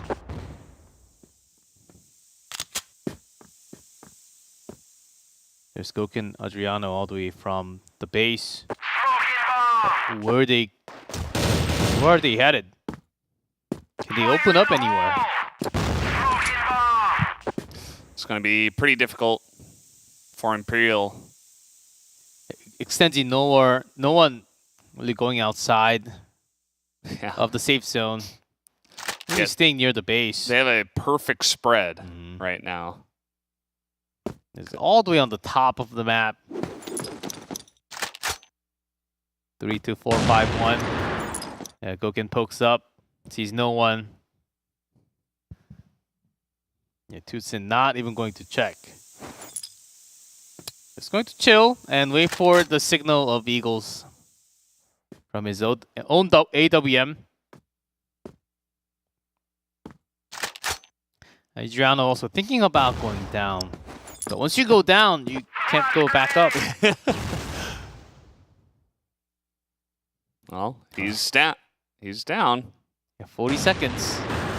That's going to make things so much easier for Extenzi here as Gokhan trying to pick the angle. Not going to find it, but Rizal pokes in from mid, able to get that one, but it's not enough. That's Extenzi going ahead in the series, 10-7 on this map. And they lead now 2-1 in maps. Oh man, Extenzi about to pull this grand finals and become the top of America among the Brazilian teams.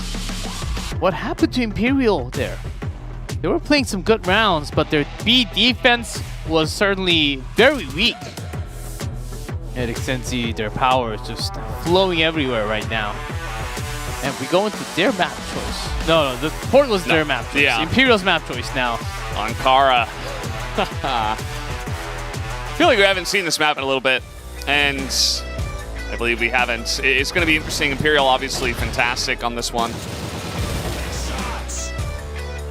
But, man, what a grueling back-and-forth battle this has been. In map score on this map specifically, huge clutches to both sides.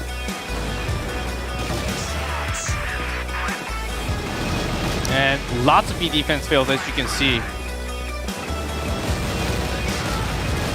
Even with reinforced members, Extenzi just bounced back immediately. And close to no retake from Imperial.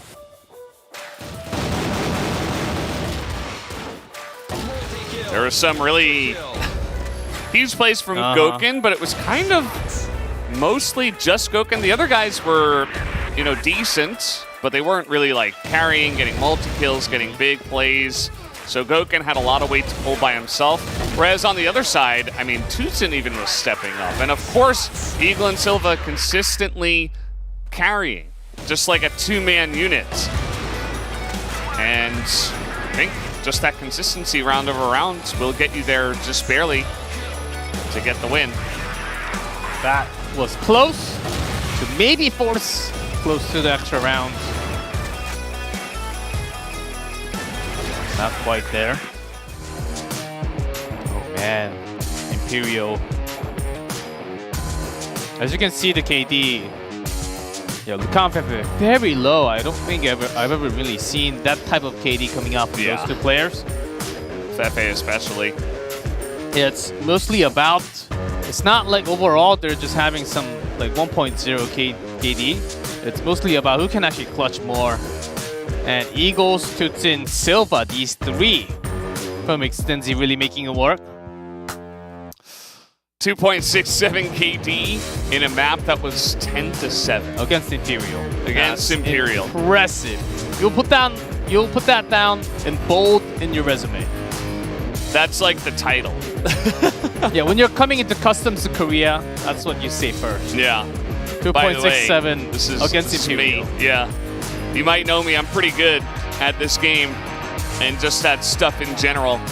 Guys, we have Extensi Gaming ahead 2-1. Let's see if they can knock it out on Ankara, map number 4.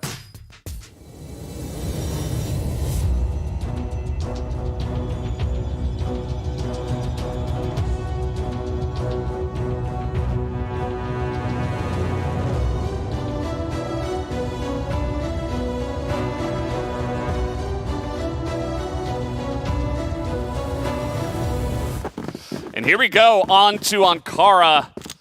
This is really, again, I've been saying it all finals, but really want to drive home how close this is. Now, Imperial's map choice, and I wouldn't be surprised to see them take it from here, although the wins that Extensi have been getting have been more one-sided based on the map score. Yeah, for the maps they won. Yeah. The first was incredible in Mexico. And when they lost, it was 8-10. It was really close. Could have easily gone to extra rounds. For the start, Extensi. You're not going to fight quarter, as Gouken love to just drop down A and go straight in. Front yard. Oh, Lucam, sneaky play. Yeah.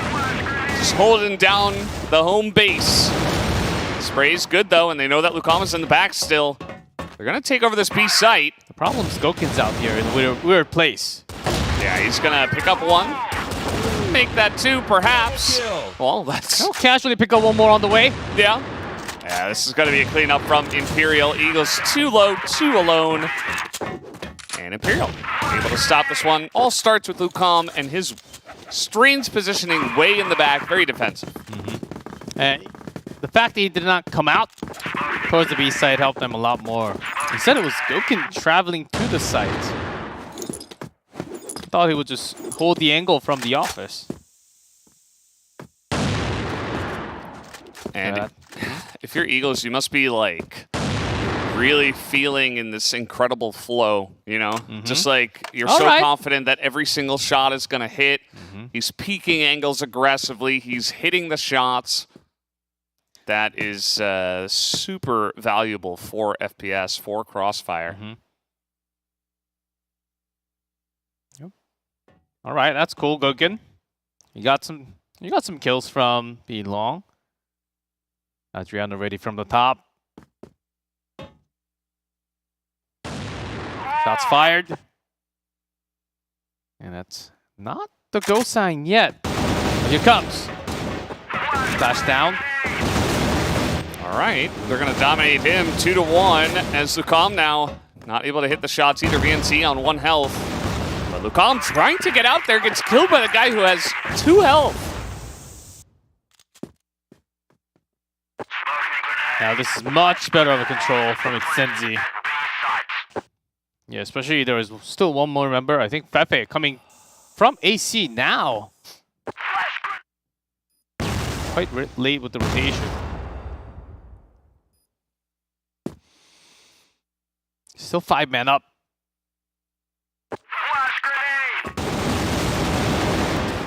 Trying to push their way in, force their way in. Gouken does not have enough time. He will get sniped again by Eagle. And this guy, he's floating on, he's on a cloud right now with how happy and confident he must be. And that's a pretty happy Magikarp ride. Yes.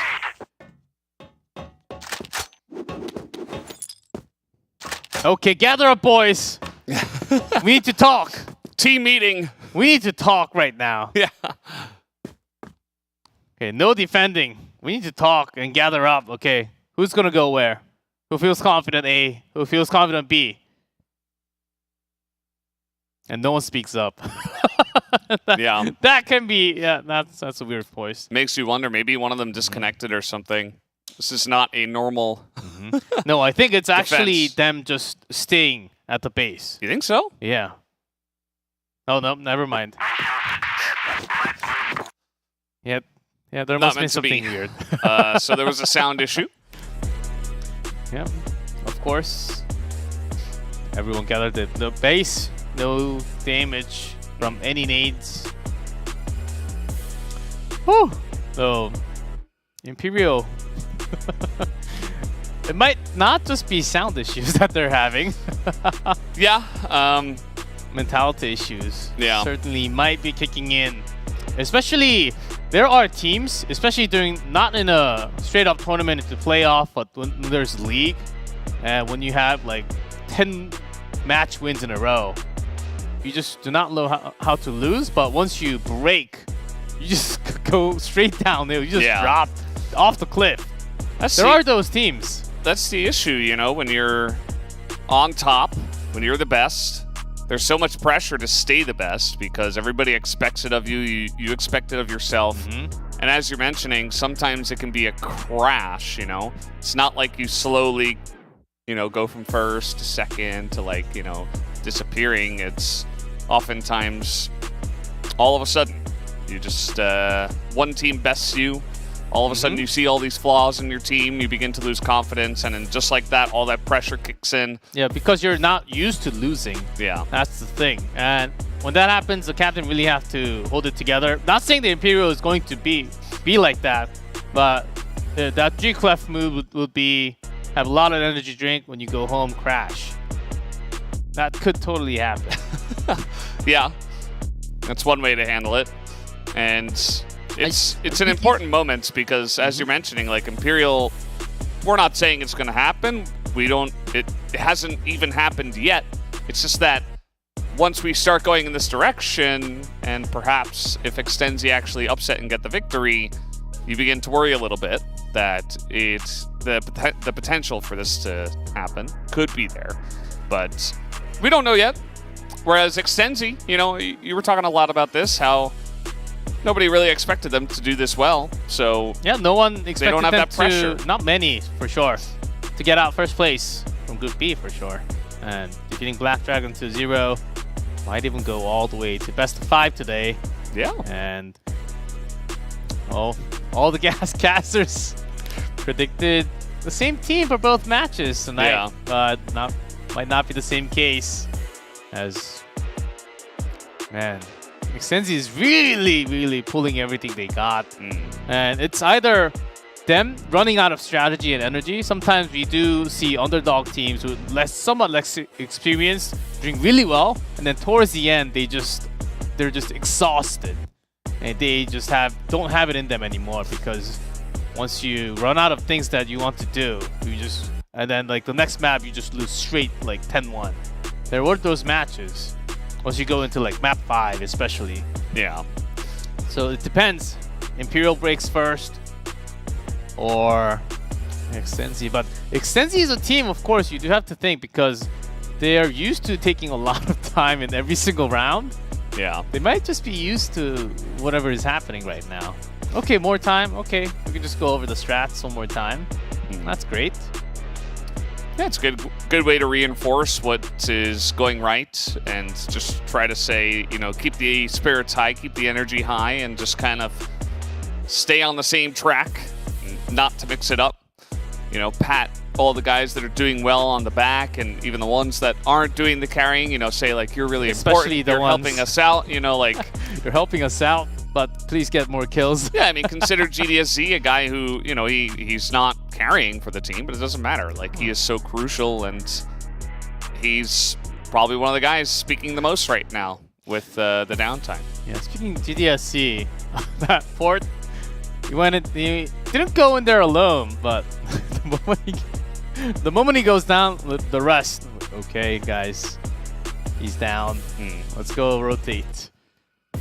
Yeah, pretty cool. That the fact also we got to see 3 maps already. Seeing the 4th maps, and let's see. Yeah, well, guys, this is taking a little bit longer. Okay, well, it looks like we are going to take a short break. We'll be back in 3 minutes.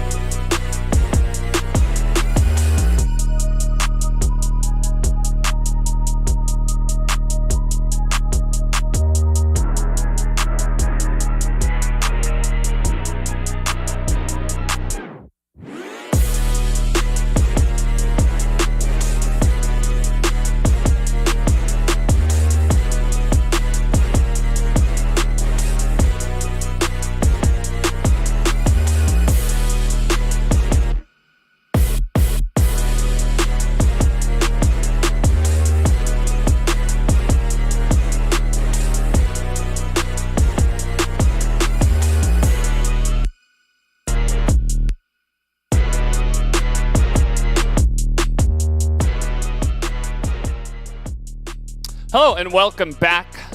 Sorry about the delay, guys. We're just taking a small break to fix some sound issues on the side of one of the players. So just about to get back into the game. We are here on Ankara. It is currently 1-1 on map number 4. Yep, that was a mini break. Hopefully both teams got some time to refresh their thoughts, refresh their, maybe just wipe some sweats off their keyboard and mice, because this finals, man. Oh. Yeah. Sometimes some players can get sweaty hands, and with this much on the line, I think you might just need to get some swipes. Yeah, could help. We'll have to wait and see, as it looks like we do have the map ready to go. We can jump back into this. Hopefully all the issues are solved. Of course, 1-1 on this current map, but Extenzi are ahead in map score. 2-1. They are on, currently, I suppose you would call it map point or set point. Not 100% sure how you would call it. Either way. Soon to be championship point for Extenzi. But 3-man defense for Imperial. And they come. As the sprays are good, Fefe able to trade 1-for-1, and Incredible. Adriano's right there. Eagle alone. What are you doing all the way over here? Yeah, trying to catch any backup members to AC. Not Yeah. able to. Goken knows that. Oh, nice flick.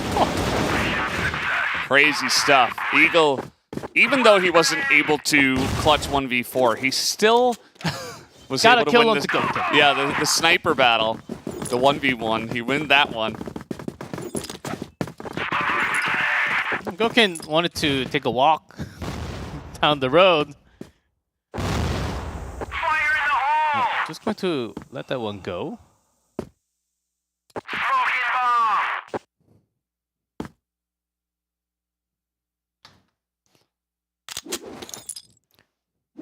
As Extensi slowly just controlling mid Yeah. and maybe even pushing towards B bottom a little bit. They do have a play style where they poke to the side and then just go back. Yep, see B bottom poke slightly and then go instantly back. Because we do see members on the other side. It's hinting that they do want to check more around the map. Mm-hmm. Maybe just go for it again. Hope that there are less people on A, which there are Yeah, less this- people. At this time, both a top. Pepe was down the stairs last time.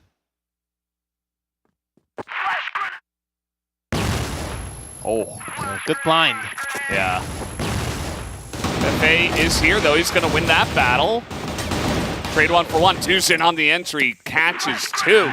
If you lose your teammate off to the side, that's the best place to stay. And Extensi. Great push. No one actually pushing from the main stairs. Here we go. The retake. Yeah. Gotta get in quick. Nice catch by Lucam. They have some time. They catch one. Can they get BNC? Yes, they will. Oh, and Eagle misses that one. Yeah, you have to go. Yeah, he's. Diffusing. I don't think he's got time. Nope, even the kill.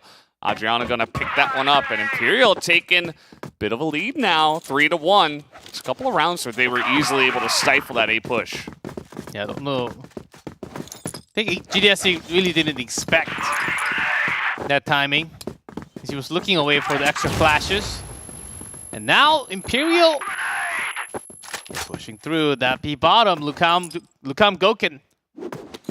Oh, Lucam Adriano. Oh, not really going to work out. Here's the entire squad up and going towards B, which is empty. Emptied out. The two members going back. They're about to clash.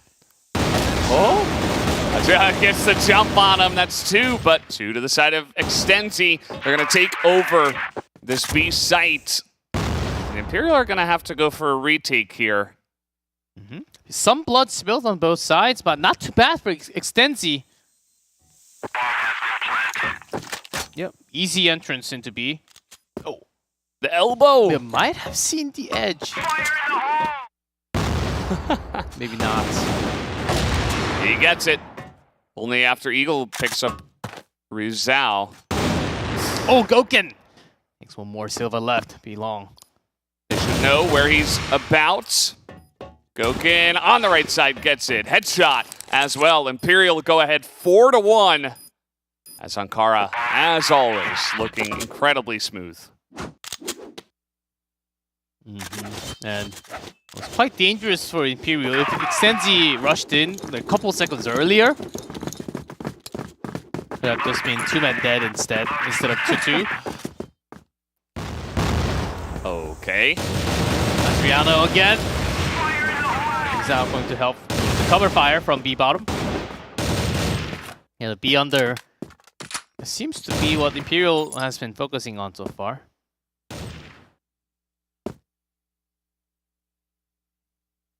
And after one pick, yeah, mostly for Eagles, just watching quarter. If anyone comes out from the event. 。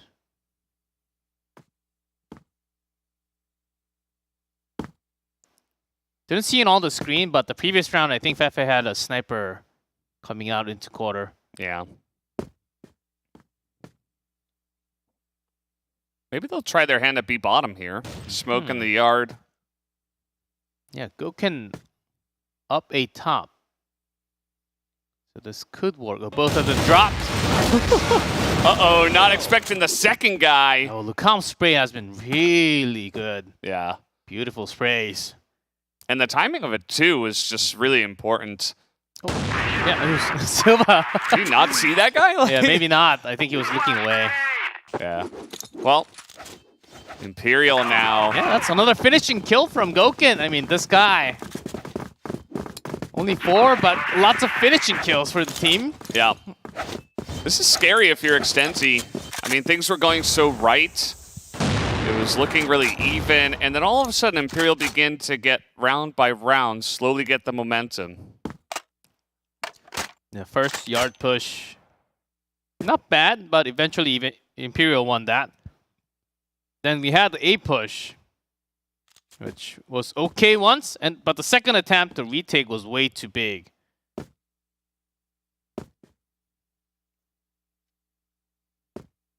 Now slow rotations again. But this time Goken on the ground of B. Basically alone. 3-man defense towards A.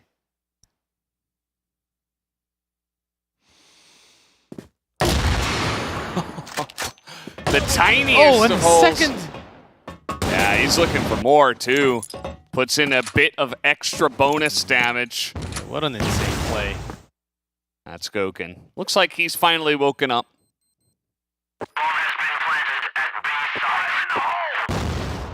This makes it 4-3. And a big wrapper. Rotation coming from Imperial. Messed up his spray there just a bit. Extensi, they have this bomb down, but retake looking likely. Although, Tuzin able to help out there. That's now 2-on-2. Only 15 seconds left. Another kill for Eagle. It's Adriano. He needs to get in and get back. Can he get the kill? Yes, he can. He's running back. He should have enough time. Yes. Oh, so clutch. 8-2 and the defuse for this player. Man. Eagles there. He wanted to buy more time, but he's got nowhere else to go. Yeah. Pretty quick in action there. Another close round, but again an Imperial win.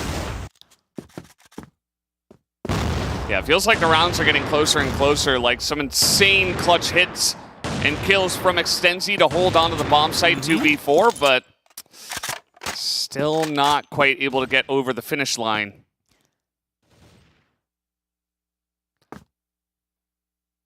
Imagine, G-Clef, your Eagle Eye could have been the 5th map. Not going to happen. Not gonna happen. It's panned out every single time. Yeah, Never in this tournament. no Eagle Eye. Yeah, not from America. We had a couple from EUMENA. Mhm. Maybe in the future too. Only if we have best of 7. No ban, please. Yeah. Best of 7, 11 map pool. Oh man. Maybe someday. Yeah, that's the future. The future of CFS. Mm-hmm. Adriano, now he's the one in this position. Yeah, yard would be some from office. Good information. Not able to hit the tip of the foot, and nice shots on the entry here. Goken does get one, but now a much more even plant for Extensi. This could be a good chance for them. Yeah, let's see. Good plant. Oh, boost up. Ooh, that got Goken by surprise. Very cute angle. Uh-huh. Cheeky plays coming out from Extensi there. And now 3-4. Some utils available. Count Silva. Great Too low. spray. It's 1.5 people of damage. Now Lucam has to go 1v2. There's not enough time, though. He doesn't have enough time to kill both and defuse this bomb. It is going to be Extenzi finally getting back on the board and stopping the streak of Imperial. Some cool plays coming out even after you're losing this hard. Yeah. Going into B and boosting your teammate up. There's still, it seems to me that they still have extra cards to pull out. Uh-oh. Gouken has been unleashed. Imperial, they get aggressive after a map like that, a round like that. Oh, the second grenade. Wow, that's teamwork. Rizal took some wall shot damage going into AC. Double potato. Yeah, big explosions there. Gouken's here, but they are able to get on in. Doesn't matter. Gouken's too good. He's just too good. Fefe being challenged, though. Silva, a huge threat still. Gouken did take some damage in that trade, actually, on the backside of this. And, oh, still 120. I thought we used a lot more time than that. So you can basically rotate anywhere on the map. Here's UDSC Silva just now going to quarter, but of course Gouken will not just sit on one spot. Actually going to, wow, towards the BL. Yeah, they're going to miss each other here. The plant will go A. It looks like Imperial will eventually run into this. Oh, Silva! That's so far away! Wow, pretty insane shots as he is able to make this happen. We are going to have to remake the room, of course, because we had the sound issues before, so... Wow, okay, so Silva able to clutch it there at the end, and 2 rounds in a row for Extenzi. Slowly clawing back. Yeah, we were about to see... I thought we were about to see Gouken getting a kill into Silva, okay? That's pretty long, all the way from the passage into A side stairs. And then Silva, the strikes, must have been really good. The perfect first bullets in. Yeah, at that distance, you don't even have sprays. You just do 1 tap each. Yeah, that's Silva right now. One of the scariest players on the team. Yeah, the guy is it's really insane. I feel like Eagle has taken a slight step back, but that's not even necessarily because of him. I think that just as a team, Imperial have kind of just been getting the better angles, better strategies. They did a lot of great defenses on the A site, so Extenzi kind of had to give that up, and so it has led to some easier defenses for Imperial, some nice clutches for Gouken that they did run straight into. So Extenzi's still playing well. Imperial, the better team so far on this map, but still anything can happen from here. And now that we have swapped sides, you one in office, teammate guarding the angle, making no sound. It's an early B bottom push. Tushin coming in. Oh, instant headshot. Extremely Rizal. quick. Oh, doesn't go up. Yeah, he's on a stealth mission right now. Might as well be wearing an invisibility cloak. Nobody saw him get in there. Ouch. That's a grenade. Oh, Rizal. Yep. He's just invisible. Nobody had any idea. Rizal is so sneaky. 3 kills. And Silva is still stuck here. All right, let's see it. Nope, not gonna happen. Just a headshot from Fefe. 7-3 now for Imperial. They start off strong on Blacklist. They come in fast through B bottom. And Extenzi are not able to handle the tempo. That was quickly done. And Rizal's position has not been reported. Extenzi might just be thinking, okay, that's 1. But that's a huge step for Imperial now, 7-3. Now trying A with yard push. Eagle, okay. Here they come. GDSC with the first. Eagle with 2, GDSC with 2. Gouken alone. Such a nuisance. Gotta go fast. Silva on the back. Oh, Eagle's on top. Okay. Eagle, 3 and 2 for the side of GDSC. Strong defense here from the side of Extenzi, keeping their hopes alive. If it went to 8 and 3, it was not gonna feel good. Hard angle to poke when you have Eagle actually won that 1v2.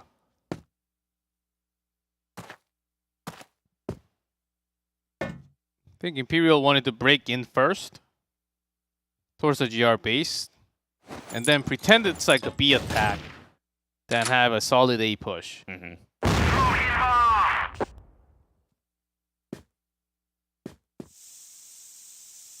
Yeah, we don't really see this type of big split push towards both from Imperial. They're really trying something else against Extenzi because Extenzi has been showing lots of cool strats. GDSC gets caught. Nice little pincer maneuver. Gouken gets the angle up top, but Eagle gonna keep it interesting as Gouken falls down. And all of a sudden, couple of fluky ones, and it's 3v3. From the passage, the smoke. Coming in early. Wow. Imperial shut it down. The early push does not work. They say, thank you very much. You ran straight into our crosshairs. We'll take it from here, 8 to 4. Yeah, that was a risk. Before the C4 gets planted, when you run it at the right time, you make it into a 3v2. Because one is actually planting the bomb. It came in slightly too early for that. Now it's 8-4. Imperial 2 away from map number 5, which they should be pushing. Yeah. And even so, you know, it looks like Imperial have ultimate control on this map. They're still in the back of my mind. I'm like, well, it's been so even so far. Extenzi could just pop off. Feeling unlikely at this point, but let's see. Good sprays as, oh, the flash, not enough. Silva is just so good. Man, Tutsin from the side. I thought Silva got triple kill there. These guys are insane. Yeah, great backup. It's no surprise to me that they made the finals now. Tuzin able to get there. Gouken, the only one left. And he does get taken down. 8 to 5. Silva, a huge... I mean, Adriano said it in his pre-interview. He's like, yeah, Silva. He knew immediately. Yeah, no doubt. No question. No reason to either. Silva. Strongest player on the team. It's just obvious to him. And it's obvious to us now. Eagle also stepping up in a big way. Either way, let's see. Another fast B bottom push. Yes.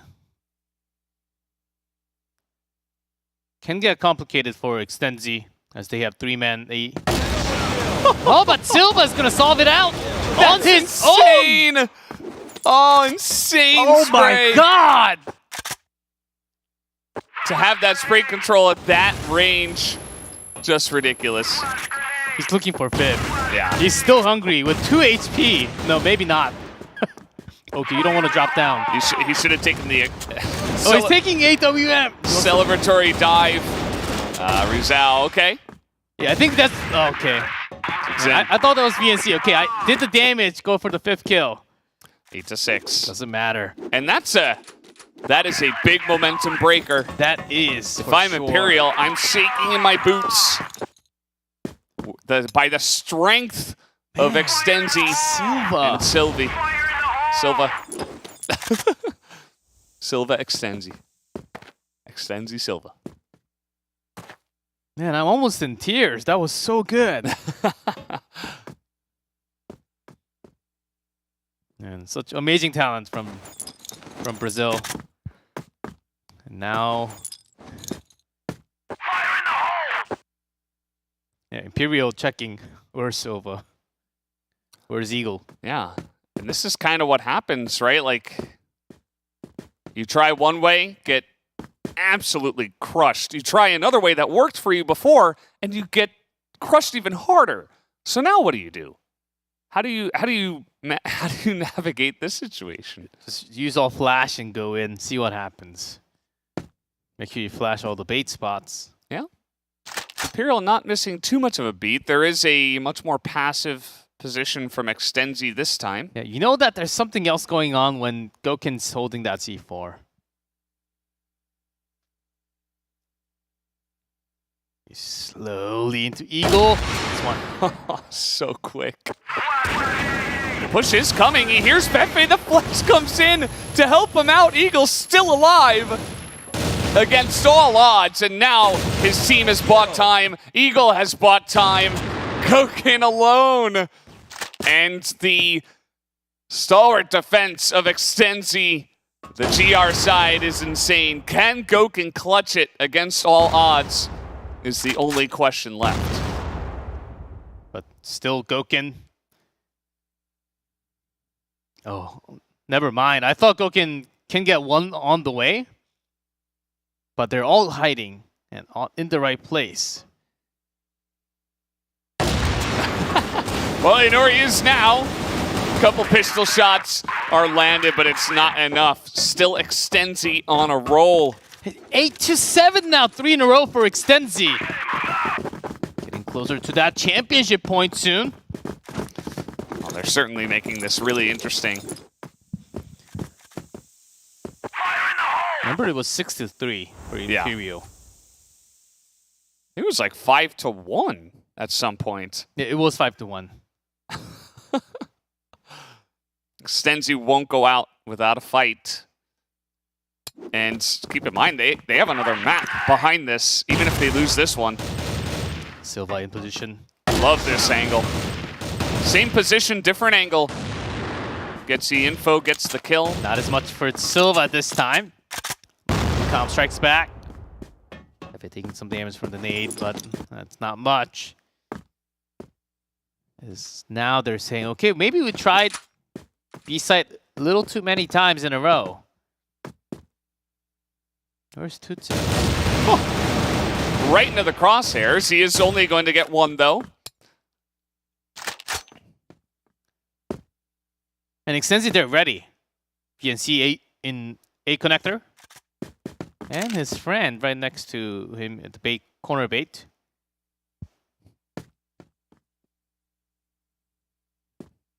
Oh, slowly moving, man. Because there has been way too many bait spots, especially from Silva. Imperial just taking so much time. Yeah. And now Extenzi on the move to B site. Actually, perfect timing. I don't mind taking the time. It hasn't been... Oh, VNC kind of just running in here. So they definitely should have heard him, but now he's kind GDSC of in a awkward spot. GDSC gets the info, popping out, but it's not enough. Imperial, they take round number 9. Oh, I thought Extenzi were being sneaky enough, but they were not. The shots were just better for Imperial. Imperial, they kept it together. They were still patient. With less than 30 seconds, I think. Extenzi wanted to check for sure if this site was empty or not. Oh, dodge that shot. Yeah, Gouken always trying to punish these early office pressure. That hasn't really been able to do so. More of Extenzi getting kills. Maybe just a classic A push? There's a smoke. Yeah, no flash. This is straight in. Extenzi, they have a bunch of guys ready for this. Even Flash in position. VNC. He's down here. Oh, he's flashed. Gets a couple for the team, but still a strong push from Imperial. This could be them winning the map. Let's see if Silva's got the magic. C4 planted. The magic back. Him and Eagle. Pepe. Ready next to the stairs. Down. Shots fired, but remember from Imperial, Good positioning for Lucom, and the spray seems good enough. Eagle will get taken down, and that is Imperial forcing a 5th and final map. They win set 4, and they tie it up 2-2. We just have to go all the way. And map number 5, well, the other team, it's the leftover map, basically. Yeah. Compound. It'll be the 5th map. But set number 4, man, that was not easy. Like, there was huge momentum from Extensi. That ultra kill. Yeah. From Silva. Man, and then after that round, they got another one.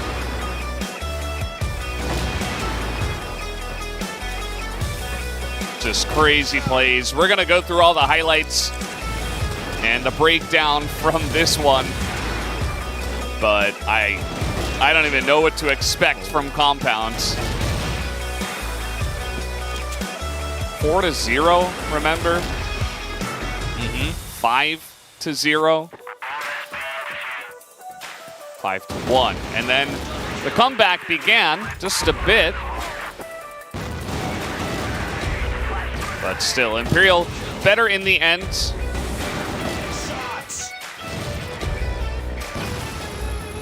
This was the beginning of Silva dominance. Yeah, Silva, some nice sprays. Help with his teammates. Silva's offense and B-long defense. Okay, I'll be quiet here. Man, that's good. It's about as good as it gets.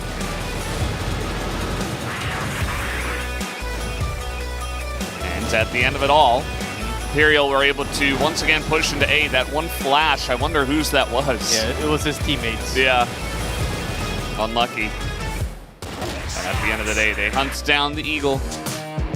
And so, 10-7 was the map score. Almost went into extra rounds. Not quite there. So some more round in total. Win for Imperial, and too many times of Gouken. Wow. Well, Gouken's able to clutch it at the end and get insane numbers. But either way, guys, we're all tied up. We're going to take another break and be back for the final map of the finals.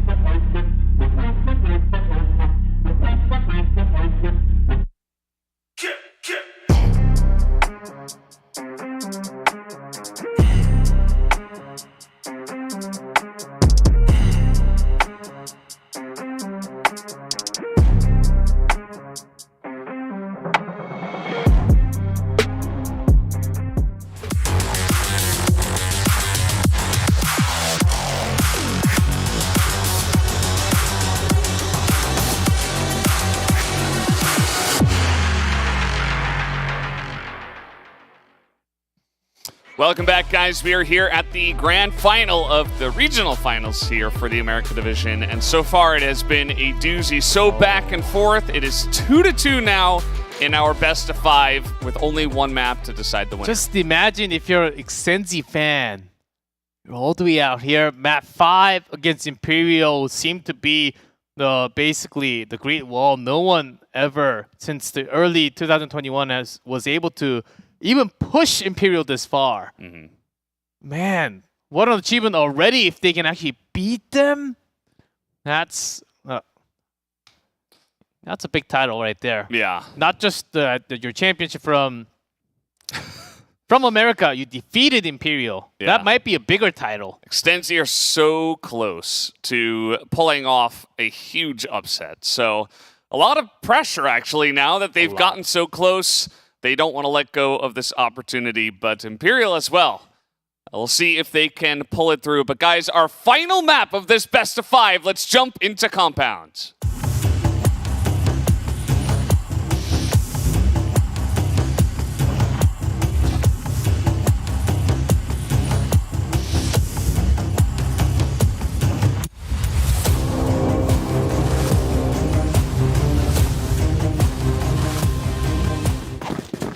And here we are, Extensi Gaming starting off on Blacklist side, as always, in this best of 5. Hello. And starting with Goken, headshot kill. It's a way to set the bar. Yeah, you do jump on that stairs to not to get a kill over there, but actually checking on the sniper all the way back instead. But if you're Gouken, you can just easily drag. Maybe not easily, but Well, if you're Gouken. if you're Gouken, If you're Gouken. he makes it look easy at least. It's a good nade. Out to Fefe, but got his company. Adriano and Gouken still. Yeah, Gouken's actually in B room. Yeah. What in the world? Okay, Let's see if they catch him here. keep your eyes open, guys.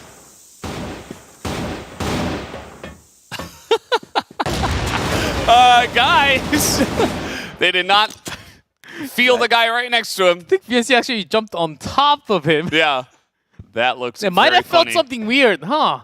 That jumped. Yeah, it feels different. It feels easier. Extensi not backing off from this position. Still the two.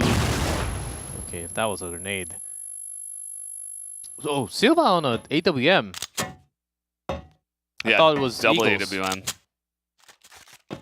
Not anymore. And Lucan positioned himself. Wow, that's a big bait spot. This should work. Uh-huh. If you're coming out from the pillar. Okay, he hears him. Yeah. Here we go. That's one. Spray wasn't perfect. As here comes Silva ready to challenge, but he's going to miss. Imperials start off with a round win. That started with Gouken with the aggressive pick in mid. See how much more of that they want to do. Silva certainly a fighter. Not just going for the plant. He did have the C4 in his hands. Okay, all five. Well, not all five, except for GDSC. Just checking, but very likely it's going to be covered. Not just 3, actually 4 members of Imperial. Man, what an aggressive push. And still staying. Yeah. Well, it seems like Extensi are expecting this a little bit. Gouken barely survives. It's a bunch of guys trying to poke out, but Silva handles it perfectly. Fefe, do you still want to go and come out and get killed? Ooh. Too aggressive there. Eagle right there ready to help his ally. Fefe has actually been the weak link in many different maps today. Oh, GDSC. Oh, man. Here. Still keeping... testing A long for now. Yeah, I didn't see how Just much two health he Zin. was on. Yeah, just toots in here. Oh, perfect timing! And he's able to... Oh. Gets? Oh. Lots of damage across the board. But Gouken has an advantage with the sniper here. Let's see if Silva and Eagle want to switch, maybe. Or maybe you just send Silva first. That's also an option. Keep Eagle on his weapon. Oh, Gouken totally missed the rotation. Nah, big opportunity.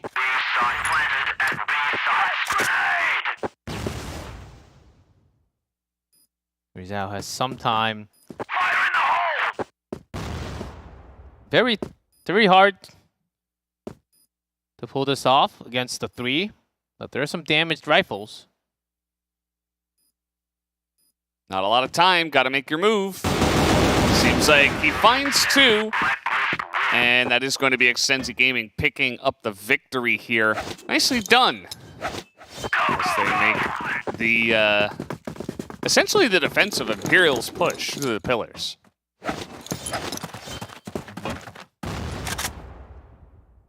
At least he's getting some extra trade and some aggressive back-to-back push coming out from Imperial. Thought there were a lot of opportunities to just escape with a kill. That was Fefe and also Lucan. But this is the last map. They're still feeling the adrenaline. When you have that type of feeling, you just got to go in. You can't be cold.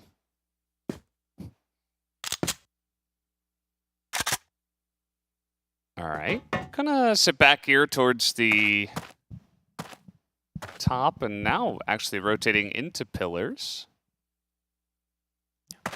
Or considering it. Yeah, exactly what Senzi would do. Their slow rotation. Checks well. I'm already thinking, would this work against the other international teams? Certainly different pace of game. Especially when we talk about Asian meta. Adriano going all the way back. Now that grenade helping out a little bit. Yeah, good stuff so far. Able to get the check and the utility in to delay even more time. Extenzi now faced with the tough decision. Do you push into an obvious place with smoke, or do you go for another rotation late in the round?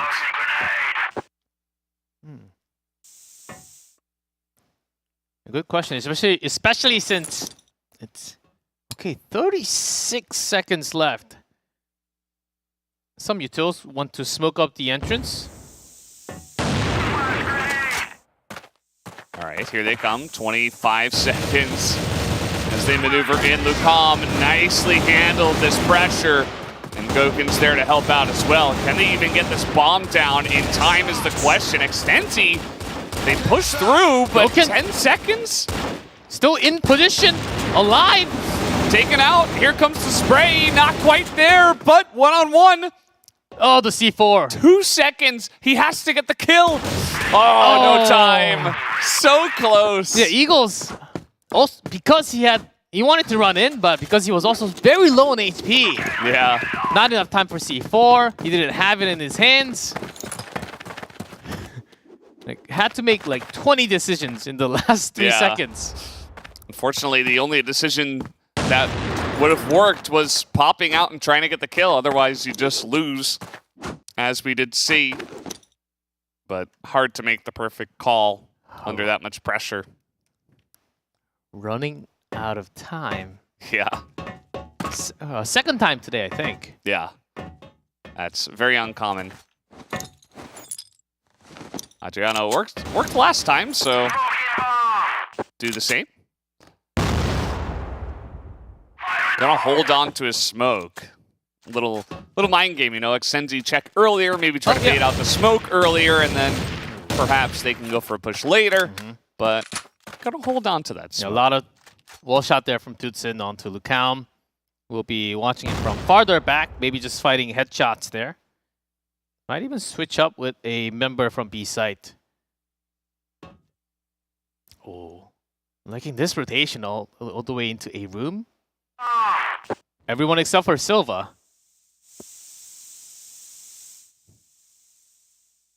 Minute and 5. We know that Yu Zhao's position is A long. Oh, through the smoke, 55. They might have made a little noise. They did. Goken heard it. So we're seeing a lot more rotational work from Imperial to A site. Yeah. Only Fefe on B. It kind of makes sense considering the form. But they could now just go mid to B. Still rotating when there's 30 seconds left. Yeah. Was this Team Myth out there? Like, what's going on? Yeah. Mid to B would be perfect. They're going to go mid to A. Straight into the fire. And they have GDSC along. And it's perfect. As they clean them all up. Maybe not ready for that. And that's going to be the final kill. Eagle comes in to clean up. Now 2-2 in this score of the round. That was late, but way too clean.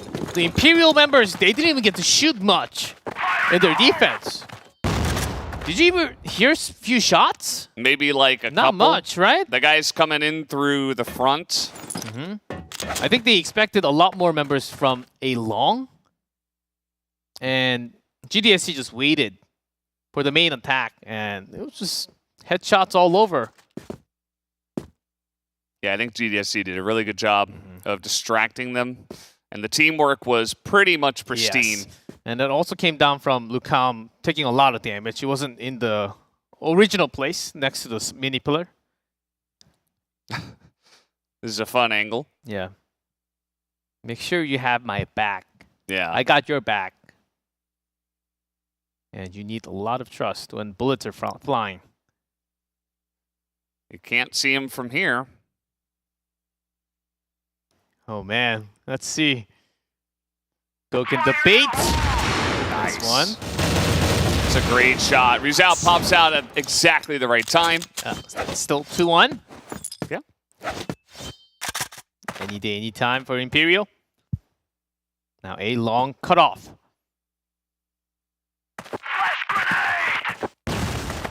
All right, let's see. They've had luck here, but Lucam this time is perfect. 3 kills on the spray. An easy defense for him. Or at least he makes it look easy. Imperial take the lead once again. Good D. And such a cool setup there from Imperial. GDSC wants to go for the challenge. If Goken went to the bird's nest. Okay, Rizal came in from mid. Sees no one. Okay, this must be a long. Yeah. This must be a long. And look at the rotation right now. Imperial. They're on the run. Okay, they finally do hear some shots from the pillar. And then, okay, maybe not. Start going maybe back. Not. Yeah. They were running so hard. Yeah. Back into a site. They didn't have a lot of coverage. Yeah, you do have to understand that you're going up against Extensi, who could be just searching really slow. Yeah, it could be anywhere, basically. It's strength that Extensi have used before. Oh man, last map.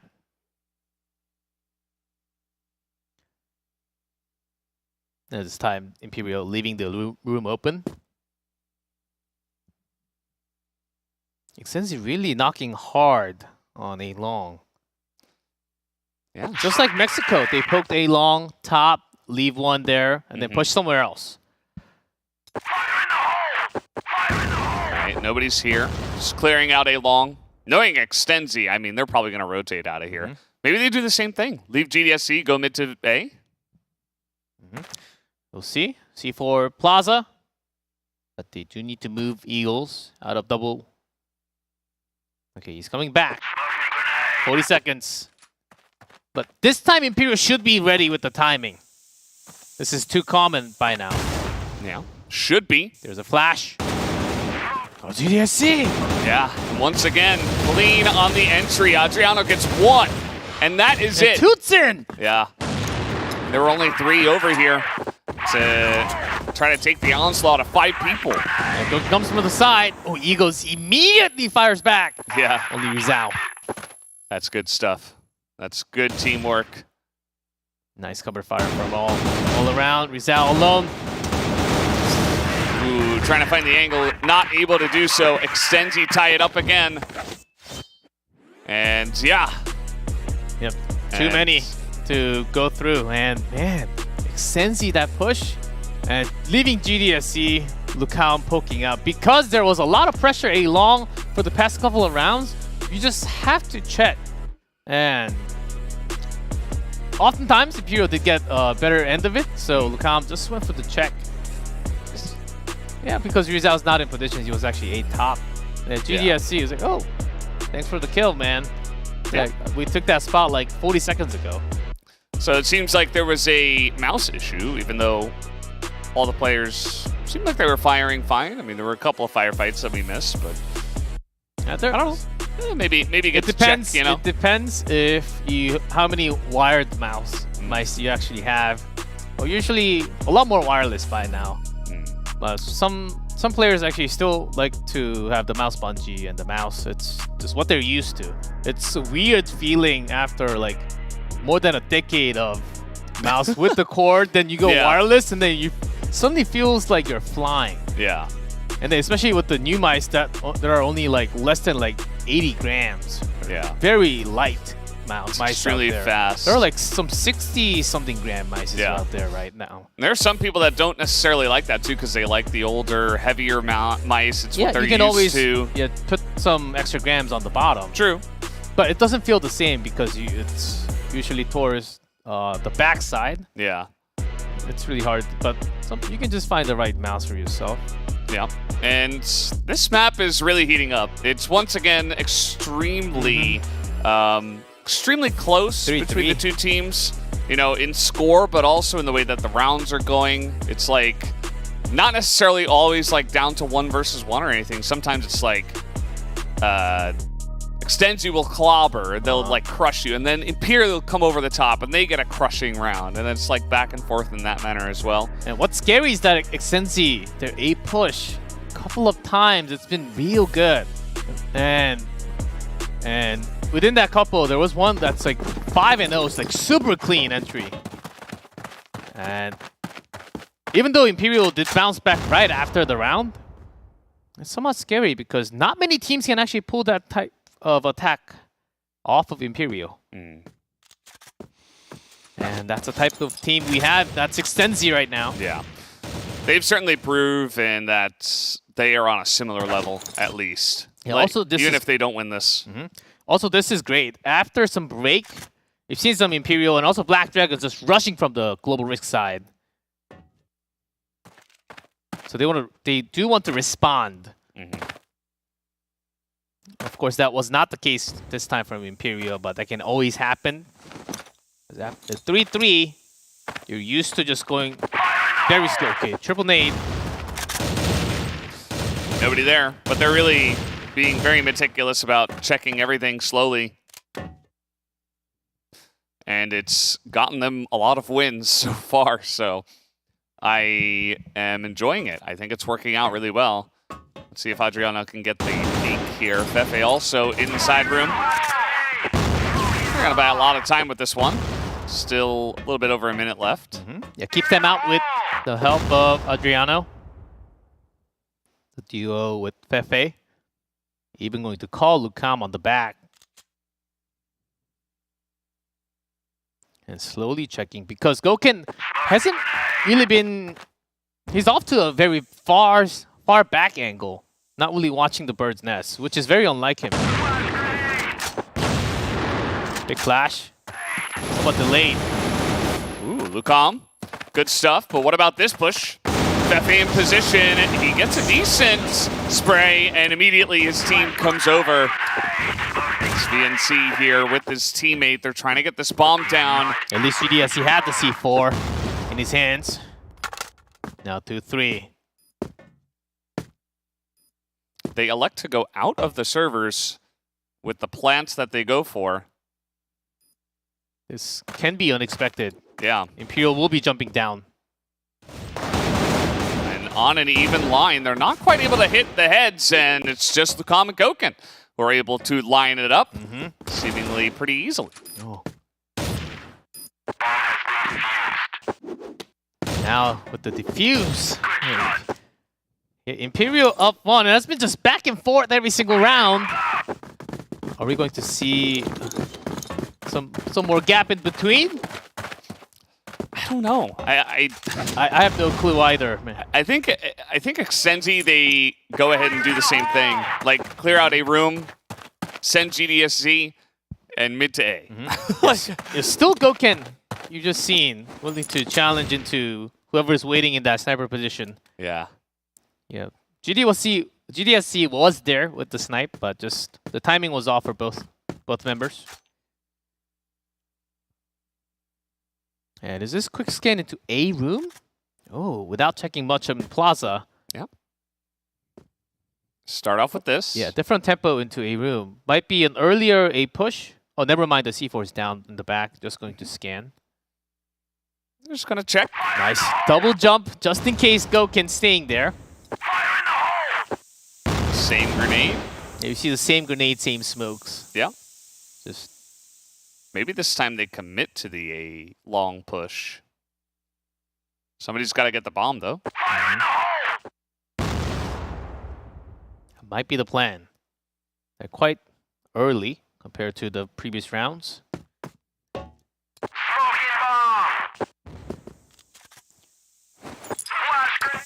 Smoke is going to be good. Even some flashes thrown through. It feels like Imperial know the plan. It's happened so many times. Even if there is a little bit more on A long, it doesn't really change the A attack. Okay, Gokin was spotted, took a lot of damage against Silva. There you go. Rizal and everybody from Imperial are right there. GDSC trying to keep the hopes alive. That's going to be another one, and a grenade kill out of Eagle. Still a chance. And also Fefe. Adrian 1-1 on GDSC! GDSC! The hero! With Makes it basically happen. no HP! Yeah. I loved that play. He jumped on top of the file cabinet, got the one, and he knew exactly where the second guy was. That's a leader. As he almost dies immediately. Didn't die. It's all Yeah. good. He's still holding that AWM. Might be a quicker B push this time. And Gokin? they're ready for this. I mean, bunch of members of Imperial in position to stop this push. Gokin says, yeah, sure, grenade, schmenade, I don't care. Let's draw a line here, and you don't get the cross. Whew. Shot down there. A big That's flash. Couple from Deucin. Yeah, the flash was massive. Oh, another one from Dudson. He goes down, but Zhao. He did his job. He's out. The M4 is going to be huge there, so they back away. With Lucam. Oh, yeah, just switching guns. And just go back. Regroup. Double AWM? Oh, really? Yeah. On Silva, too. In this position, I don't know. Well, now at long range, it looks good. Trying to hold down this angle. Oh, there's Lucam. Oh, Lucam got caught. Yeah. Rizal, they know where he is. Pistols would be enough. Yeah, 1v2 snipers. Oh, the flash. And Silva didn't jump. He's off to the side. Oh, Silva gets the hits. With the pistol, it's enough to push them through. Extensi Gaming take the lead somehow. Oh, man. Whoa. This is turning into a Lots of crazy final. close rounds with just last 1v1s. And I'm not... I can't say anything, man. Extensi, Break it down. they're in a lead. Yeah. They're in a lead, finally, because we started with Imperial win, and then back and forth until 4-4. Yeah. And then one more for Extensi. Such a huge turning point for them. Even if they were like 4-5, they could feel okay, but push it forward now as the underdog. Yeah, but and then they started from the blacklist too. Yeah. Of course, this map, I think it's about 50-50, maybe like 50.2 to 49.8. But in terms of this tournament, I think it's a lot more for the GR side, and Extensi not as much for the blacklist for sure. Yeah. And we could kind of see that Imperial, even with their like flanks from the side, it hasn't been working as much because they move out too fast, and Extensi actually moves too slow. It's quite funny how that works here. Yeah, Imperial normally very strong on GR, but to fall behind on GR is not normal. And let's go. Second half. Oh, that blacklist win rate. 38. Quite poor. Let's see who will be the player from each team showing up big time. Yeah, Imperial getting only getting 4 rounds. Yeah. That's quite lower than lots of expectation, you would say. Yeah. It's not your standard Imperial scoreline. Map 5 is not standard for Yeah. Imperial for sure. Yeah, Gokin. All the way in the back, there's Lucam. Uh-oh, takes some grenade damage. Yeah. There's VNC.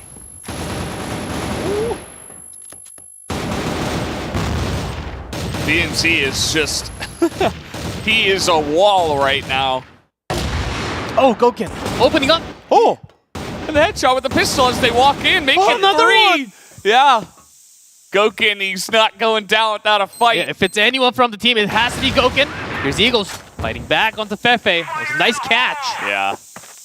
Really good stuff. Still going to be difficult. Let's see if they have what it takes. Nope. Gokin with 4 kills on the round. Bring it on. Okay. Just shot down. from behind. Nicely done. Imperial quickly tie it up. They say, why don't we go to extra rounds already, man? yeah. They're like, don't look at the score, don't look at anything. We're still Imperial. Certainly one of the best finals from America in years. Oh, yeah, absolutely. We've had a lot of one-sided ones. And Extenzi putting a lot more member down in B front line now. It's not just GDSC getting a scan, but sees no one. Yeah, jumping away into B site. Oh, 5! Yeah, here they go. Spray is good for VNC, but Silva! From long distance, third kill.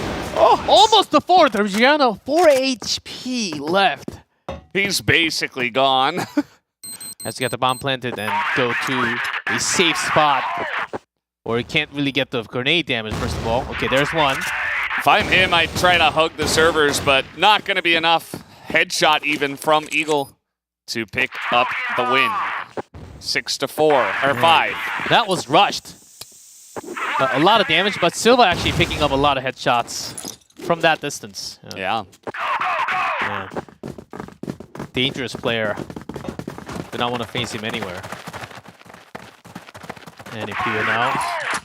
Straight into double.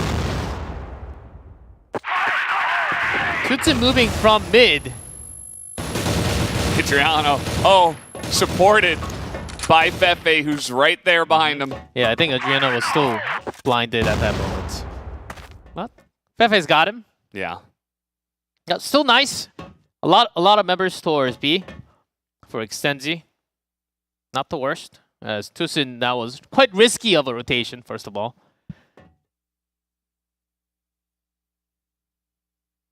Okay, now Imperial thinking, okay, that B push we just did not really work. And there's Silva on B side. Man. How does he do this? So accurate and quick. So difficult to win a 1v1 against Silva. And okay, Goken actually on a rifle. Might switch it up. More firepower? Yeah. No, he's going for that AWM. They went for a pretty quick push into pillars, and I guess maybe expecting some action, but yeah. Okay, C4 going towards A room. There's Eagles. It's good info. He's not going to miss. Yeah. I don't know about peeking that one, Rizal. But there's a second person. Okay, let's see if Fefe can deliver. Oh, made some sound. Yeah. Pushing through. That one spotted quick from Lucom. Wow, what a turn. Yeah, didn't lose any time with that one. GDSC, though, coming in from behind. Looks like might wait for some teammates. As the bomb will be planted, they'll let that happen. And the corner is good for Lucom. But now, one-on-one. Health advantage for GDSZ. Reloads will go up and go get the kill. Plenty of time for any type of rotation around A. Quick, quick, quick. Oh, not gonna go. Now maybe not as much. 20 seconds. One shot with a pistol could do it. And he gets it. GDSZ steps up and continues to give Extenzi the lead. Imagine how hyped these guys are. They're so close to taking the final. Just 3 more rounds. 3 away from the championship point. Oh, man.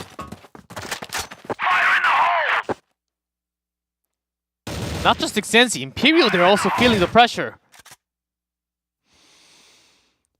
Gotta hold it together until the very end. Here's Silva with an AWM all of a sudden. Yeah. Surely would be a surprise if he can find a kill. And A defense still fine. Now, yeah, just up to Silva. And now VNC. One more for a site for Extenzi Gaming in defense. Yeah, going to check slowly. Yeah, Tusin will be spotting. Yeah.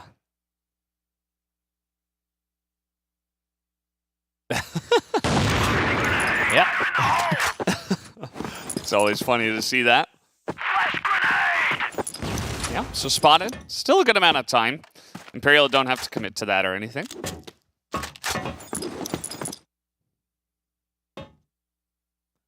Might still consider it. A lot of members are now moving over to this area. It extends the rotation from Imperial. Taking a long time.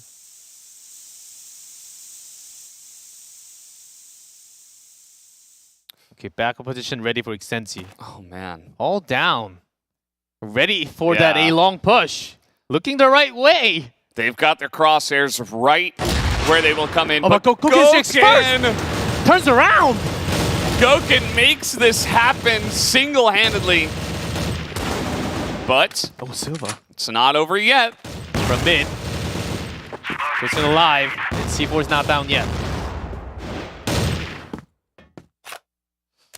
20 seconds. Gotta make this happen. Silva's poking in. That's gonna be the plant for long. Who's that right below? Oh, Drops down. Can't find the kill. Look out with the headshot. Just Silva. it has to be Silva or no one. And the spray not quite there. That is going to be Imperial. They do cover this A site extremely well to hold on. Man, that could have been Extensi just running away, but Imperial fights back 6-7. Can't have more than 2. Okay, might see some... Oh, Yeah, Eagles if he goes on top. No, Rizal. 2 snipers. I mean, 3 in total, if you consider Silva. With 2 of them out there in Central Plaza looking for some juicy kills. Yeah, GD swaps back. Was willing to challenge Goken, I think. And you have to be willing to, even if you lose, you have your teammate to trade. And back to AWM, okay. So triple snipes.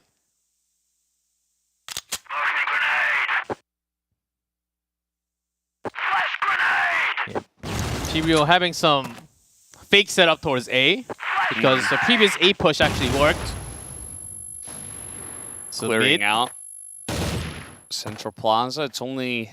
Oh, let's see, because the B Two. push is actually not being made. Okay, now going into the B room slowly.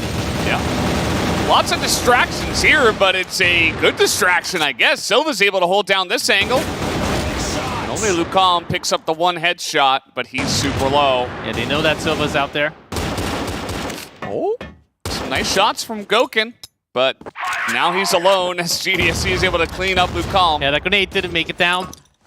And Goken alone. There's no rotation from the other side, but against the 4. Way too many members for B. Has C4 in his hands, but maybe not enough time to rotate, but against too many. How are you going to do this one, Goken? Slow. No. Make some noise. Silva easily cleans up. 8-6, 2 rounds away from winning the final as Extensi Gaming.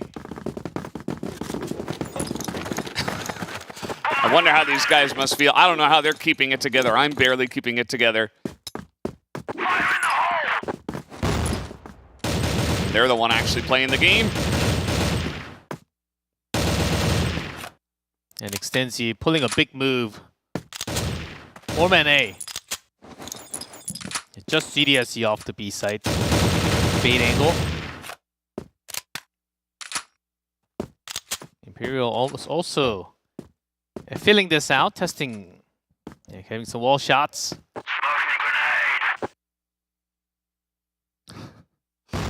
They are so ready for wow. Well, they weren't ready for that one, maybe. Goken found a grasshopper and made quick work of it. So now they've cleared out the A room. Where do they go from here?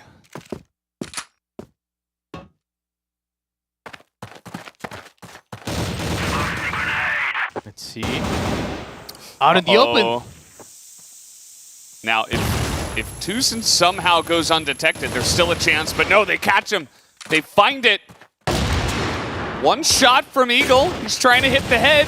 Not going to be able to. They should be able to get here into A pretty easily and plant this bomb. And up to GDSC. Can he deliver alone? He's been pretty good on the second half against Gouken, Giano, and Ruzal all together. Oh, that was close, but Yeah, no headshot there. Gouken just buying time now. he's got a chance. I mean, grenade, not going to hit him. That's not enough. 15 seconds. Not gotta go. Nope.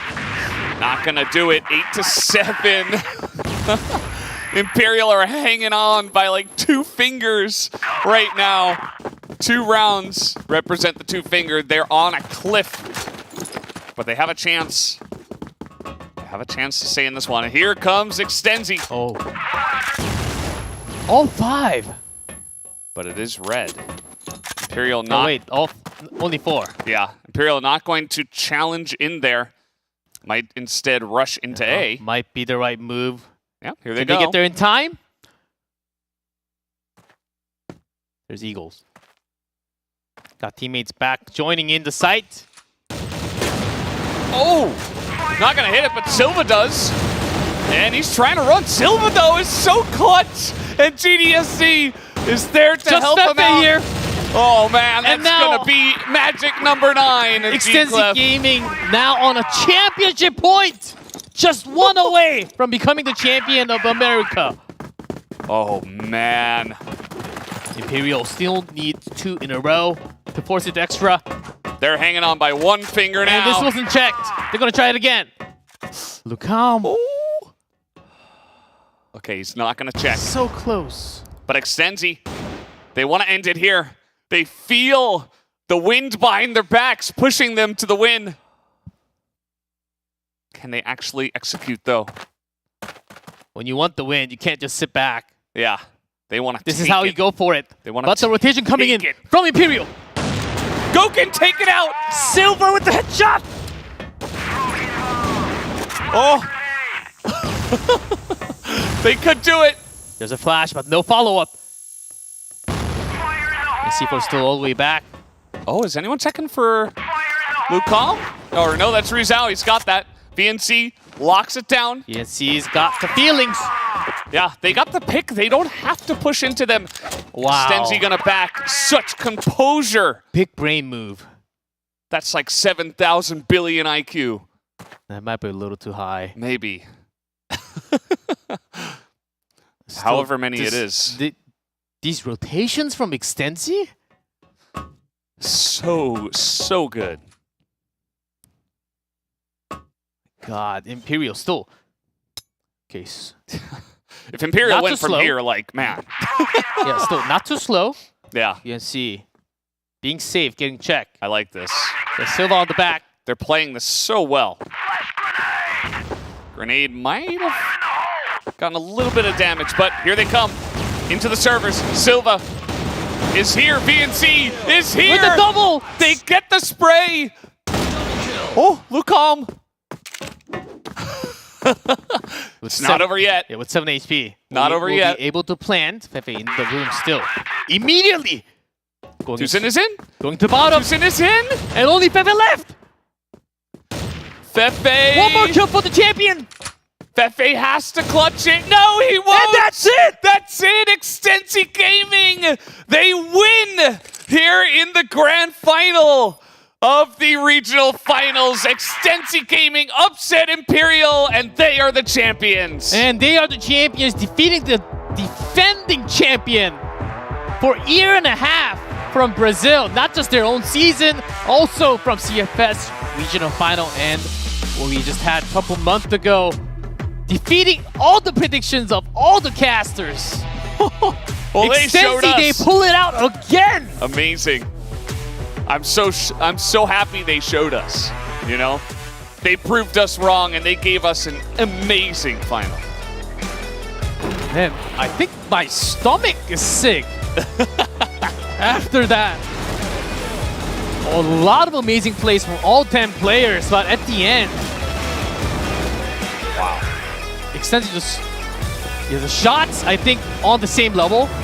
but towards the end, Extensi still held it together, was willing to take more risk by going that far. That play from GDSC was incredible. Crazy shots from Gouken. Man. What a match. This certainly will go down to history. Imperial finally brought down by someone. I think And that is Extensi Gaming. this is definitely the best finals that I've cast, G-Clef. Whoa. Just in terms of gameplay, like the level of play was so high from both teams. We went all the way to the 5th map. We went the full distance, and also the storylines behind it, like Imperial the big favorites, but they're taken down in such a close match. It's hard to get better than this. Yeah, I think there's a whole lot to take for both teams from this match. Yeah. They really pushed themselves to the limit, and that's really going to do them well when they come over to the grand finals here in Korea.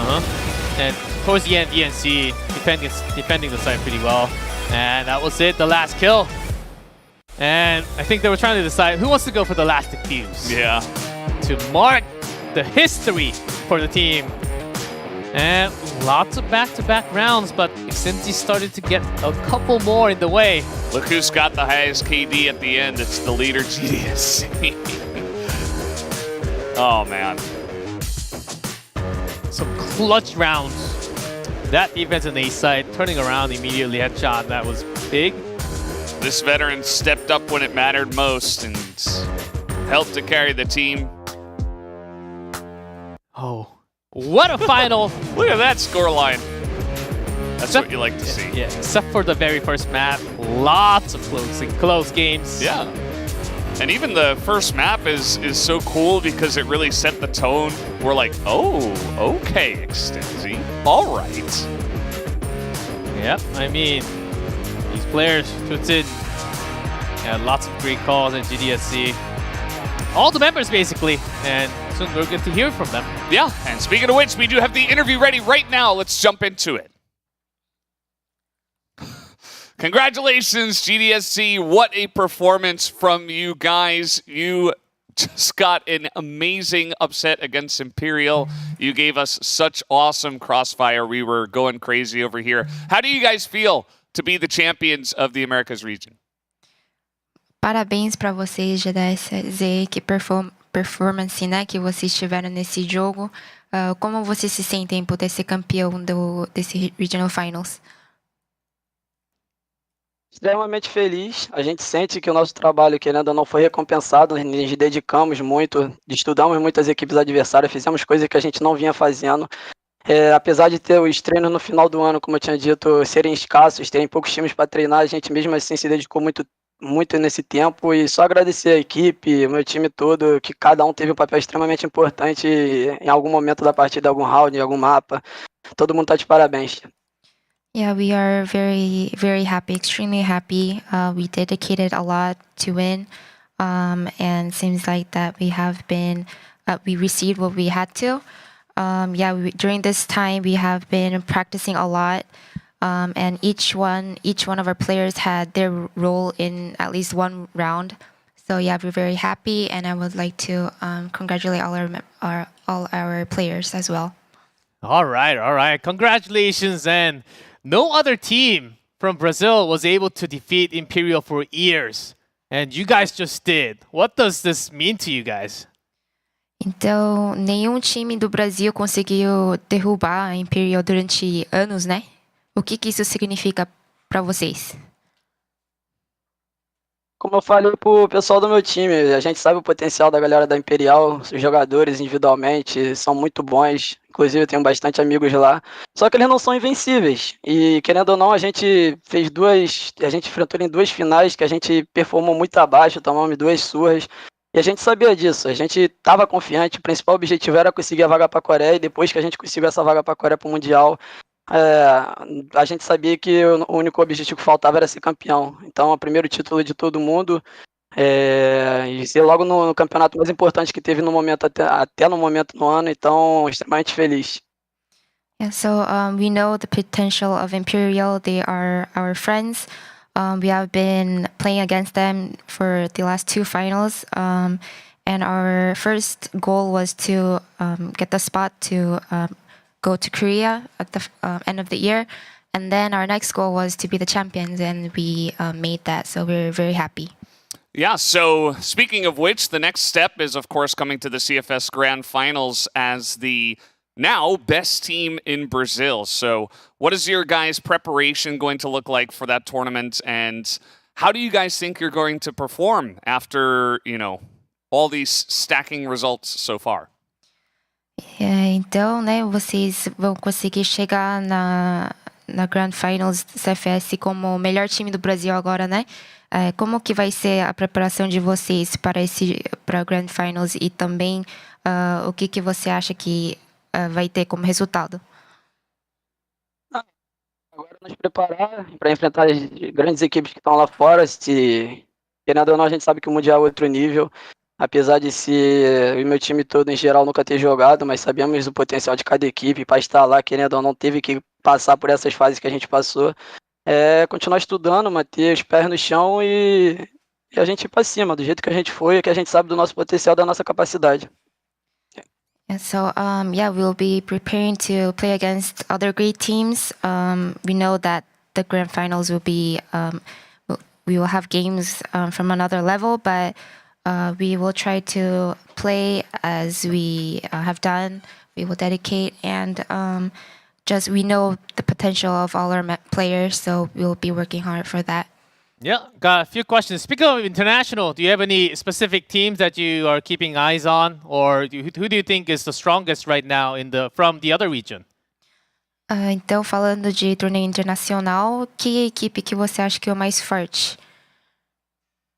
Eu acredito que o cenário ainda é um pouco dominante tanto para os times brasileiros quanto para os times chineses. Então acho que são não só a equipe, mas as regiões mais fortes ainda no momento. Mas eu sei que tem muita equipe boa que pode surpreender a qualquer momento e por isso que temos que estar ligado a qualquer coisa. Yeah, so for now, probably other than Brazil, the Chinese region is one of the strongest teams that we have. But nobody knows what's going to happen, so we're going to keep an eye on all the teams. Well, very much looking forward to that. As a final question, GDSZ, how about any shout-outs to all the fans or anything? You can say whatever you want. Então, por último, né, você tem algo a dizer para os seus fãs, algo que você queira dizer?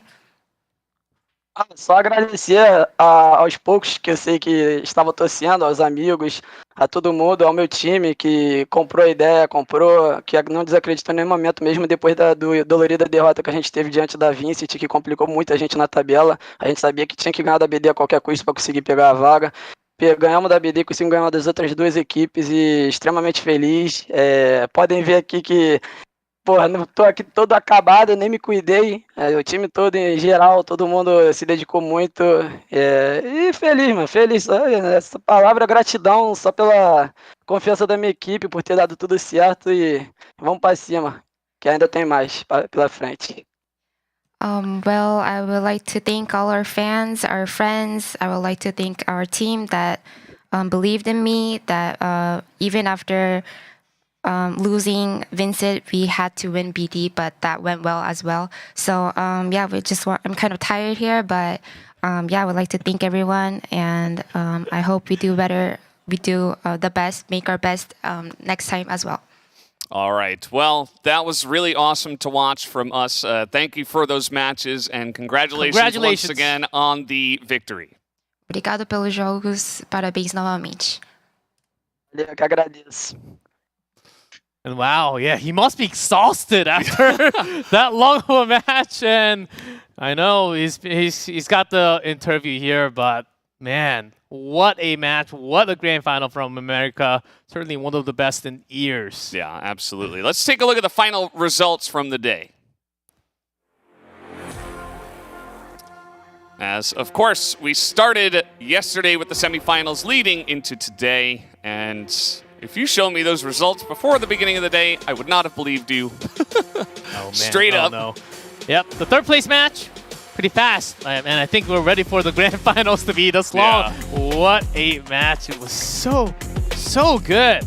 You can't really can't really argue that this was one of the best matches so far. Extensi coming up with the clutch big win at the end. Yeah. This will be remembered for a very, very long time for all Crossfire Esports fans. Absolutely. Really insane stuff.